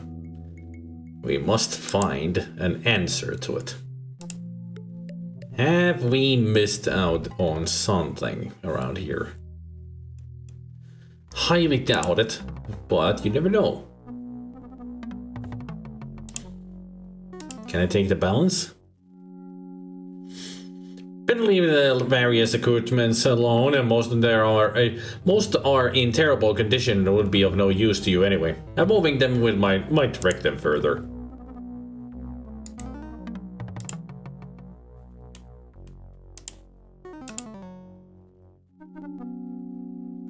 These cages have no lids, and so cannot be opened or closed.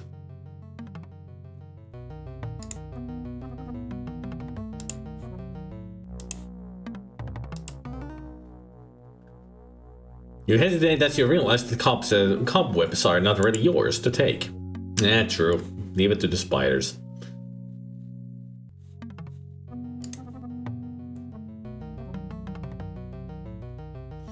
The doorway leads back to the room of magic and thence to the antechamber of the tower. Thence.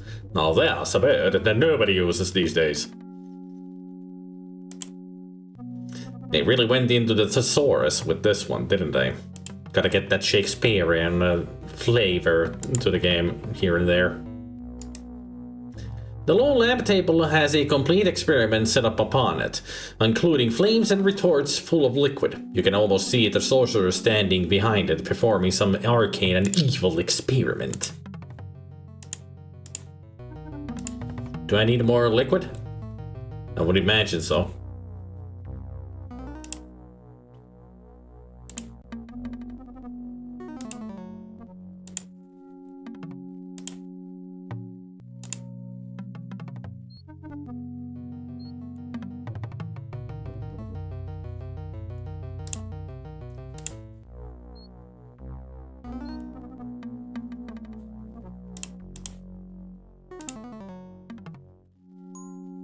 More acid. Never know when you might need more acid. Like, say, for a teleporter? I don't know. It's a thought.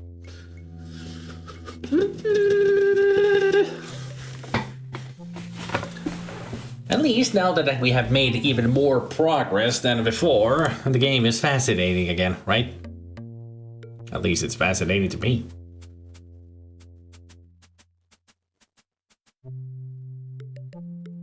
Good thing I looked up a walkthrough that what we were thinking of doing before, that focusing on the guard in the village and also trying to make that bundle. It was a good thing I looked it up that we cannot do them right now at all. So we could move on in the game. Because I really thought that that was our next step. But instead we needed to go into the tower.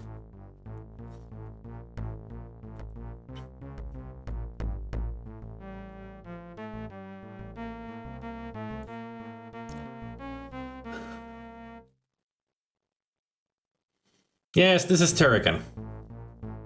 Can't you tell from the music?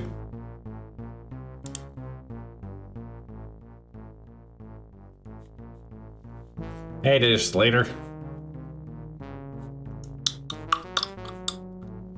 So wondering if this really is the next step to do. I'm gonna try it anyway. My last part is not fully capitalized.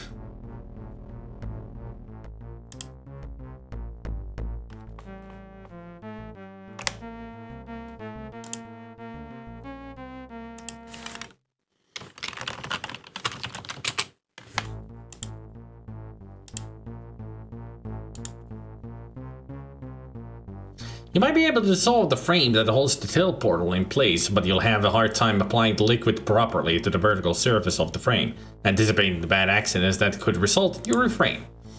Well, then I'll throw it at the freaking teleportal. Or throw it at the freaking door frame. I'll throw it at the freaking wall. I'll drink the stuff.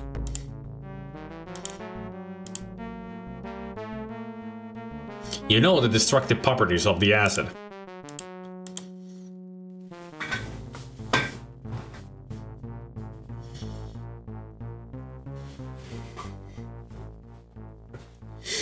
You know how the game could have avoided all this trouble by actually giving us any idea of which order to visit the three kingdoms in.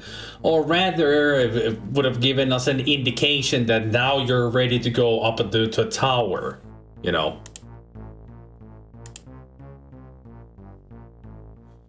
Like the Monster Guardian could have told us that if you have no magic here, go back to where you came from.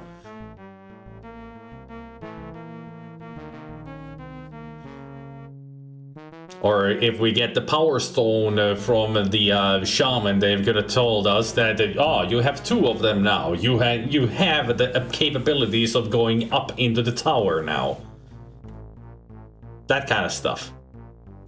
But did they? No. All they told us that I could visit the spirit plane and I need to make a bundle for it, but I am not capable of doing it yet because I need to go to the tower first.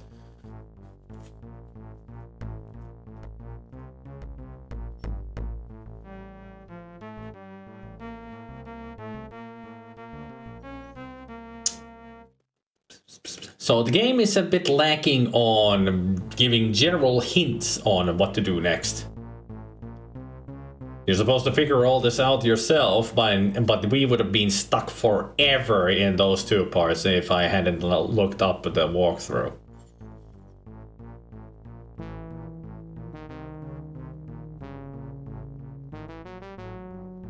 So you can be thankful for that even I can run out of patience.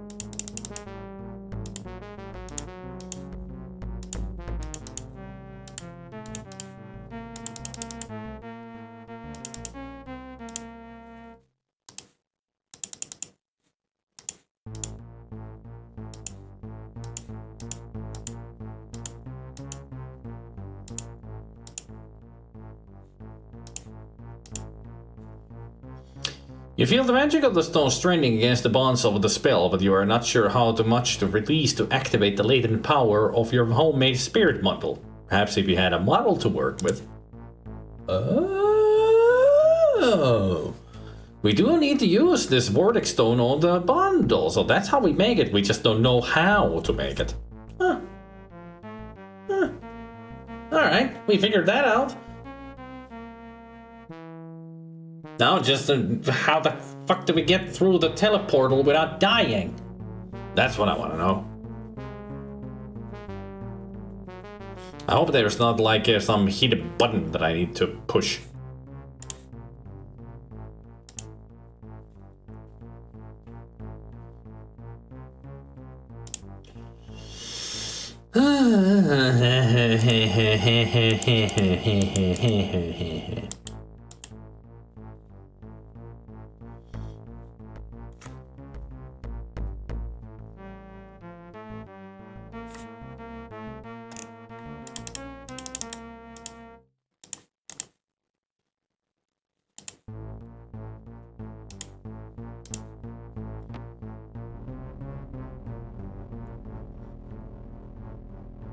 Looks like straw and cobweb and nothing else up there. Anybody got any idea on what to do? I mean, there isn't that much to check. I mean, the only thing I can think of is trying to get through that teleportal. But what do I need to do with it is the problem. What do I need?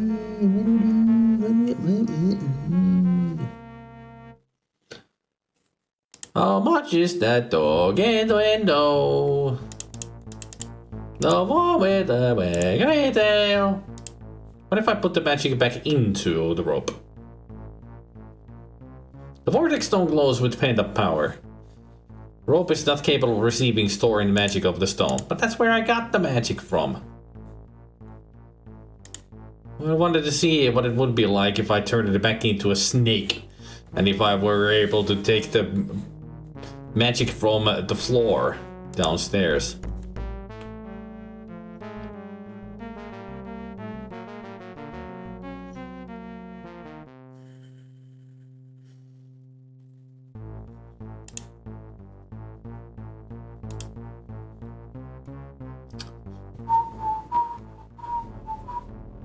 Well, when we got the amulet, she did say that the way the amulet works is that you have to be pronounced dead in order to invoke the magic out of it. As in, it only works when you're dead.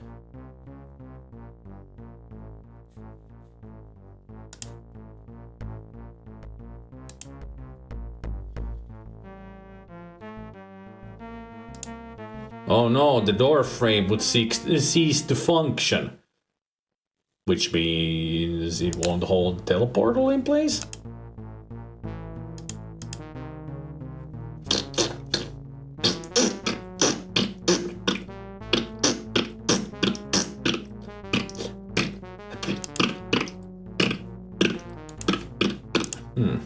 I got a feeling that we missed out something on in the magic and science room. Right? Right? Right.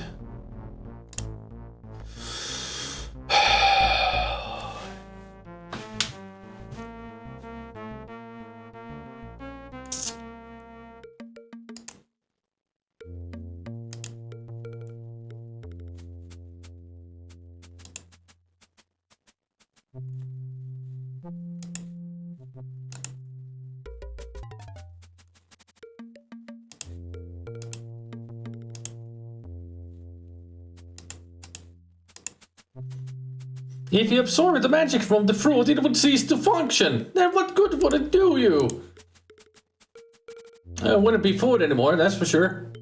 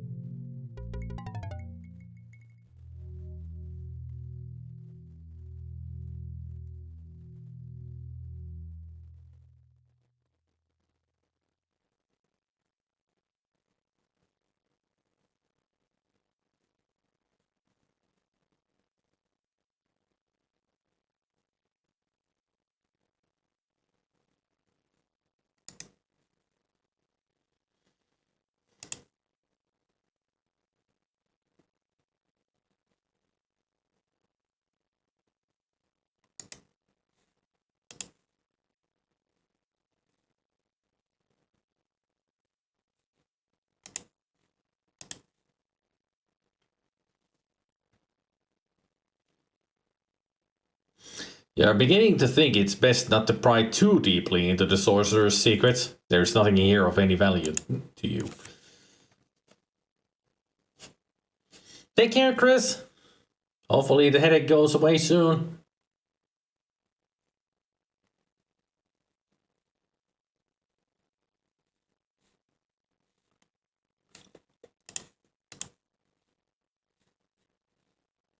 Also, where's the music?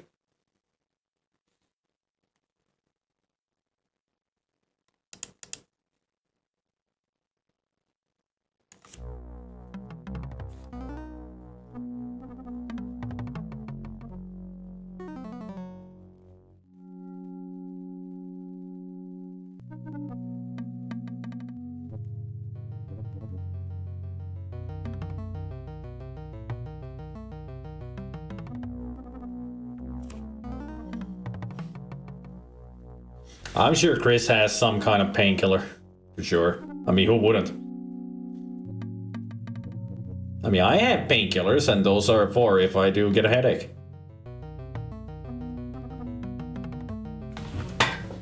Very rarely used, because I hardly ever get headaches. The only things that really do give me a headache are sore shoulders, like the tightening of the muscles there, or dehydration. Dehydration especially gives me a nasty headache.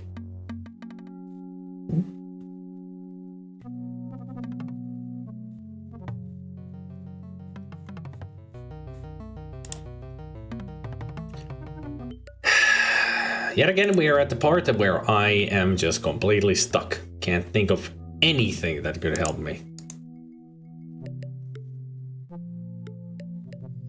The flat stone pedestal has various unknown runes carved on it, and its surface is covered with a fine layer of dust. You have no idea of its purpose.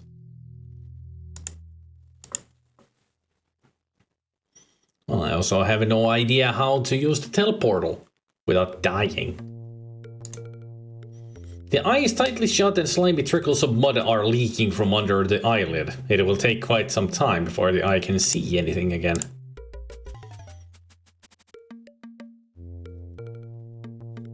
Good.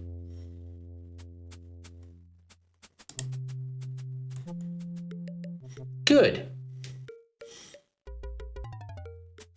Ah, you killed me. Good.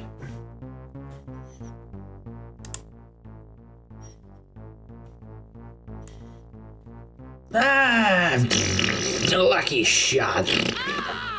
There it is. Golly.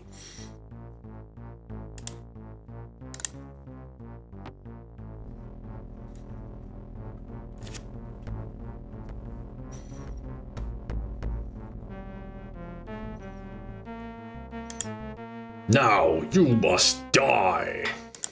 Those games had some great lines in it, right?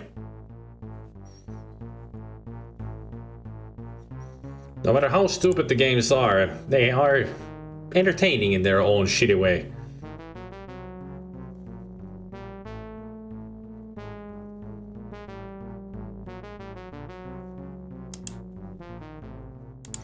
Absolutely. We have no other pressing use for it, so why not leave it here? Okay. The walls are dark and damp. The far wall is decorated by a trail of evil-looking green slime. Just as you suspected, the rope dangles near enough to the power so you can climb that. Sure.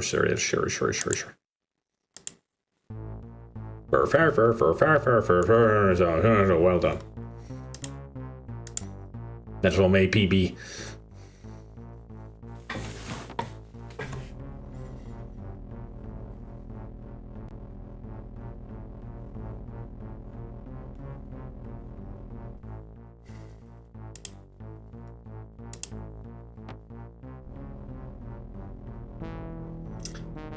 What if there was a way?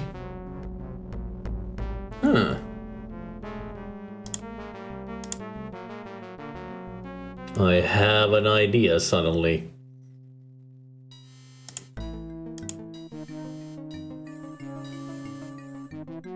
You catch a little of the magical water in your goblet, but nothing untoward happens. Even you are not man enough to try drinking it. After a moment's contemplation, you empty the goblet once more. Hey! Fine.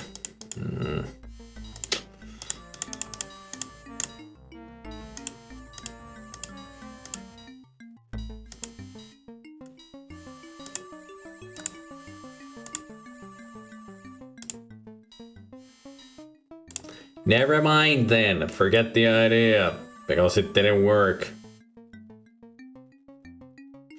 I had the idea that if I take some of that magical water and just throw it into the teleportal, it'll somehow, you know, short circuit the hot whatever floor.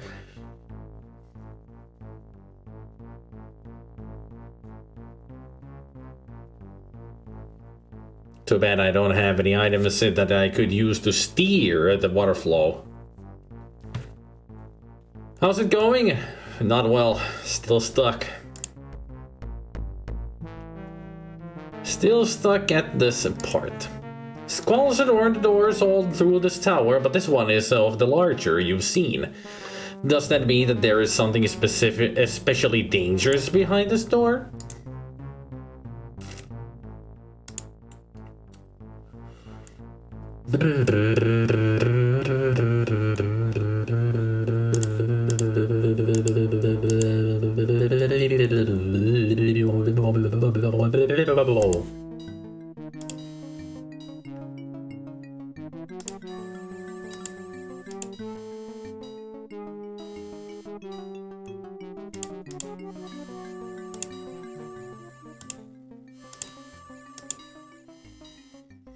Now, how about you pour it out the window?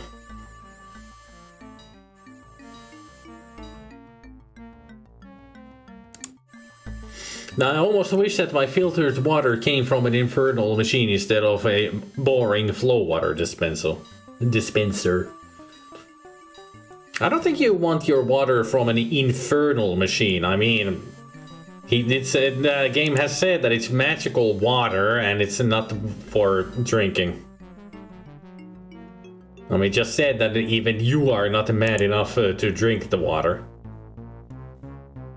Who knows what magical water would do?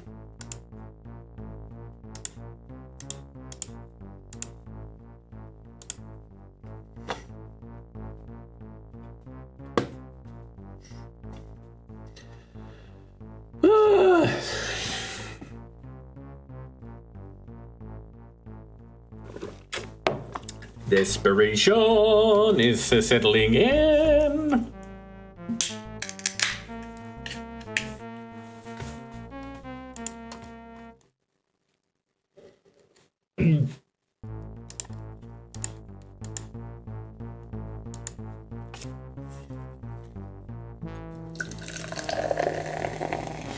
Putting anything directly on the teleportal itself would simply cause the object to be teleported away. Well, that would be kind of the idea.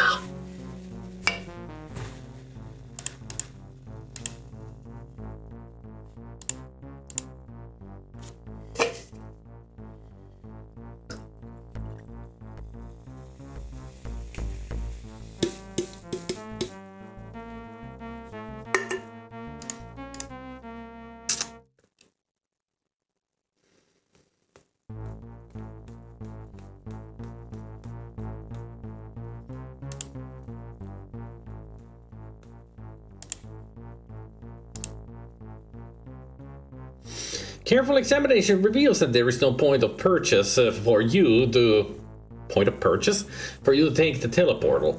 If you touch the portal itself, you're liable to be teleported. The frame is attached and can be handled in theory, but right now it's red hot.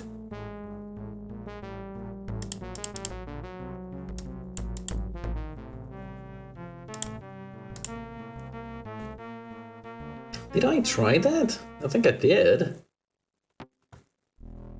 I'm sure I did, but it didn't work.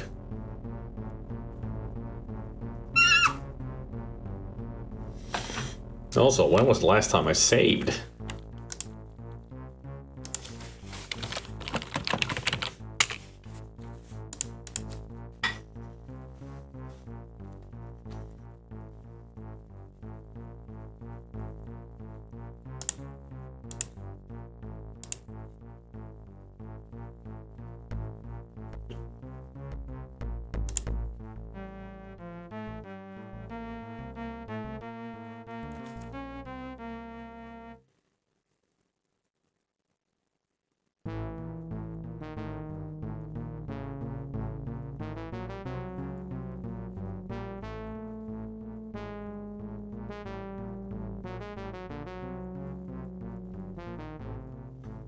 Sorry to hear that, man. I mean, that's awful. Ocean like piss on the bathroom floor. Ugh.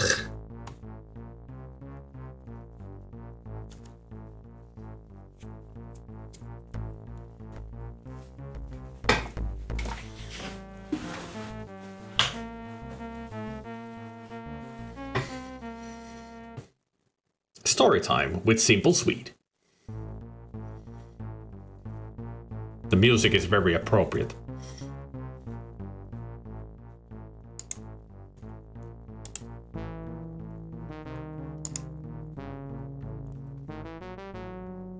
The heavy stone benches must have been used for sleeping and sitting. At least your dungeon at home had straw for the prisoners to sleep on.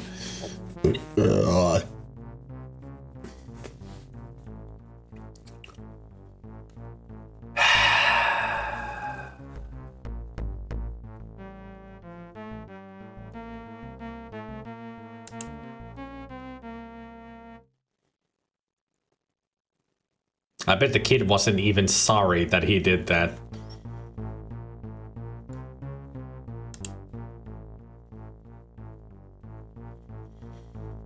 The game is telling me that the door frame is red hot.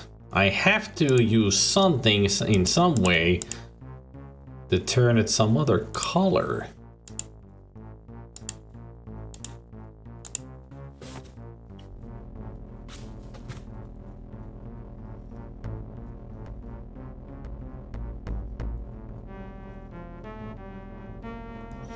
Of course he wasn't. That bastard was just relieved that he didn't have to pee anymore.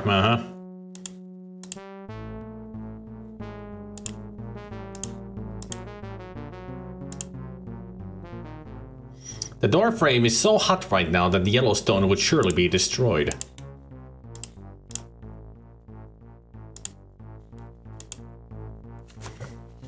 So I need to cool it down. Alright, I'm getting somewhere now. How do I cool it off, though? With the bluestone?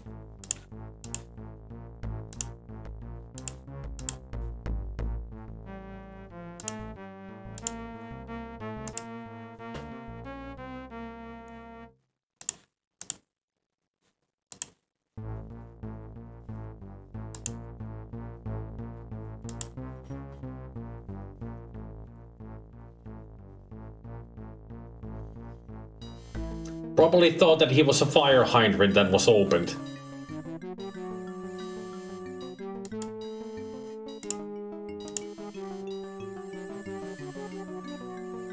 Nothing you have would benefit as far as you can tell from a dip in the water, nor could anything you divert its flow significantly.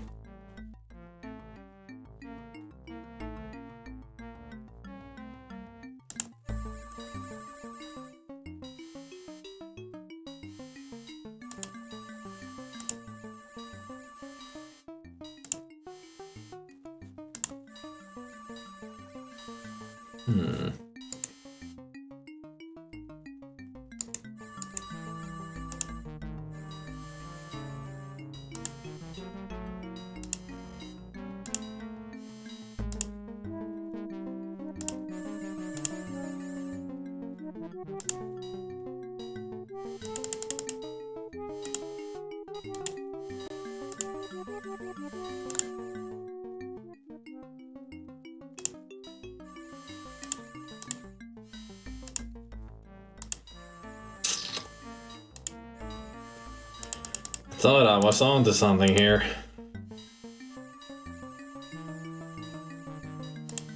But I wasn't.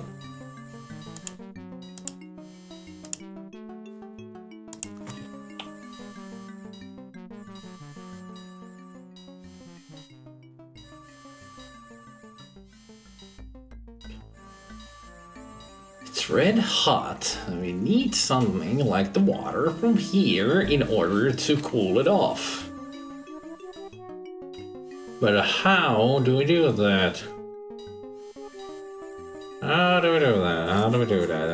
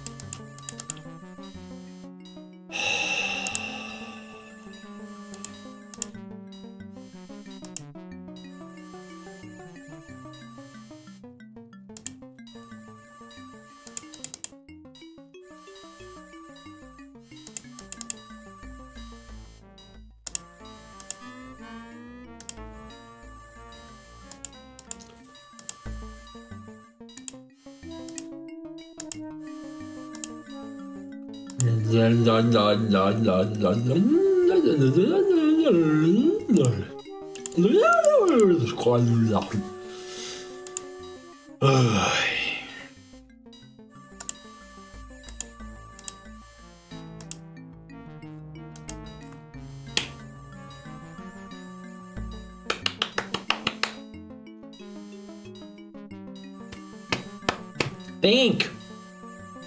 You're close.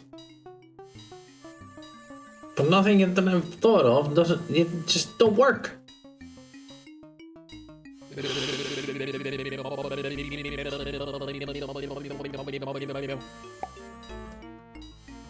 No, I'm sure I have all the items that I can get. Sure of it. The problem is how to solve the puzzle. How do I cool down the red hot door frame? How do I change it? It seems to be the stones are the solution, but he won't do anything with them because the whole door frame is too hot. So I have to cool it down somehow. Maybe. The only way one way to find out. Let's go.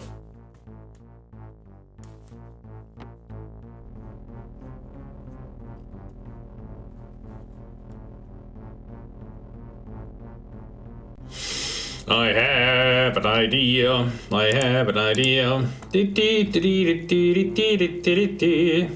It's an idea. Don't know if it will work.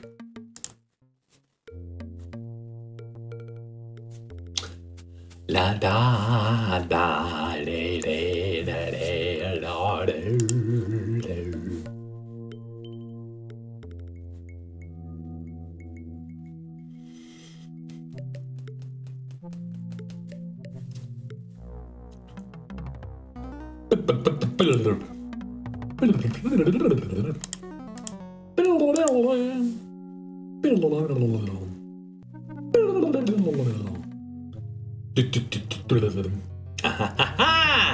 Nothing happens. The object doesn't even look as though it's getting cold. Okay. The small window in the strange freezer unit is cloudy with age, but you can tell that there are one or more objects inside the freezer. Put the dead rat in there?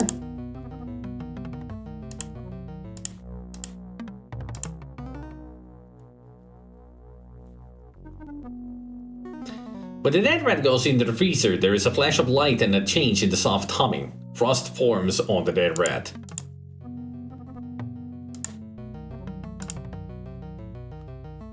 You take everything out of the freezer that you put inside. Some of the items are cold, others are not. The cold things quickly thaw back to normality, except for the rat, which remains stiff and cold.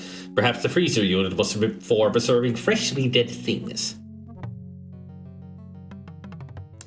I mean, I already said that I would. The rat is still quite dead. Now it is also stiff and very, very cold. It doesn't show any signs of thawing either. The freezer unit must be partly magical. Just because an item is frozen doesn't mean it's sweet and good. This thing isn't even as appetizing as the dirty icicles you used to lick as a child. Oh, come on. I just wanted to see if our tongue will get stuck on the rat.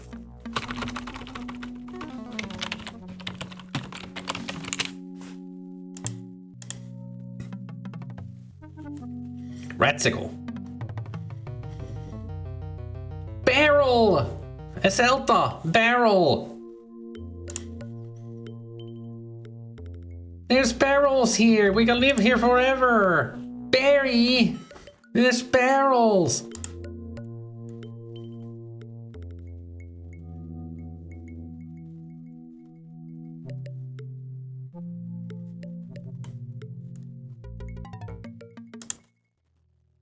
I wonder if Zelda even heard that stupid joke. Or reference, rather. Joke, reference, both.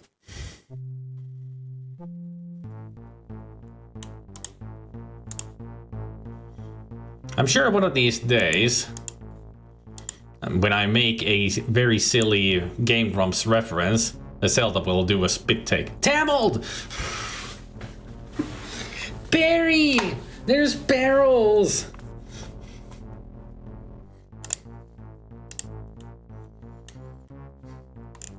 I mean, the game even says Ratsicle.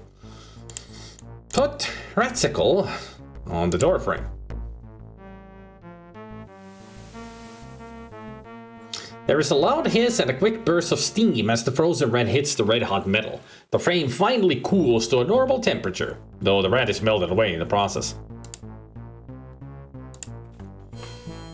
And now we can go through the safely. Or not. Okay. How about now I put the blue stone on the teleport or the door frame?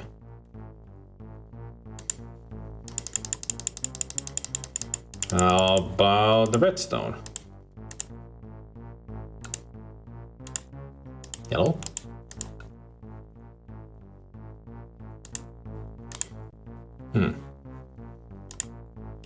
Invoke the blue.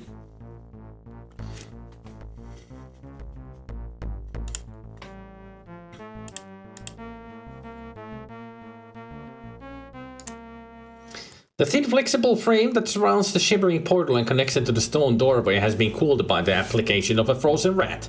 You can see now that it is made of some slick metallic substance. Now I can pull it. You're on the right track. The frame is now cool enough to touch. Unfortunately, it is as smooth as glass and set deeply into the stone doorway. You can't see any way to pull it out of the frame. Put the sword on the door frame.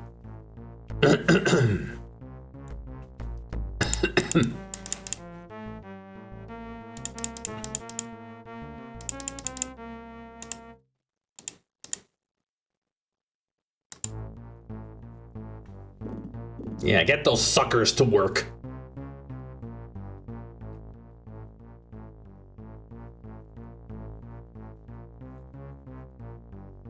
I have a hole in my pocket.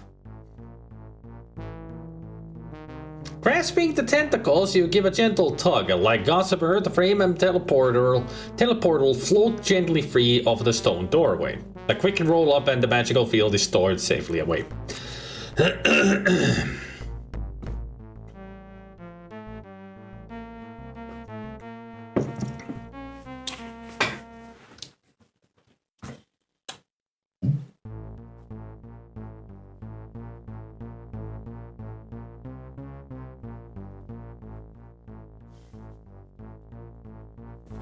There. Just had to go through all the emotions to accept this fact. The physical manifestation of the teleport spell is a thin sheet of what looks like a spiderweb mixed with the rubber. Right now it's rolled up tight for easy carrying. Surprisingly, it doesn't teleport itself. You pull open the teleport door enough to see that it is still functioning. If you were to put your hand through it, you would be teleported into the flaming corridor. With the teleporter to remove, the way is clear to the corridor.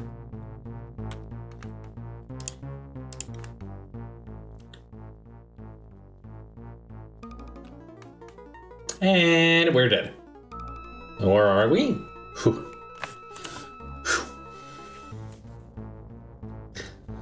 So now we need to figure out... Well, that's easy. Easy. Easy. Easy. Easy.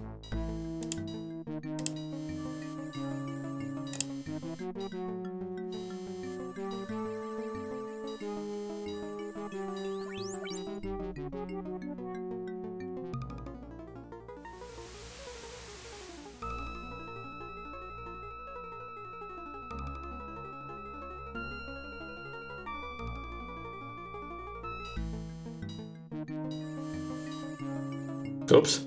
You finally lost your grip on the slippery edge of the teleportal, but not before a large quantity of water was dumped into the hot corridor. Fly away to freedom, teleportal! May you meet friends along the way, going to wonderful journeys together, and trap them in this corridor.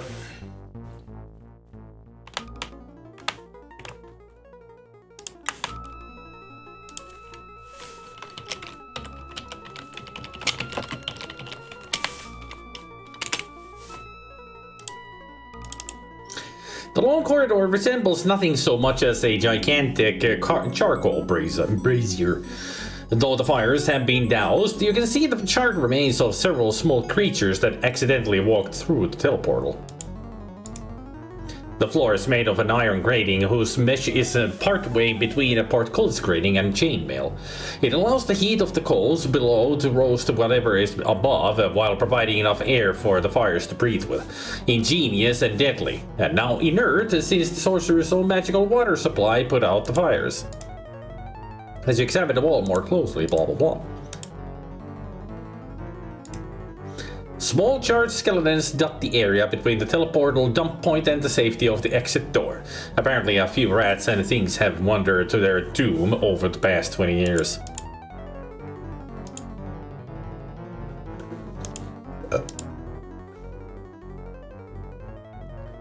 In the Sorcerer's Tower, the bones of the dead, even those of dead vermin, should be left where they are.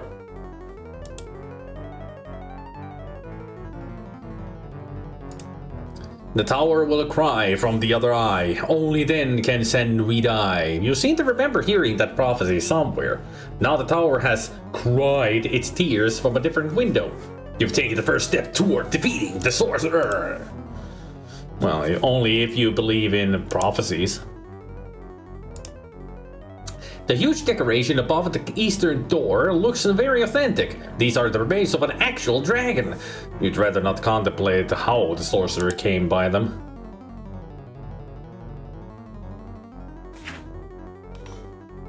Let's see if it really is a corridor of doom. Oh, I would have expected a fire trap. Well, this was a fire trap, but from that as well. Huh. Face me, sorcerer. Your doom is at hand. Yes, call me Doom. You are death.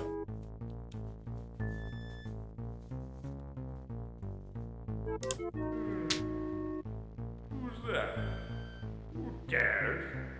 Ah, the prince himself has come to visit. How? Wrong. I'm the king now. Prince no longer queen, but king. 20 years ago, you swore to take revenge on me. That time has come, but I couldn't wait to see you, so here I am. If you won't defend yourself, I'll strike you down where you stand. It's true. My powers are weak right now. You were shrewd enough to realize that. But I'm far from helpless. Well then, my little holding spell still works, even after all this time. So you've come to slay me, eh? How do you feel now, Prince who calls himself king? Can you move your arms? Your legs? Can you speak? No.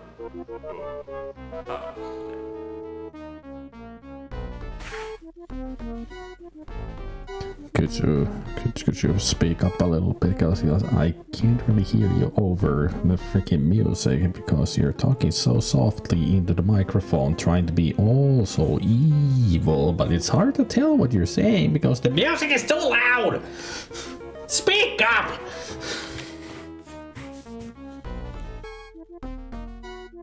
Now you noticed, Gabriel? Either that or you're lagging way behind.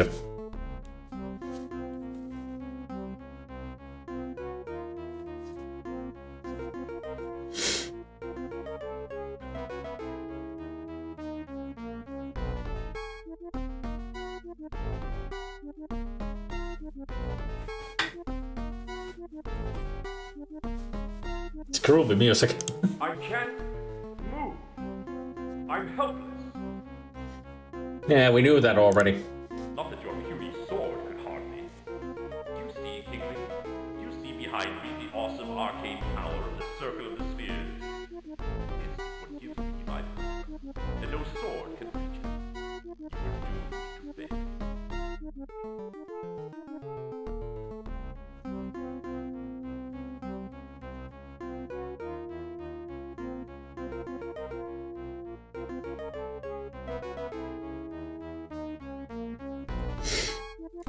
What do you mean really, really short?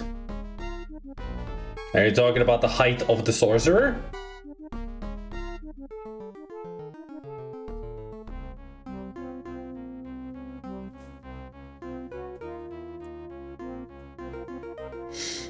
I'm drained from pent-up frustration and regret, so I've started shutting down against my will. I had to let myself lose consciousness. Well, sometimes you need to recharge after such an experience, you know?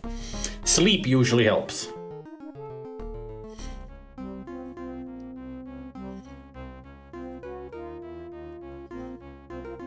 Spears, eh? I wonder if there's a connection between those and the Power Stones. But suppose you're not as stupid as you look.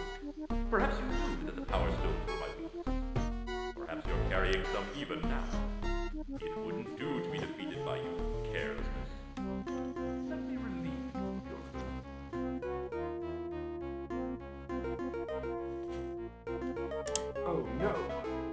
Did he read my thoughts? Hey, I can wiggle my fingers. The spell is wearing off. Careful now. Can't just walk up to a potential booby trap like you. Who knows? Perhaps this was your plan all along, to get me close to you, so you could unleash some horrible magic you're carrying. What were the words to that detection spell? You'll die! So, you still can talk. Sets a powerful spell on you, Kinglet. A trick, perhaps? Some gift of that idiot nerd Tom. Let's see if I'm strong enough to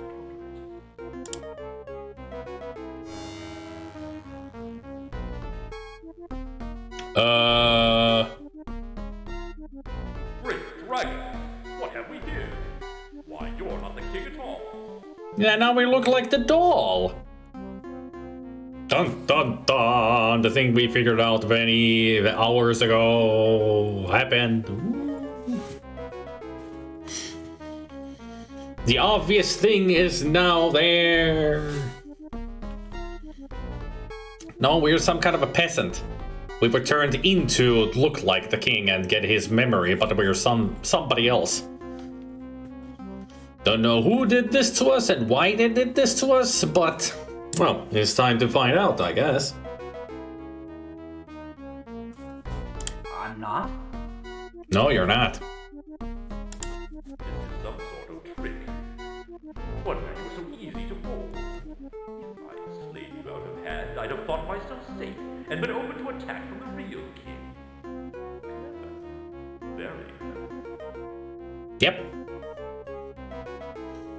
And also what we saw in the cave of visions, you know, at the shape changer's place. We saw that somebody got knocked out, and then that person was turned into somebody else.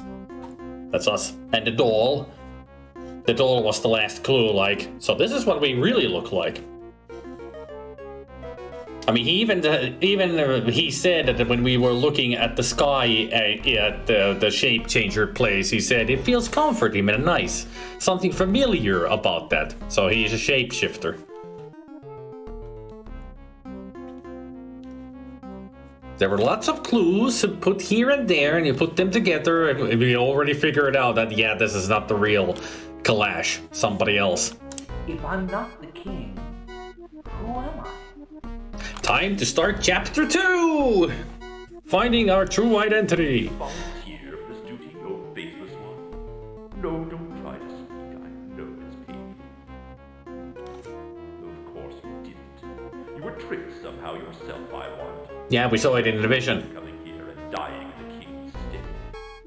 How delicious. And all for nothing. Can't move enough to do anything. If you'll just keep talking, maybe the spell will wear off a little more. Now where was I?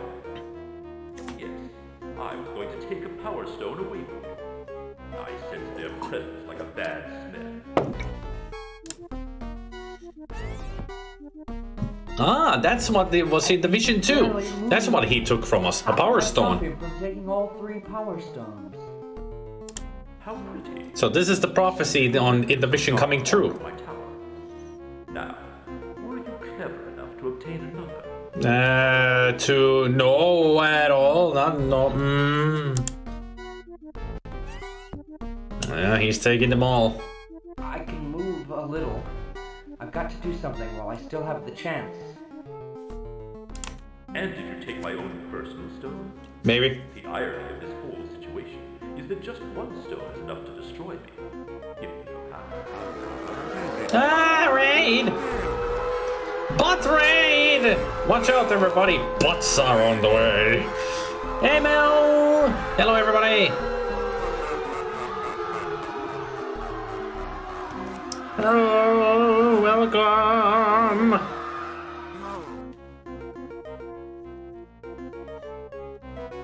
Yeah, I have no body, but I do have a butt.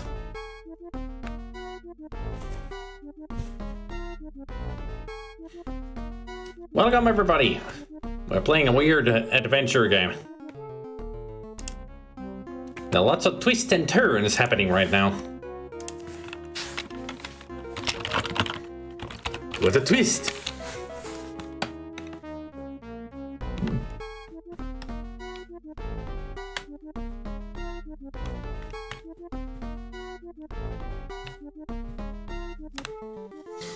It's been cool. There have been some puzzles that have been like, ugh. And pretty much today I was stuck for 3 hours, so I had to look up like, what am I supposed to do now? And found out that I have been just going around in circles for the past 3 hours.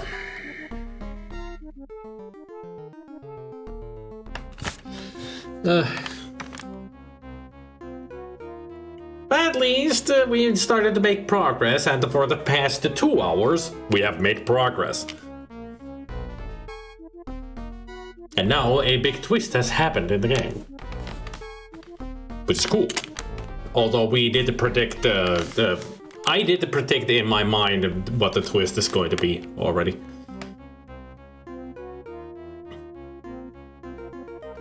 Well, to me, there hasn't really been that much of moon logic. It's just they're very challenging puzzles.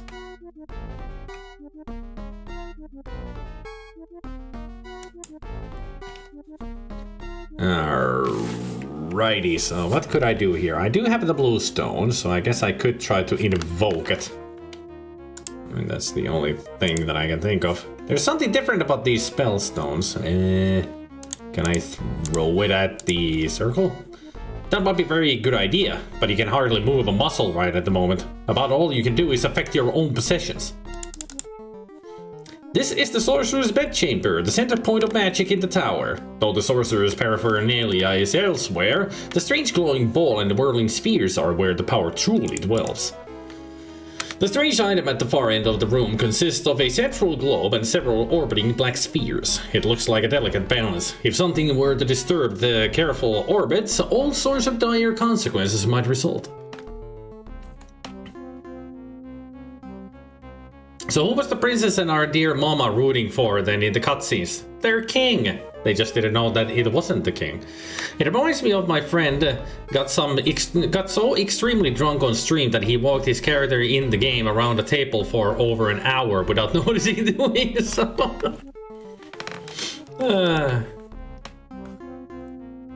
There wasn't enough aspirin to ease the pain of that damn sprite maze puzzle though.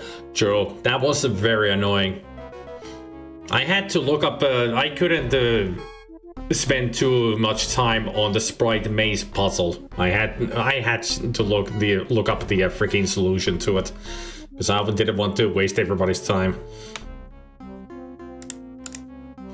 The low bookshelf contains over a dozen thick volumes. You can't even read the script on the spines, much less tell what they're about. They might have some value to a scholar, but not to you. The sorcerer seems to be laughing at some private joke at the end at your expense. You have only moments in which to act. There's a small map hanging on the wall. From here, it looks like a dance step diagram. You can see some text underneath. Is that gonna lead us to the treasure of Melee Island? You've heard of these devices, though you've never seen one before. It's a machine for gazing at the stars. Apparently the sorcerer is interested in things beyond this world. Being one himself, that would make sense. The various scrolls that decorate the walls have weird arcane representations of spheres and numbers and concentric circles and strange orbits. At the far end of the room, you can see a chest stuffed full of potent magical items. A worthy prize indeed if you can get out of your predicament. I don't know what to do. Polystone, Mimic, Bluestone.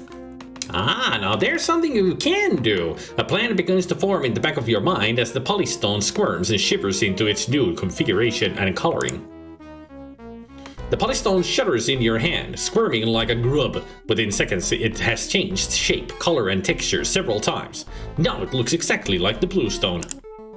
Oh, great Cal. I hope this works.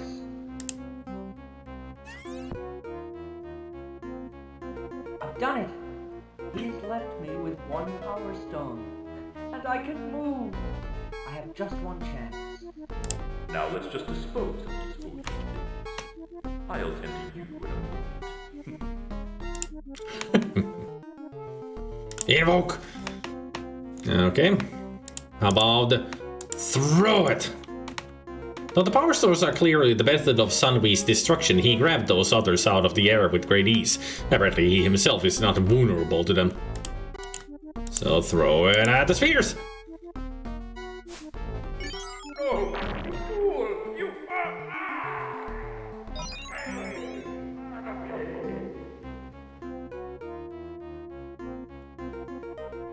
Woo! It's disintegrated! Enjoy your food!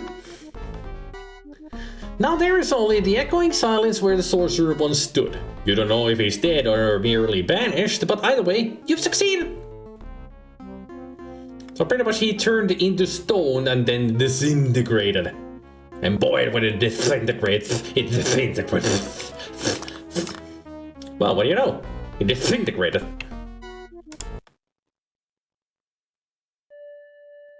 Oh dear Cal, Lakhella, look, the Dragonsphere, it's empty.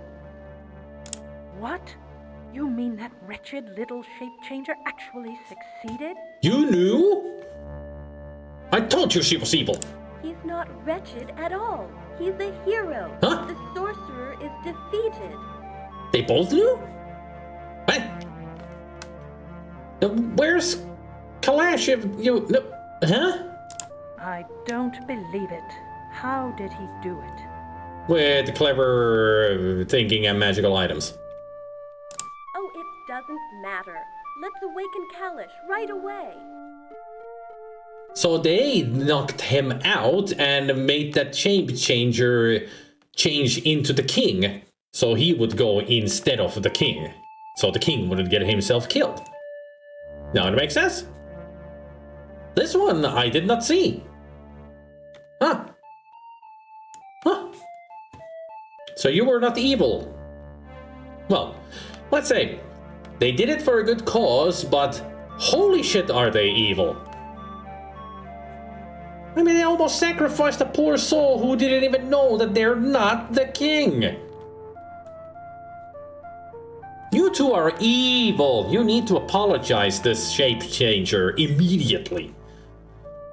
We're gonna storm the castle and kill you all if you don't apologize. Sit down, my dear. There is still the matter of what to do about the shape-changer before we go reviving Kalash and facing his wrath. If you're gonna be saying something like you're gonna destroy the shape changer, I'm gonna find you and destroy you first.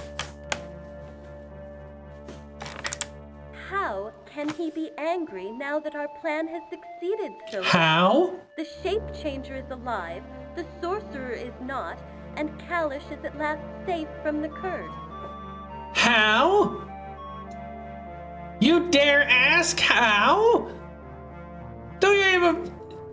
Lady, do you want me to explain how the shape changer can be angry right now? I'm getting angry and I'm not even the shape changer. I'm angry for him.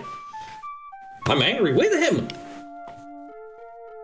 Do you want me to count the ways why this is so wrong, what you've done?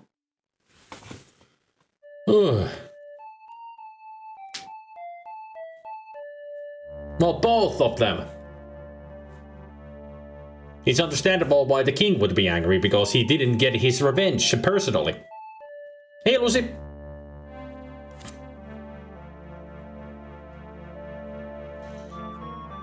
Well, I'm sure Kalash is just, the typical prince that has been living for 20 years with revenge in his mind, pretty much, or to defend himself in his mind. So he has a very short temper, a very short fuse. At least I'm protected by Purple Tentacle. Wait, protected?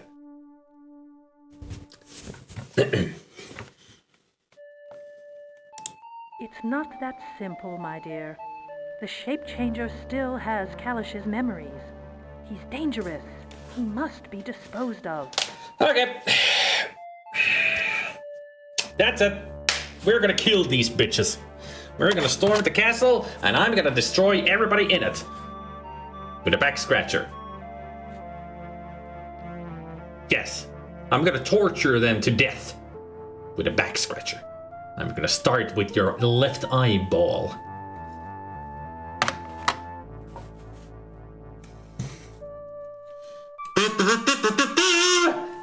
Ready the troops?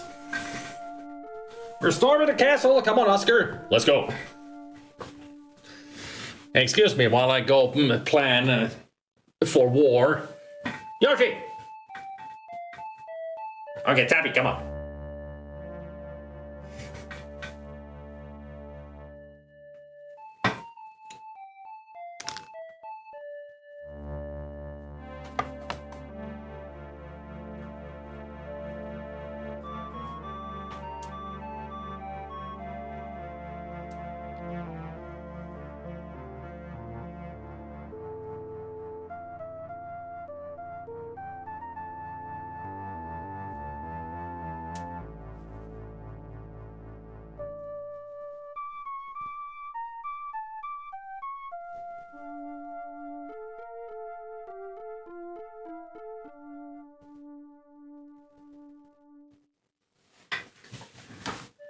Fine, I'll return. We'll come up with a war plan later. His name is Oscar, Lucy. That is Oscar the Snow Golem.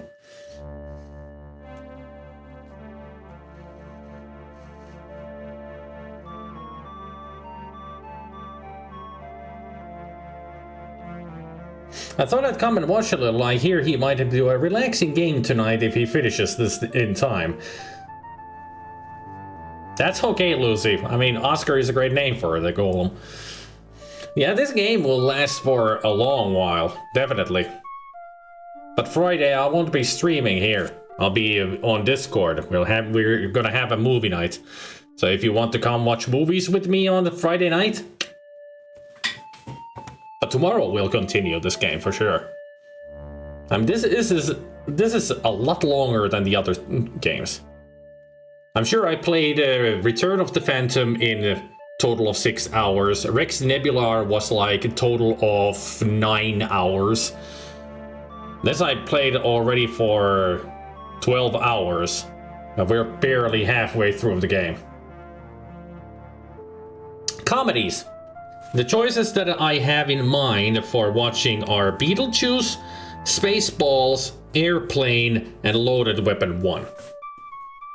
We're gonna watch 2 of those 4. Not sure which ones. But those are the 4 choices. Great comedies.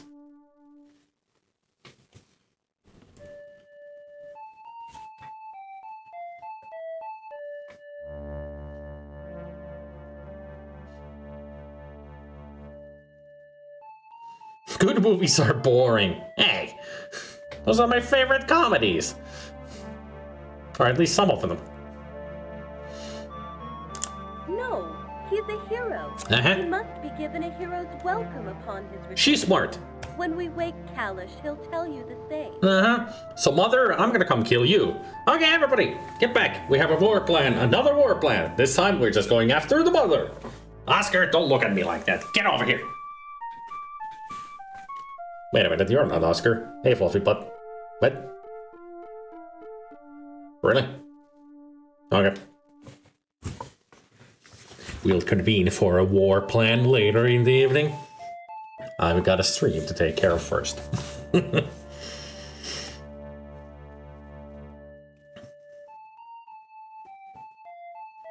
I'd go with Spaceballs and Loaded Weapon just because I've watched the other two others quite recently.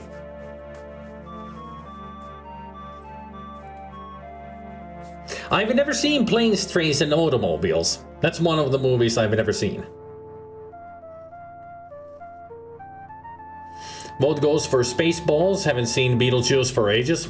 I haven't seen Beetlejuice in ages either. Yeah, I've never seen Planes, Trains and Automobiles. You've never seen Spaceballs? We're watching Spaceballs for sure then.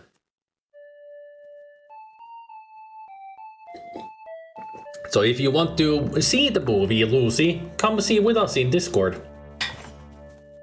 Naked Guns, they're great movies, yep. I was afraid of this. You are a stubborn thing, aren't you? Let me explain, dear. We are not going to revive Kalish. Not now, not ever. McMorn? Called it! Called it right from the beginning. She was evil all this time. Told you. I knew it. Evil. Evil. She prefers the idiot son to be the king instead of Kalash. No need for voice chat, Lucy. You just join the voice chat and watch the movie. That's it. Well, others, those who do not have microphone will be chatting in text in Discord during the movie.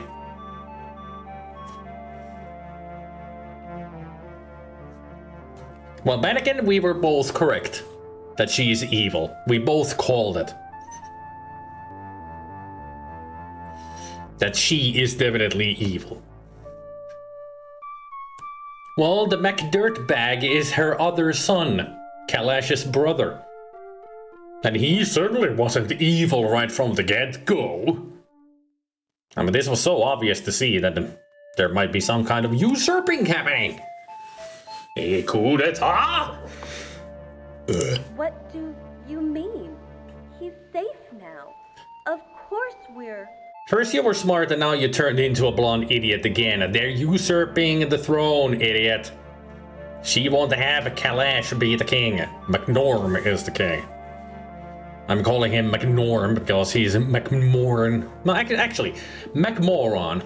That's a better name for him. Not McMoran, McMoron.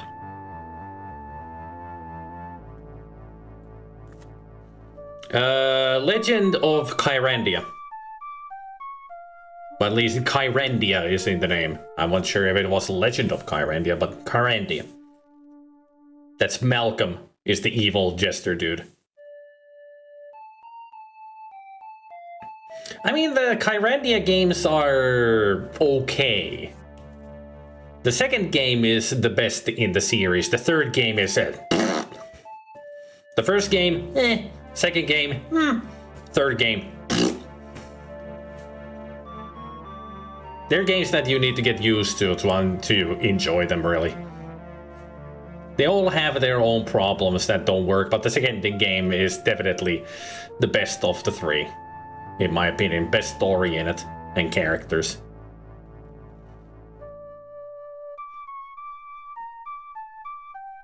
We do have a dungeon, but not a sex dungeon. But it could be a sex dungeon, because there are manacles in the cell.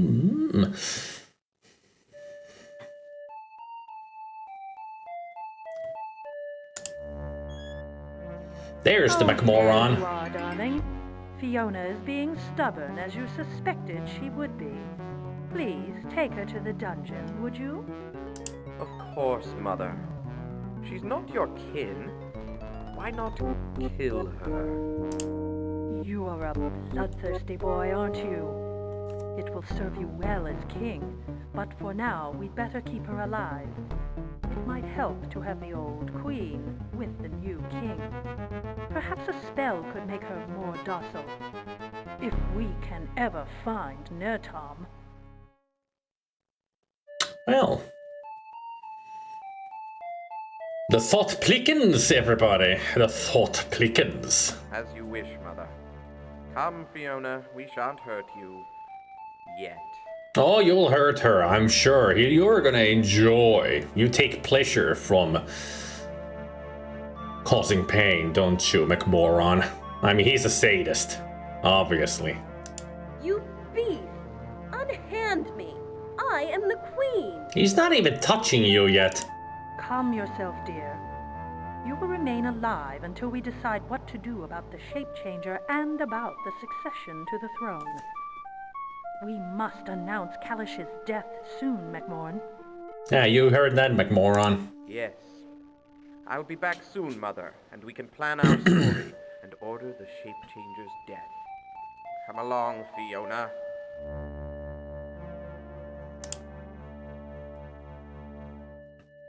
Okay, I'll come along. Ah! Let go of me, you stupid. Well.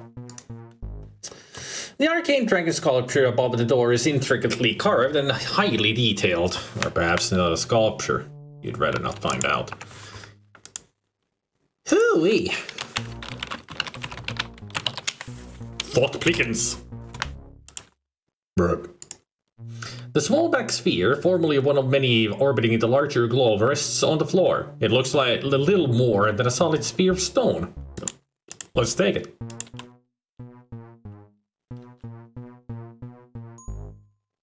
As you suspected, the solid black sphere has no magical aura at all. It looks a little like a smooth black egg. Or a marble. It feels as though whatever power this solid black sphere may have possessed has fled. As you rub the sphere against your sleeve, it gleams brighter than before. Two narrow windows provide some of the light for this room, tainted by the blue of the shielding spell. They're barely wide enough to look out of. This is clearly a representation of the circle of the spheres. Now, of course, it is useless since the sphere is destroyed. This is the place that Sunwee spent a good part of the last 20 years in a suspended sleep, awaiting the decay of the shielding spell. It looks extremely uncomfortable. Can I take this small dancing map? The map is nothing more than a series of dotted lines. The full inscription reads, "In the air, the path is there. The opposite is fire." You fold the map and tuck it away. Beneath the diagram is the message, "In the air, the path is there. The opposite is fire." Alright, gotta keep that in mind. The globe and its swirling spheres was somehow responsible for keeping the sorcerer in your world. With its destruction, the sorcerer has vanished. So it could be that he may not have died, but it was a painful return to his own reality.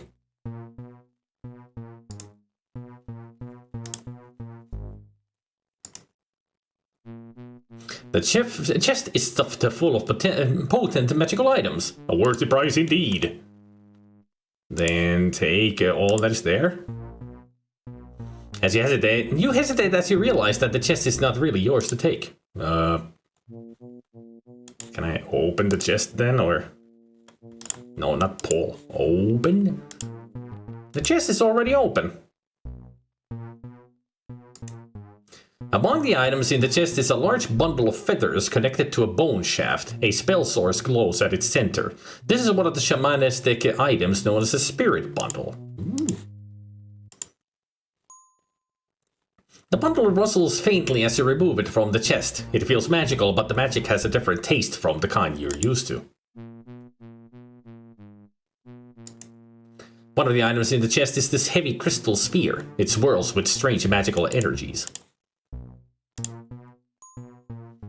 You lift the crystal from the chest with only a little difficulty. After an experimental heft, you decide it's light enough to carry and stow it in your pack. It appears to be a large sphere made of crystal. You've heard of such things. They are often magically charged with strange and wonderful powers, and this one is no exception. You focus your attention on the interior of the ball, but there is only a darkness and a sadness. The ball has no power here. So when Macmoran falsely declares the king dead, the amulet will start working. True, but we don't look like the king anymore, so... I don't know. Are there deaths in this? Many. We have died many times.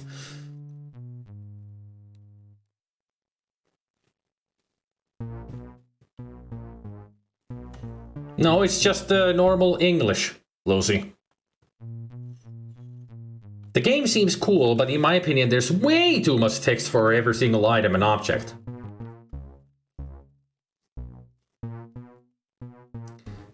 Welcome to the era of early adventure games, Swede, where everything is intricately told what the item looks like, what it is, and what it can do, because we love to read. It's like reading a book. Read a book, Swede. You ignorant bastard. This is what we love about adventure games. This is the heart and soul of adventure games, not just pointing and clicking something cool happens in an animation. So, Swede, get over here. Swine. You're insulting every freaking adventure game.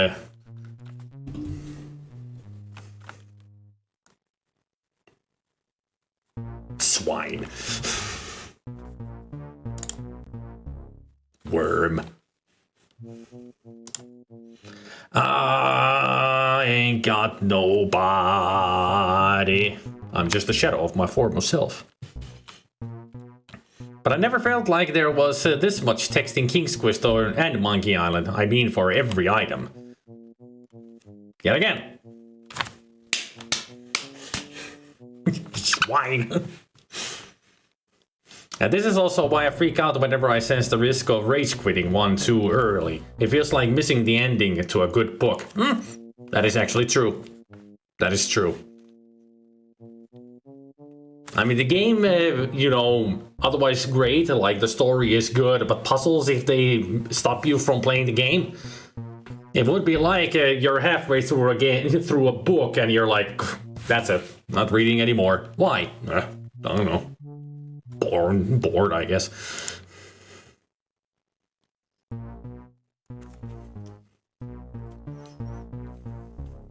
You're not an asshole, Swede. You just have different tastes in adventure games. You don't want to read.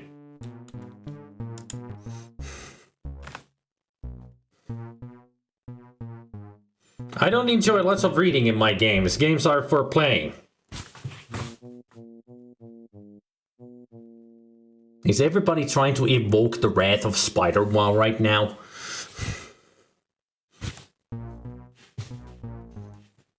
Different folks, different strokes. We have our own taste with adventure games. I prefer to read a lot because it gives more flair to the adventure game. When we get lots of description about the items that we see and all that. Instead of just saying, it's a black sphere, it's cool. Like, yeah, cool. Anything else you could say about this item? No? Okay, fucking great. Or like looking at this, it's a map, it has squiggles on it. Woo, great description.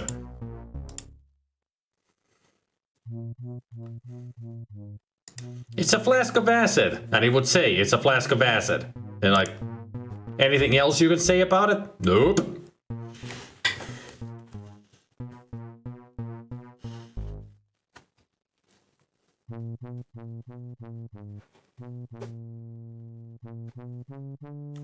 It feels like if I'm gonna say one more insulting thing, you're gonna pop out of the screen and smack me silly. That would be kind of cool though, to be honest. Painful, yet cool.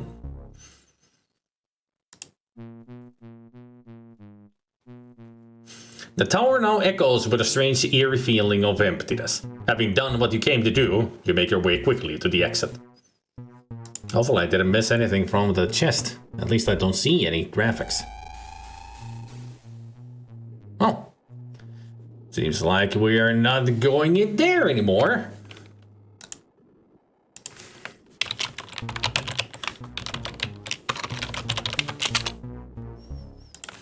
You know what? I'm just gonna check for sure that I got everything. So I'm gonna restore. Grab the items from everywhere. And make sure that I do get everything.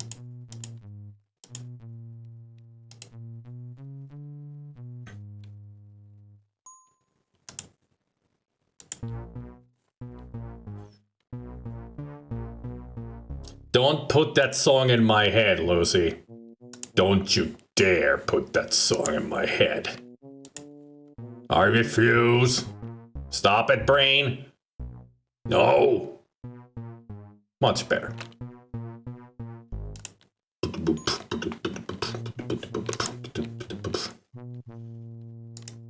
The chest is now empty. Alright, so I did get everything. Did I? Is there anything more? Gotta make sure. Nothing else. Restore.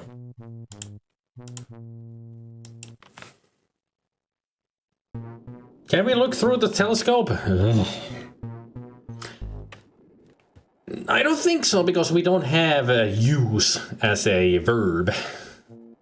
So I don't think we can use the telescope or look through it. I mean, we only get the description.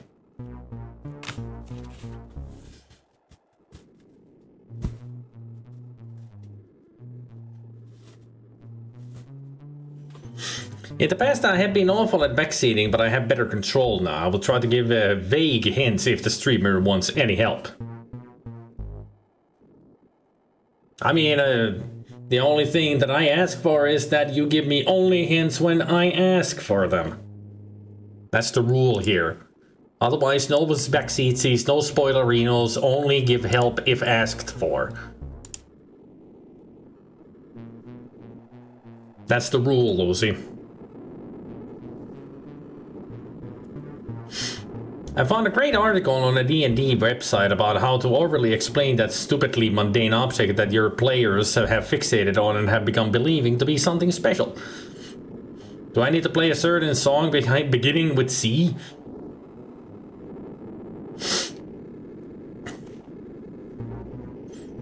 That's exactly the same thing a good adventure game should do. Yeah, just give a long description about an item that is completely useless.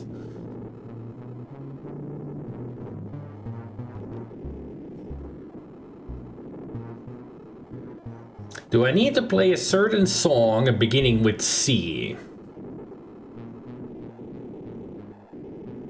I'm pondering what song that could be. There are so many songs that start with a C. I just wonder which one would be the annoying one.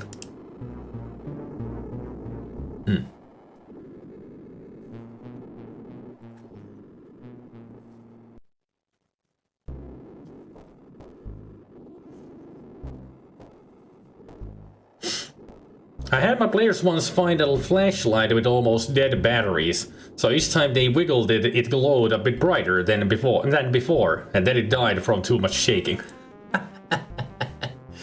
So it became just a useless item then. Alright, you shuck. Oh, they're up there. The shuck is like no other blah blah blah blah blah. Talk. Can we talk now that I've changed into my real form? We know you now, hero. Not only are you the deliverer, but you're not even the evil thing. Pass on and claim your reward if you can.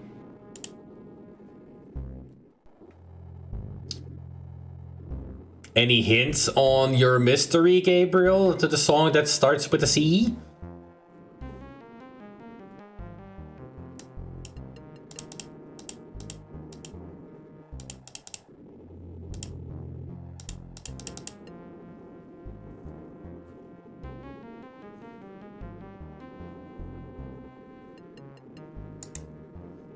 The flat cliff narrows and extends further to the west, where you can see a bizarre rock formation.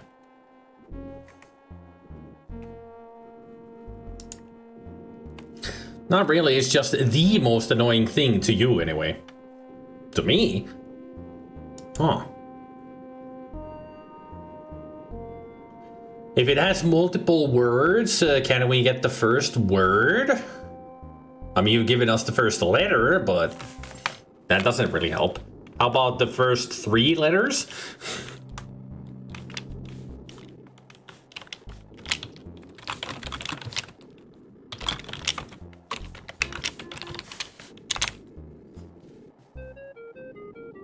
Two words. What's the first letter of the second word?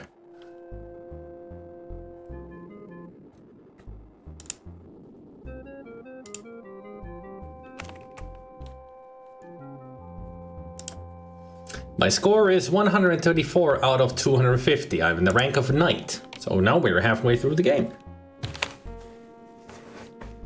That would really give it away, but alright. J. CJ. Aw, shit. Here we go again. CJ. CJ. Cranberry juice.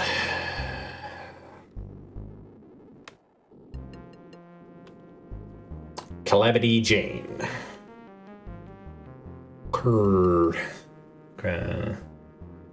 Say.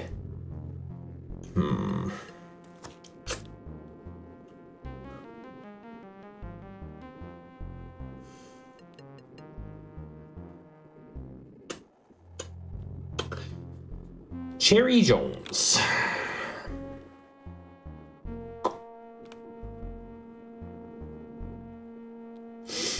Clear juice. I have no idea.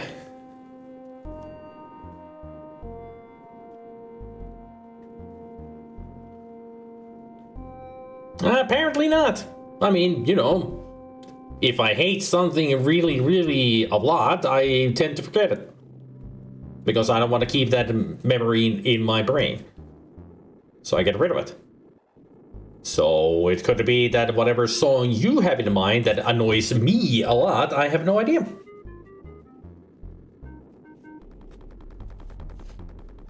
It's not really a problem. To me, it's a blessing.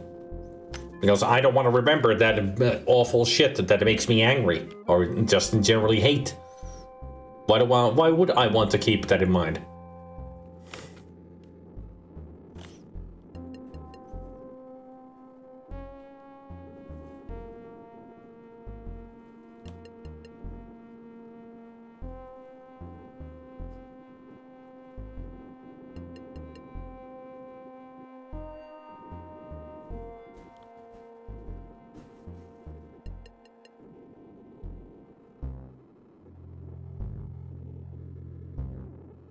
What's the second letter in the first word?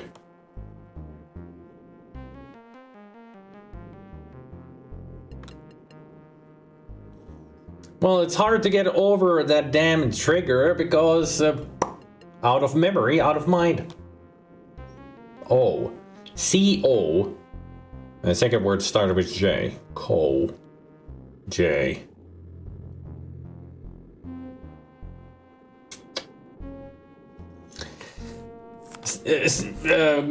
Gabriel was, you know, talking about a song that I really hate, but I have no idea what he's talking about. So I'm trying to guess what the song is, and still I have no idea. All I know is it's got 2 words in it. The first word starts with a C-O, and the second word starts with J. So... Colonel Jones. I think it would be better to give hints about its nature. Alright.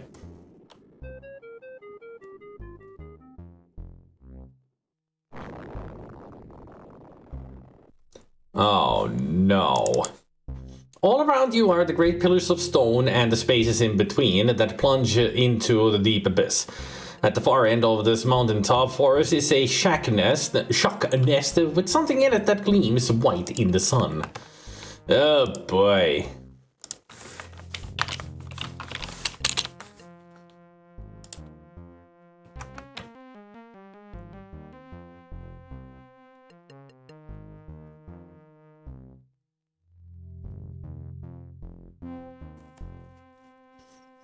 Cotton Eye Joe? No, that can't be. No, I love a Cotton Eye Joe. Head out to do Cotton Eye Joe. Even though they played it to death on the radio, I always listen to it. Where did you come from? Where did you go? Where did you come from, Cotton Eye Joe?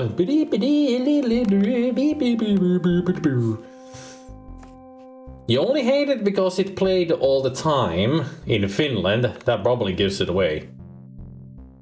I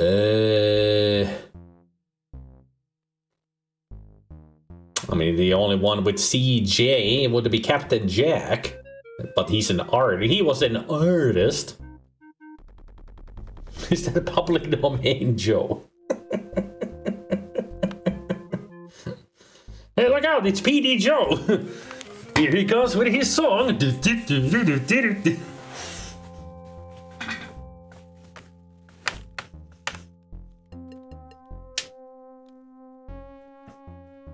Rednecks was popular everywhere. They were a smash hit. The pillar looks sturdy enough, but you suspect some magic or weakening of the stone that only allows them to be jumped upon from one side.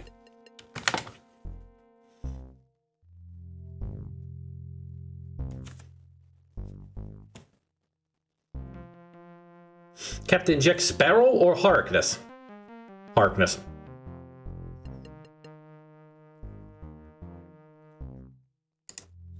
The nest is huge, like the other shack nest you saw. This one is not decorated with feathers, but it does have a gleaming object resting in its center. This must be the great treasure the Shock spoke of. I don't know if I want to hear the answer if you say it's a shit song that was played a lot in Sweden too, cause that probably means not only Spidey hates it, but I do so too. Had a crush on John Barrowman when I was a teenager. It's understandable, he's a handsome man. Surrounding this bizarre formation, the cliffs rise high into the air. The mountain is especially forbidding here.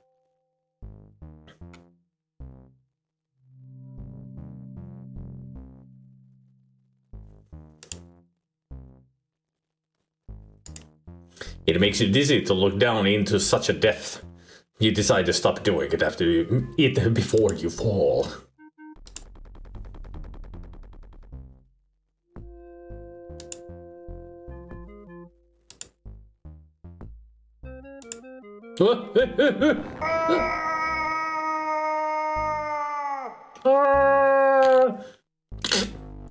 Ouch. You have a long time to think as you fall past slick stone pillars, the ground rushing up from below. The pillars must be stressed so that only one direction is saved on each...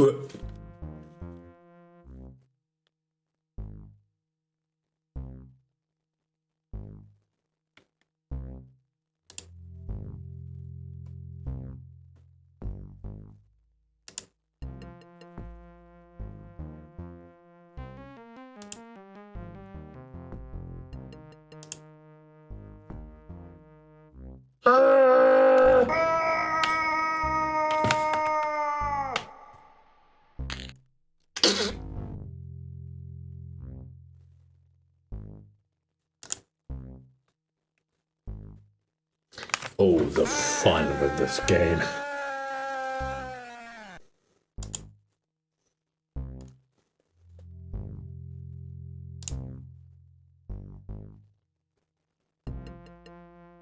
Oh yeah, the map. And Bannigan, stop backseating already.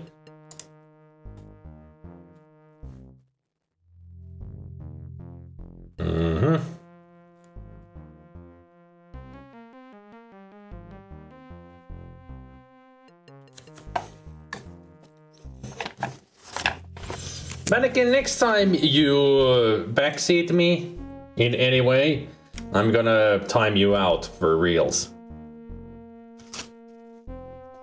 Keep your fingers away from the keyboard if you are going to say something that might help me in any way at any time. Because I'm sick of your shit.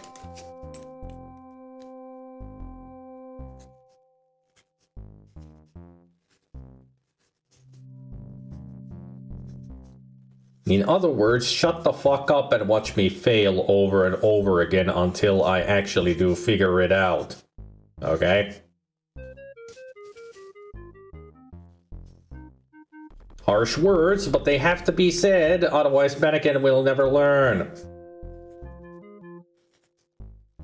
He always spoils things for me, because he cannot shut the fuck up.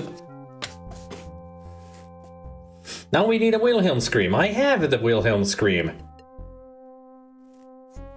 Did you know? Just try Wilhelm. I mean, if you want to know all of my sound effects, just do SFX. It'll give you the list. See? I believe in miracles. Where are you from? You sexy thing. Ugh.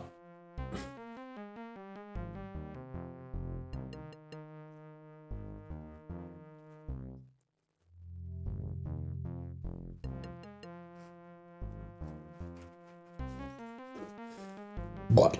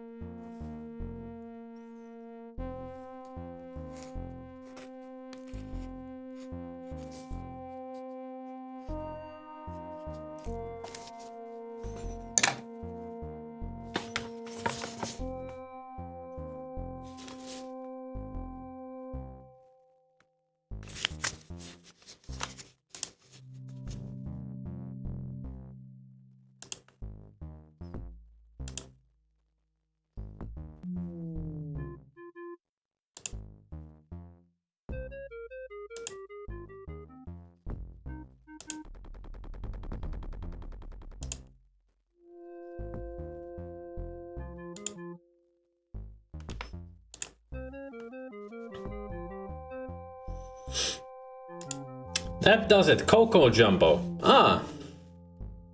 Yeah, it's a very annoying song. Oh, yeah, Coco Jumbo, yeah, yeah, yay. Yeah, not my favorite song. Yeah, I don't like Coco Jumbo. Never liked hearing it. But they did play it a lot. Very annoying.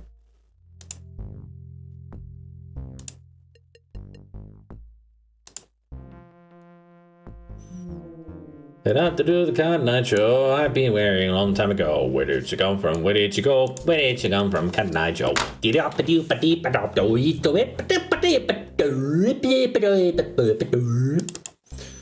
This is the other side of the mountaintop forest. An isolated platform with a lone nest. Here is kept the treasure of the shock. The nest is larger than the other one you saw and shows no sign of habitation. Instead, a gleaming white belt rests in the center of the nest like a precious egg. Surrounding the platform and the stone spires, the mountain vaults high into the heavens. Above, silhouetted darkly against the sky, you can see the tower of Tyre and Nakabranwi, Tears of the Dragon. The ledge upon which you stand seems tiny amidst the vastness of the mountain. It looks like a flat slab of stone supported by a cluster of strange stone trees. The stone trees creak faintly in the high mountain breeze. What once looked challenging and deadly now looks amused and serene, as if laughing at your fears. The stone shafts and the mountainside plunge dizzyingly down to the very base of the mountain. Far below you can see the stone trees rise from the earth and the jumble of rocks from the broken pillar.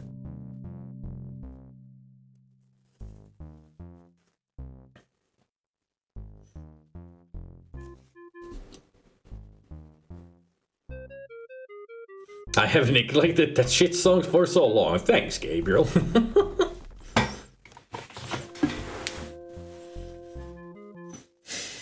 To be fair though, there are worse songs for sure. A lot worse. I'm a Barbie girl in a Barbie world. Made of plastic. It's fantastic. Come on Barbie, let's go party. Yeah. Come on Barbie, let's go party.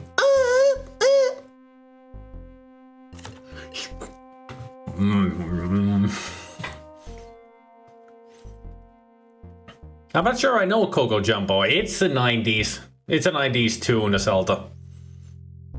Like early 90s. Probably 93 or 94. As far as I remember, I was a teenager when it came out. But for the ultimate suckiness, I would say the Macarena, La Sketchup, or Saturday Night by Wakefield. I'm not sure if I know Saturday Night. But the Ketchup song is nothing but gibberish, and Macarena I actually do like. Hey,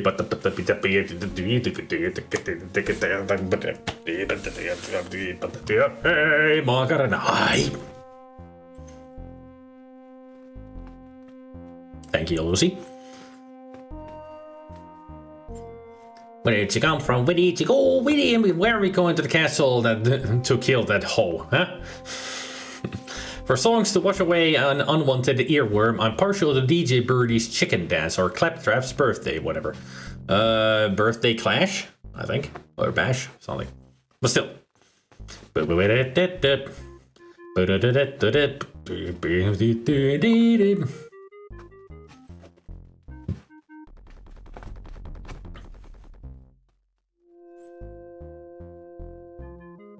Let's not talk about the chicken dance. Of course. Because we need to sing it.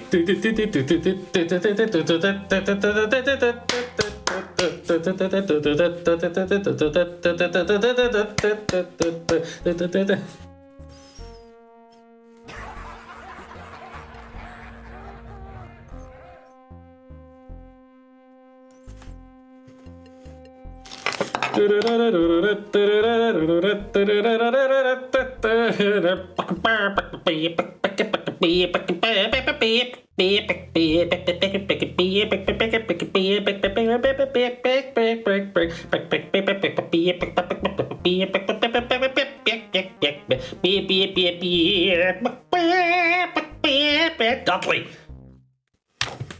It's not a musical. Resting in the nest is a gleamy white belt that somewhat resembles a fighting girdle. This must be the treasure of which the Shock spoke. It's yours for the taking. Then take it. The belt is solid and finely wrought and should be quite heavy. Instead, it feels as light as a bit of a goose down. Gingerly, you clasp it about your waist. An odd feeling of happiness comes over you.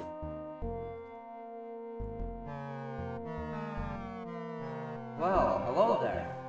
Is this belt the prize I was supposed to win?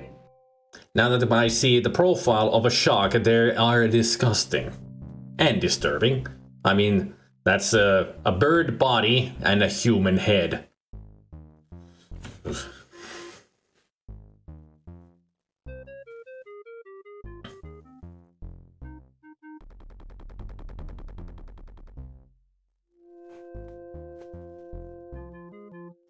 What is love? Baby, don't hurt me. Don't hurt me no more. What is love? Baby, don't hurt me. But hurt me. Be bled.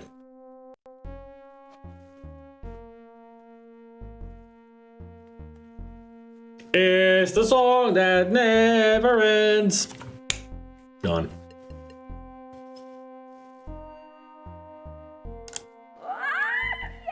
Jesus. Well done.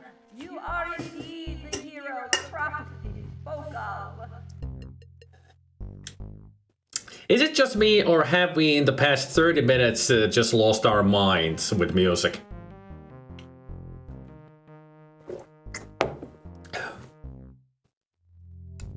What prophecies did I fulfill? It's a long story. In our dim history, it is said that the Shock couldn't fly. Huh. Couldn't fly? But you're birds. Well, I get the feeling that the Shock weren't birds to begin with. Birdmen, young shifter, birdmen.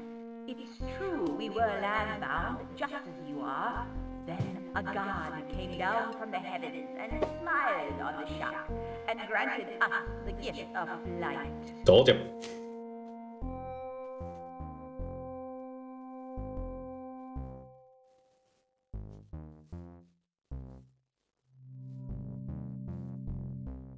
I think Specky has lost his mind by now.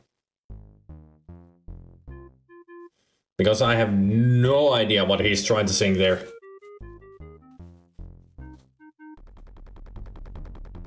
They're coming to take me away. Haha, they're coming to take me away. Oh, hee hee, out of the funny farm.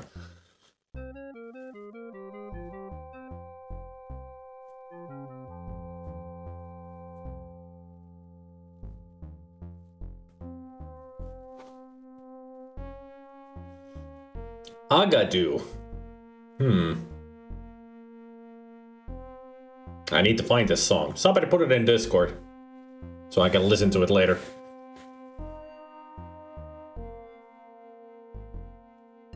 I got it from my daddy. I got it from my daddy. I got it. Ooh, where'd you get that body from?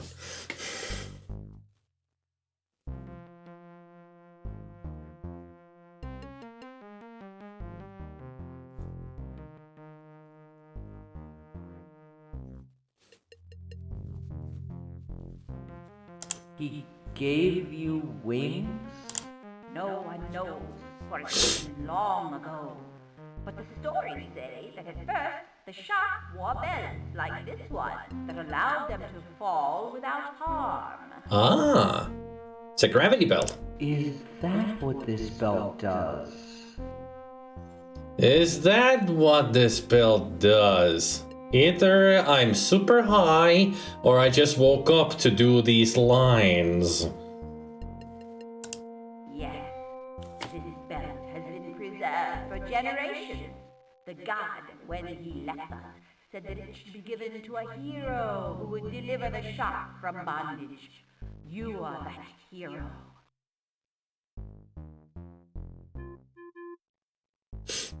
Anybody else get the feeling that at this point I should have started doing my own voice acting for the game? Thanks for your gift, although you made it pretty hard to get.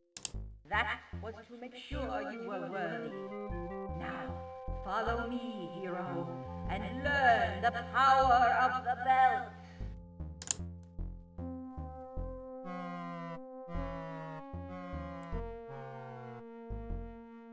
Whee!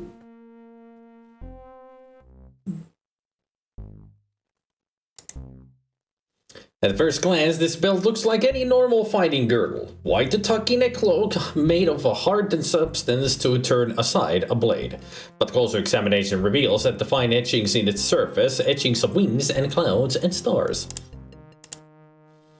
As you set the belt more firmly around your hips, you feel an odd sensation as if the wind had suddenly blown you almost off your feet. Just in my pants.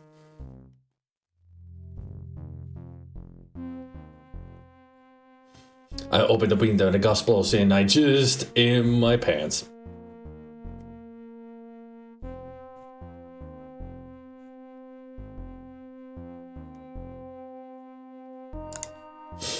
These strange stone towers rise into the air until their tops are lost to sight. There appear to be 24 of them, arranged in 5 neat rows of 5 towers each, with one missing. Is this a natural formation?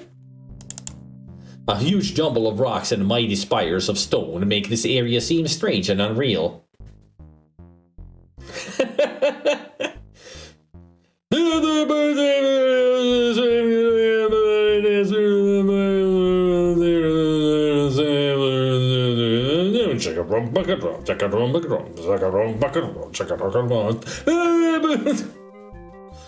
Complete gibberish. I mean, that was a big hit. And he sings nothing. Absolutely nothing. It looks like sometime in the past one of the pillars collapsed, leaving piles of large rocks here at the bottom. What could have caused the solid stone to collapse that way? The mountainside is dark and forbidding here since the sun is blocked on all sides. The eastward path leads back to the base of the mountain and the waterfall. The ground here is rough and dry and scattered with many loose stones and small boulders.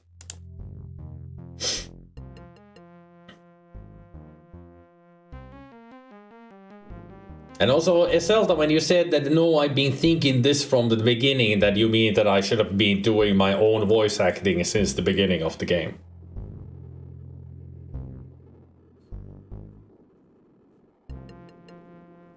Yes.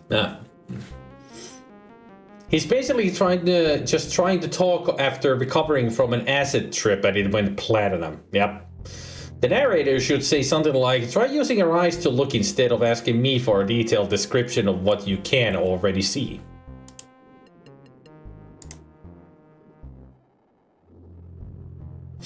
The mountainside here is rough enough to climb, but far too steeply angled to be safe. You'll have to look elsewhere for the way up to Sunwee's Tower. I want to get that description from just looking at the graphics here. I'm glad that the game tells me so.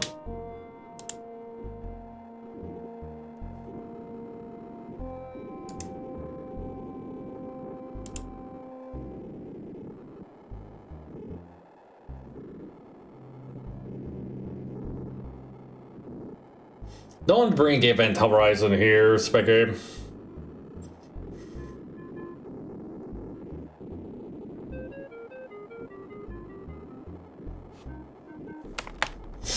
On that note, I found the great descriptions again. Anyone want to see one of them? Okay.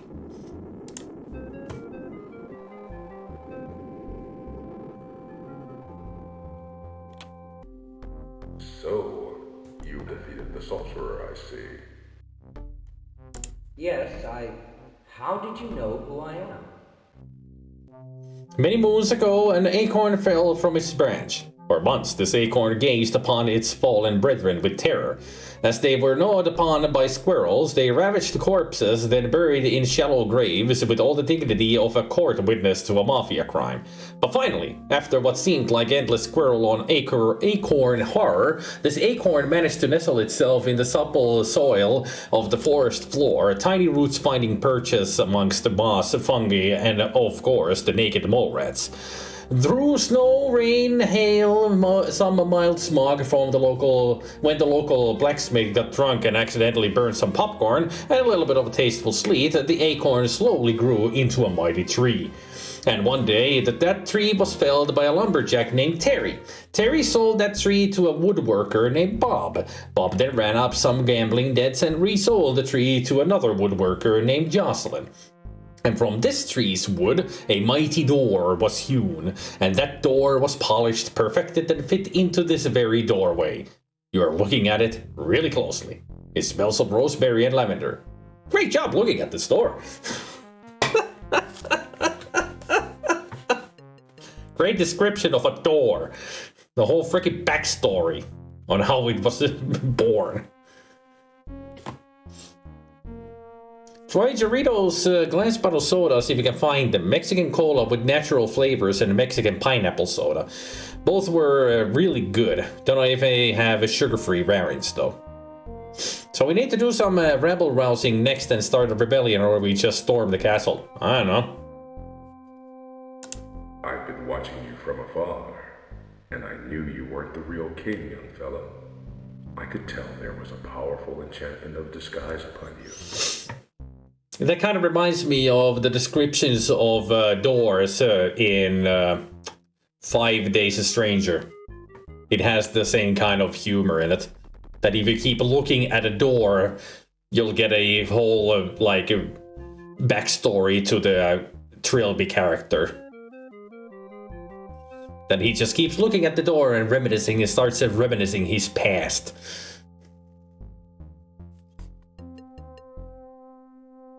Tell me more. No time for that now.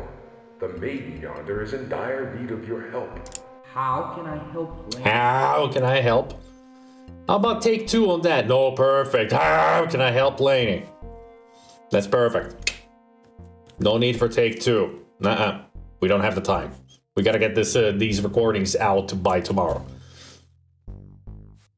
I mean, I cannot wait until we hear something like, how can I help Eleni? Sorry, I was drinking something. No, that's perfect. We'll keep it. Yeah, what? Well now. Well now. This is hard to explain, young hero. Let me ask you first. know what you are? Shapeshifter. What do you mean? Shapechanger. You are a shape changer, lad. Uh-huh. Why else would you be picked to masquerade as the king? You may not remember what happened, but it's clear you were enchanted for the deception, and no enchantment is powerful enough to give one man another's looks and memories, unless that other is a shape changer. I remember what the wise shape changer said, that when they change into something, they get the characteristics and such off of the object that they turn into. So when a shape changer is turned into somebody else, they get their memory and looks. But he did also say that there is no magic powerful enough to do so, so an enchantment was needed to do this. That's why our hero here doesn't remember who he was before, because he's got the memories of the king.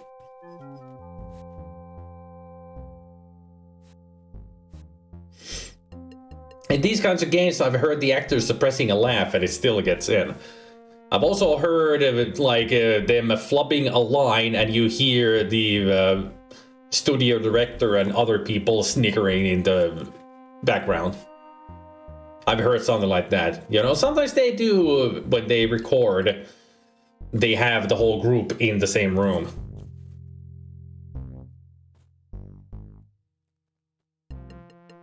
So you can hear them laughing in the background. It's true that I don't remember who I am, but I can't change shapes. How can I be a shape changer? Because you are, and you can. I mean, you're back to your normal self. You've forgotten how, son. And you're missing your focus, your ring. You must travel to Slathan Nebatan to regain it. But that's not important now. What matters is that as a shape changer, you do have the power to save Lainey. Now, one of the things that I've really noticed about this game with all these different voice actors is that nobody says the same, you know, like names or such the same way. Like some say Slathan Nebatan, then he said Slathan Nebatan. It's like, oh, come on. Director, can't you direct them to say the names the same way because there is only one way to pronounce things here? No. Okay. And that's why I should have done my own voice acting. But then again, we would miss out on these flubs if we didn't. How is that possible? What must I do? And also we have heard lots of Shakespearean actors in here. But then we also get this. How is that possible? What must I do? It's like you gave up at the end there, didn't you? How is that possible? What must I do? It's like, stop acting halfway through. All shape changers have the power to heal, for healing is nothing more than the power to shape a body back to its original form. You're not even the same voice. The secret is your Atlan, your healing focus. You're not the same actor as before. What the hell?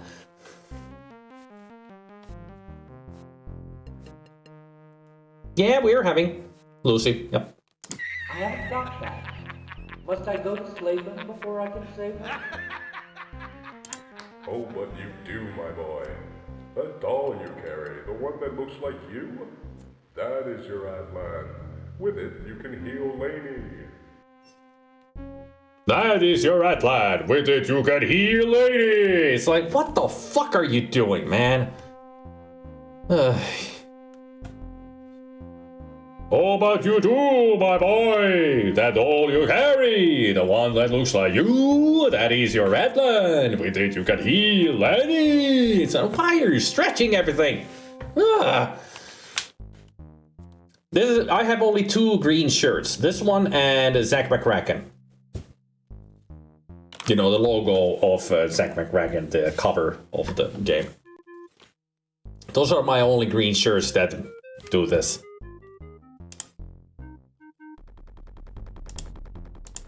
But... Time is wasting, youngster. Use your powers. Heal her. What the fuck kind of acting is this? Director, where did you go? Start directing. I'll let my secretary do directing on this day. I'm taking a break.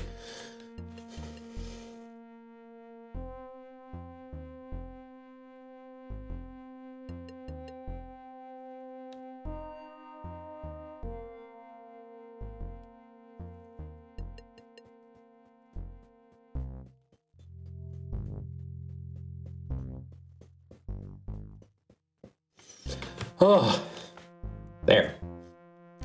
Got past the worst acting I've heard in a video game in a long time.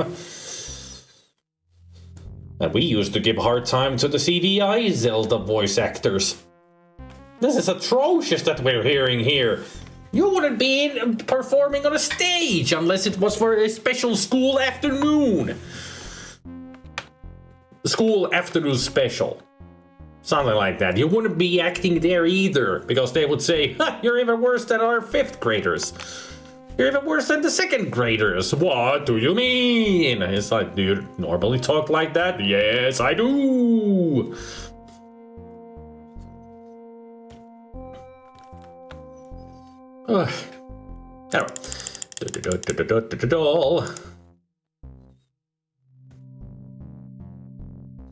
How odd. The doll looks very familiar now. In fact, you'd swear it's you. This is a doll of you. A memory jumps into your head of somehow using this doll to help yourself and others recover from being sick. But who could have made it? And why? Well, he'll... There.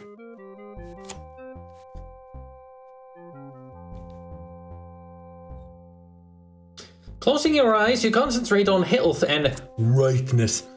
But there is almost no spark of life, no tangible spirit that you can hold on to provide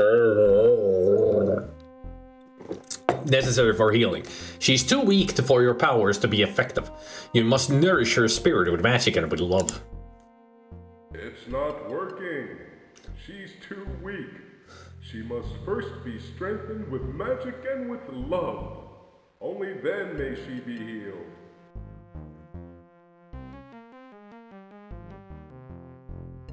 His voice acting just triggered me in some ways. It reminded me of the similar type of voice acting in some other game. Horrible.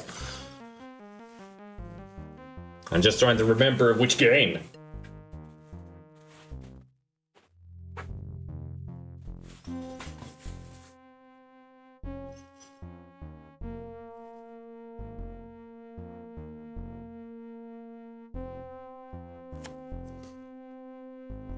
Or maybe it was a crappy cartoon. Oh god, it's Zoo Race, what I'm thinking about. Zoo Race has the same kind of annotation that this guy has in his way of speech. First place, Samantha the pig. Second place, blah blah blah, the horse. I mean, it has the same kind of talk. Exactly the same kind. I hope you're not the freaking narrator for Zoo Race. Because you sound exactly the same. What do you mean, magic and love?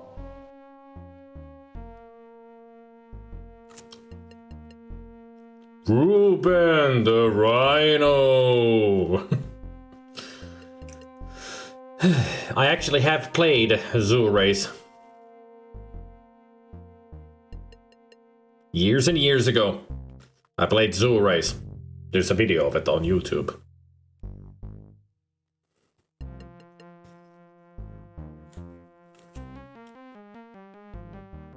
Lucky you. Yeah, I felt so lucky. And what do you mean, magic and love? You need a magical way to strengthen her spirit. That will help. You also need to speak to her. Whisper words of love to her. Give her an interest in living. Remember, originality counts. I also remembered suddenly how to speak normally. Isn't that great? Yeah, sure it is, Tony the Tiger.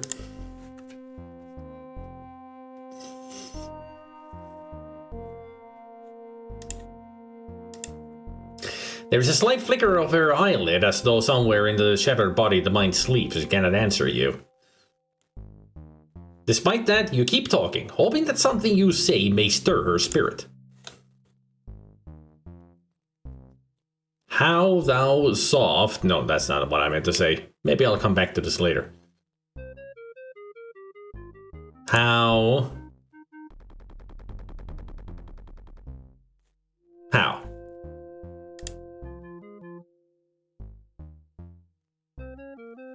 How art thee... No, that's not what I meant to say. Thou art light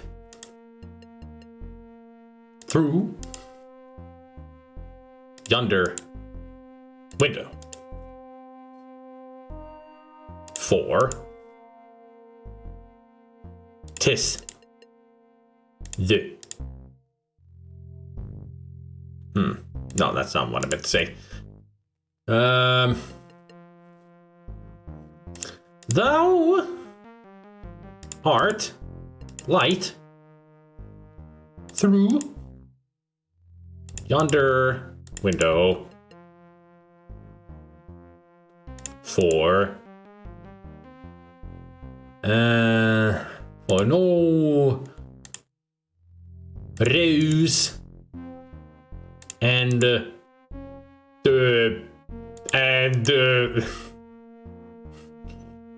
no, that's not what I meant to say.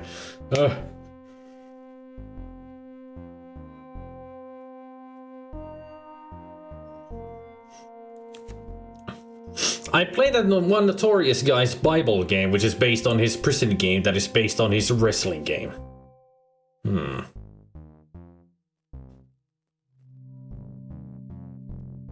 Would be funny if he said, remember, eat a big ass bowl of frosted flakes, they're great! What light through yonder window breaks? Is this a Romeo and Juliet? Yeah. Soft? Do I love thee?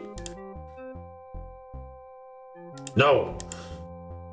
For no bird as fair did bird is. No, that's not what I meant to say. I think I need to go get the freaking poetry book from the castle, but if I go to the castle, I die.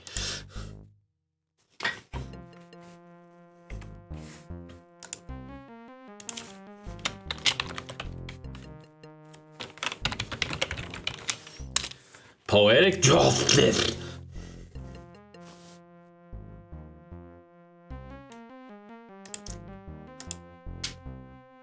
I'm gonna talk to the blanket. At least then I might get a response.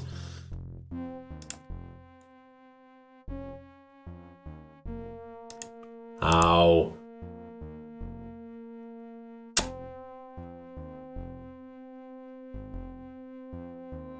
No, that's what I meant, not what I meant to say. Soft. What? Light.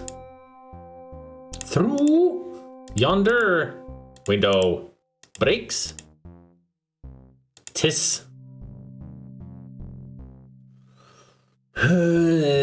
bird.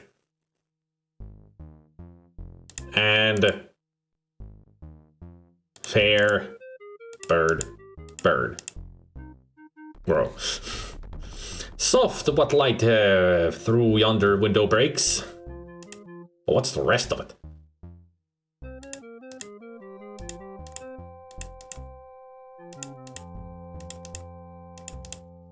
Never would have thought that they actually would put a freaking Shakespeare in this.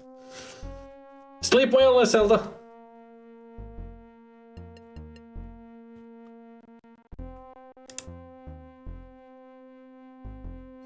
What light through yonder window breaks? Apparently the game.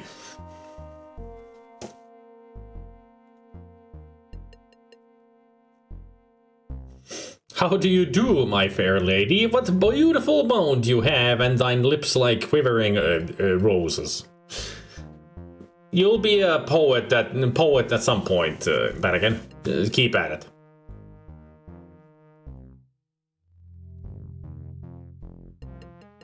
Tis. Rose? As fair did. 3.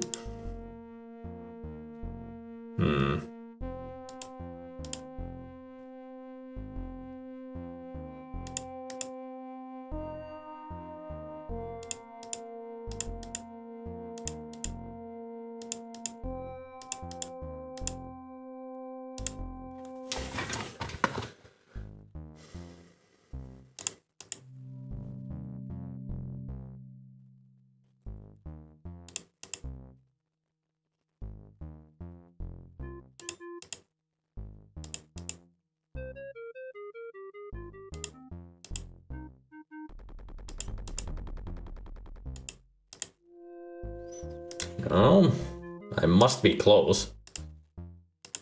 Anybody know Shakespeare?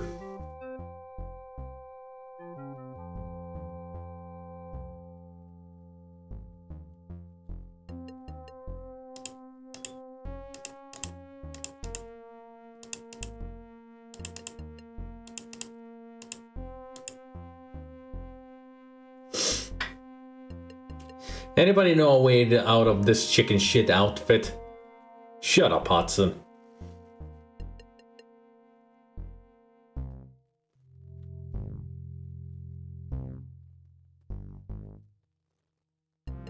Game over, man. Game over.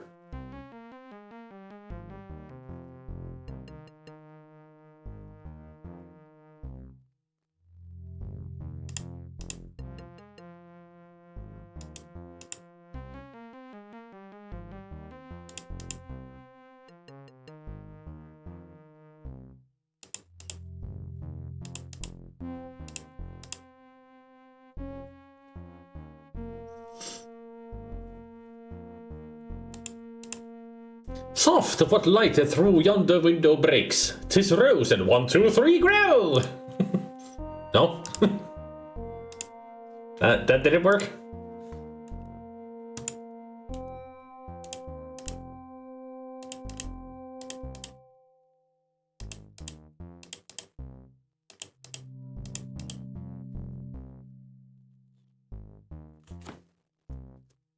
I'm selling these fine leather jackets.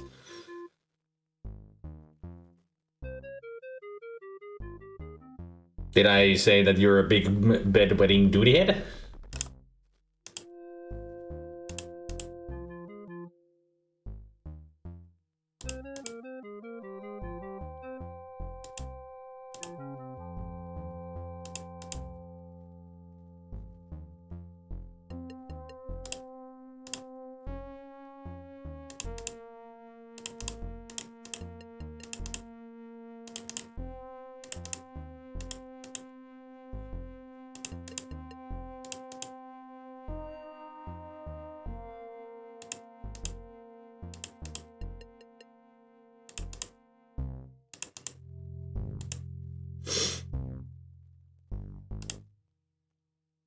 No, that's not the one I meant to say.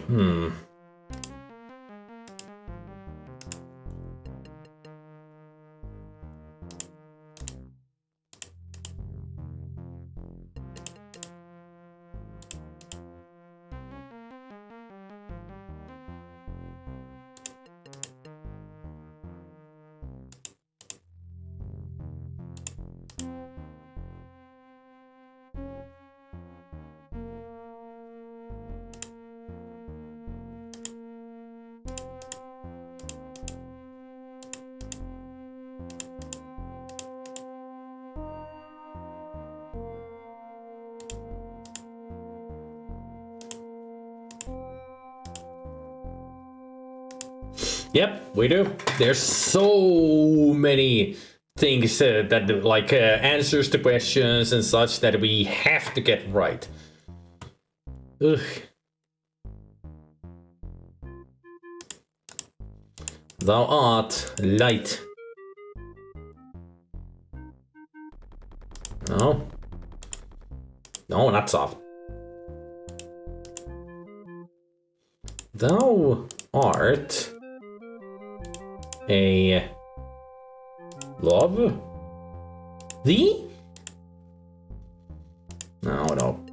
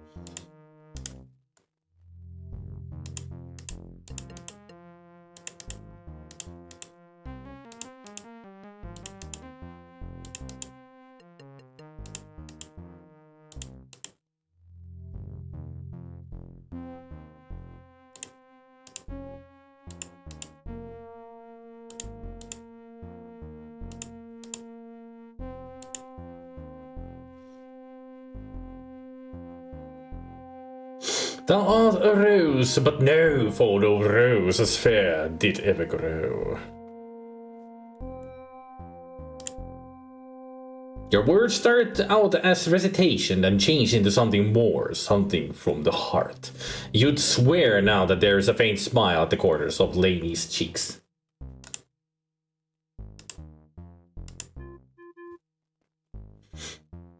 Closing your eyes and concentrate on health and brightness, but there is almost no spark of life. Okay. So, more. The corners of Lainey's mouth curl up slightly at the sound of your voice, but there is no other response.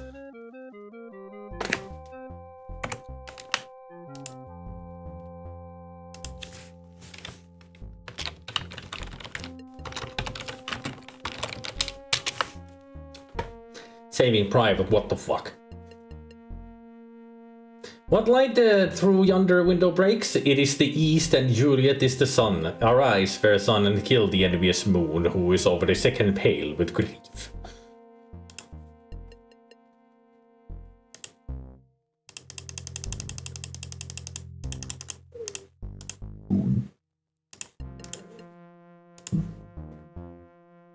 Despite your good intentions, the crystal flower will do Lainey no good right now. According to the hermit, there are things you can do, but that's not one of them.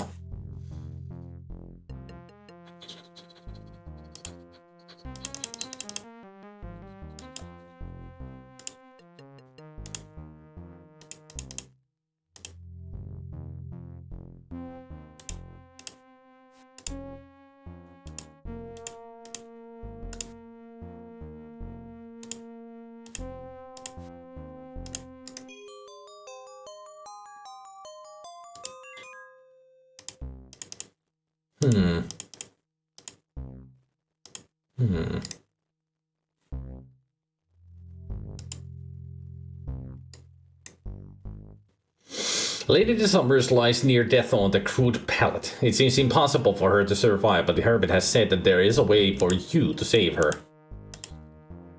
Any hints? Don't talk to me. Talk to her. Remember, magic and love will make her strong enough to heal.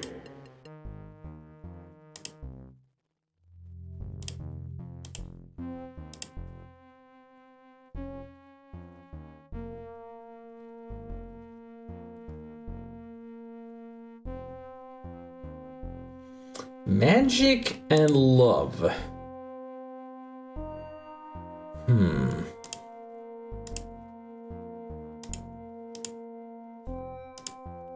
The feathers make a hissing sound like leaves in the wind. You hear a sound as faint as chanting coming from the air around you and feel a renewed strength of spirit.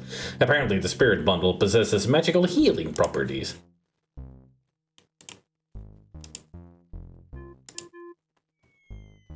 You hear a hissing whisper of faint voices. Before your eyes, the bundle disintegrates into fine powder, which swirls away in the tiny air currents of the cave. It's hard to be sure, but you swear a little color has come back to Lainey's face. That was it. Now we can heal her. Why would the Eastern girls like tentacles? Because Bennigan is a racist. And an idiot. He's not really racist, but he's an idiot. Closing your eyes, you concentrate on health and rightness. You feel as though you were in a canoe rushing headlong downstream. Then Lainey groans and you sense internal movement. Bones re-knitting, torn flesh mending, blood finding its way back into the body. Health and vigor flood through you both like a jolt of potent wine. Oh. What happened? Where? I'm alive. Thank cow. And who are you, my man, to look at me that way? Be thankful, young maiden. This is the man who saved your life in exchange for your saving his. I did not. I saved the king's life and fell from the mountain. I remember that much. That was me. I mean, I am the king. That is, I was. It's a good thing you weren't so tongue-tied when you spoke your love poem, young man, or she'd never have woken up. It's really quite easy, Lucy. It's just, editing later on, adding an echo. Well, I can do it in real life, because I got the voice mod, so now I sound like I'm in a huge cave, don't I? I'm gonna join them the way they are talking right now, so I'm gonna keep this on. I remember I was in a dark place, floating. Hell. I heard a voice very far away, speaking beautiful words of poetry. That was him. It brought me near. Then I felt a terrible pain, and then I woke up. Noise. That was you? It's with an O before the I. Noise.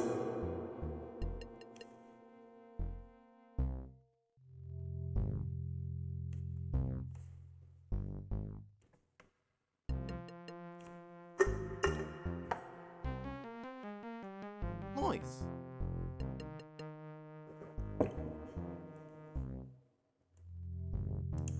That voice belonged to this young hero right here.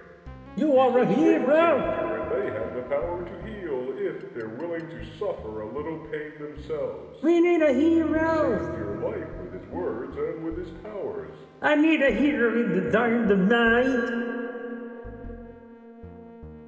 Another streamer has several Guybrush nices. All I got from Guybrush is Yoha and Papa Pichu. Then I owe you a great debt of thanks. But what of the king? Is he here?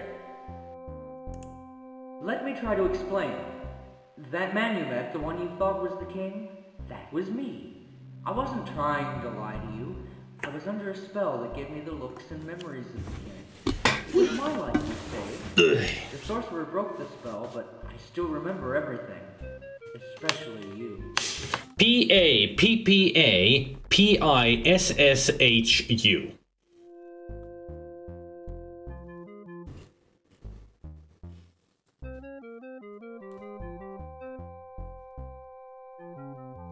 Papa Pichu. There you go.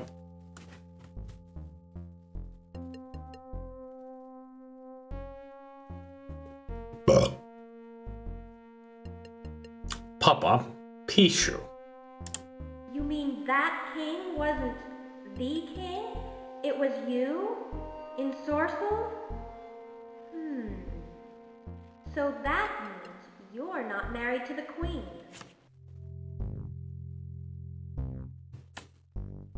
What?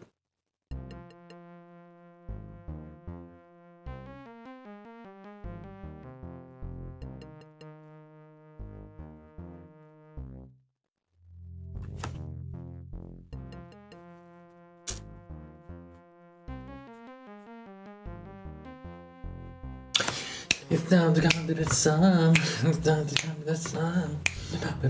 Man, it's time to get lucky. It's time to get lucky. It's time to get lucky. It's time to get lucky. It's time. He coming for that booty. No, I'm not married to anyone, as far as I know. That's interesting. How a person's perceptions can change from one minute to the next, that is. It must have been frightening for you.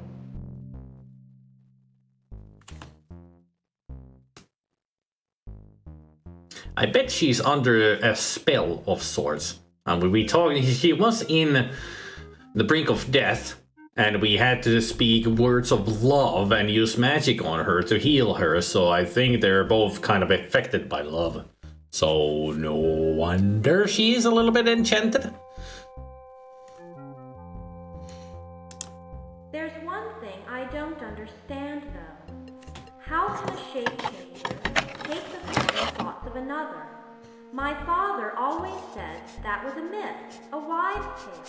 Shape changers can't change themselves to look like other people. Yes, because they can't. It was somebody else's doing. It was an enchantment.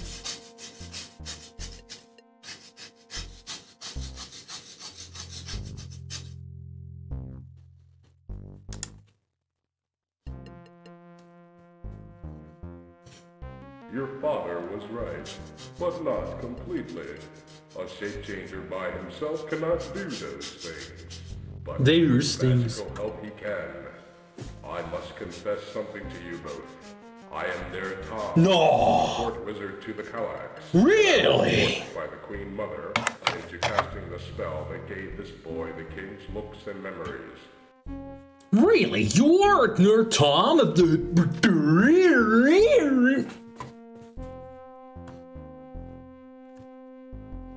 Ever since I saw this hermit, it was like, that's Nerd Tom. Knew it immediately. And you're the one who did this? Huh. You're the wizard? Well, I didn't vote for you. Why did you do that to me? Ask the mother. It was her plan, apparently. I was afraid for my life, young Slayton. The king had refused his mother's plan to substitute a changer to die in the sorcerer's hand, but she went ahead anyway, acting while the king slept. After doing the deed, I fled the castle to try to decide what to do. I came here to wait for you, wondering if I should expose the plan or let it go forward. Expose the plan or let it go forward. Expose. I mean, this guy flips some words into British. It must be Canadian. The king had refused his mother's plan to substitute a changer to die at the sorcerer's hand, but she went ahead anyway, acting while the king slept. Huh. Interesting. True, we haven't seen any Dremels. Yeah. We haven't seen that many fantastical beasts or creatures in the game. And I'm talking about animals. We haven't seen any, or barely any animals. We just seen people. Game, you disappoint us. You risked my life against the sorcerer. Why didn't you tell me? Like, where are their versions of horses, which are the Dremels? Where are their versions of cows, chickens, any normal birds? We've seen one lizard and it was like 5 pixels. Where are all the cool stuff? The life? I mean, when you think about it, wherever we went, the world has been extremely lifeless. No animals anywhere.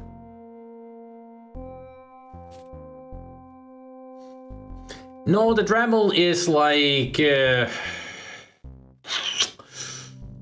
what could we compare it to? I mean,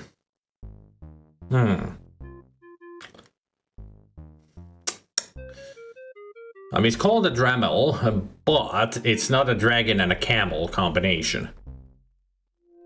It's not a chimera, it's like their own... wingless dragon? Well, it's not a wyvern, but it's like a tauntaun, but it's a lizard. It's just a lizard beast that they ride on, like on horses. You know, a dinosaur-looking thing. My loyalty is to the king, you know. I didn't want you to abandon your quest and leave him to face the sorcerer, but I didn't want you to die either. I cast a scrying spell to see the future and saw that you had a chance if you were clever and brave. So I let you go ahead. Well, thanks a lot. I could have been killed. Oh, don't be such a poop. It all worked out, didn't it? Gabriel, You defeated don't be such a the poop. sorcerer and saved my life. You hear it, Gabriel? Don't be such a poop. I'm gonna be using that from now on. If somebody says something silly, I'm just gonna, hey, don't be such a poop. Well, I suppose so. So now what? Do I go to the castle and claim my reward?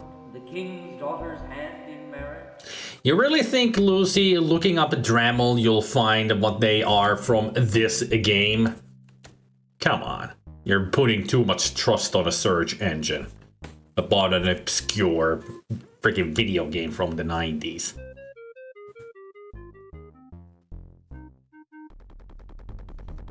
I mean, this is a fantasy world with fairies and other stuff. Dremel is not even real, even close. Since it's a giant raptor or dinosaur-like creature. Gotta be more specific with your searches. Like, seriously.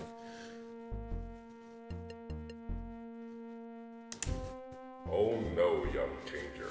There's heroism yet to be done. The Queen Mother has no intention of rewarding you and waking the king.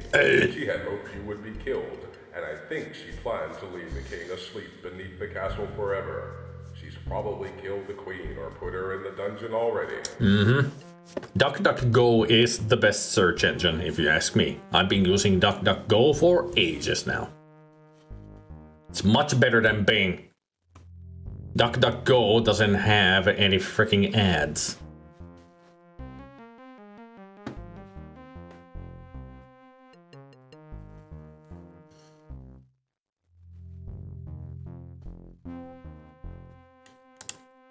Since you're alive, people will be asking where the king has gone. Well, there actually are ads, but you know, I still trust the DuckDuckGo more. Soon the countryside will be hunting you. Once you're dead, she'll put her other son on the throne as a puppet and rule the kingdom herself. You must flee, Shape Changer. Leave the kingdom. You're in terrible danger.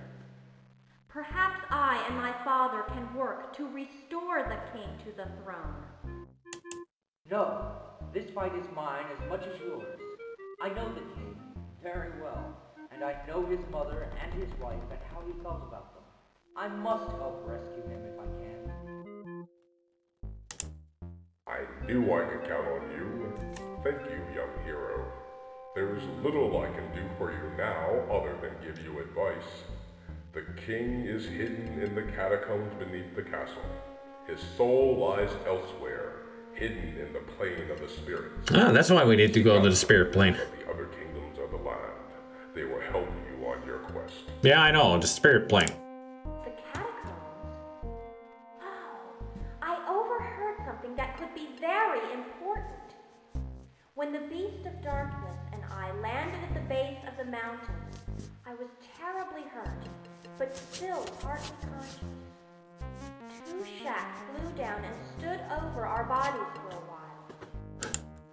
One of them said, "The beast is dead." The other said, "There is another in the catacombs of Grand Galahad."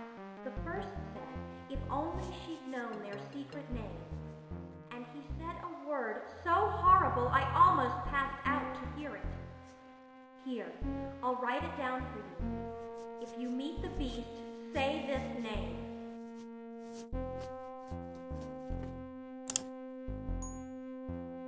Upon the parchment is written a word, written a name, the very sight of which is enough to strike horror into your heart. Thank you. I've got a lot to do. I'll go now. Suddenly the music picks up. And there is one last thing I must give to you. Come here. Smoochy smoochy? Kissy kissy? There. Goodbye, Ling. Don't worry about me. I'll be alright. I won't. You've got our lucky charm after all. As soon as I can, I'll go to my duchy and muster troops to aid you. We'll move on the castle as soon as possible. And goodbye to you, wizard. You did a terrible thing, but you've made up for it. I hope for your sake that I can save the king. Good luck, young man. I have faith in you.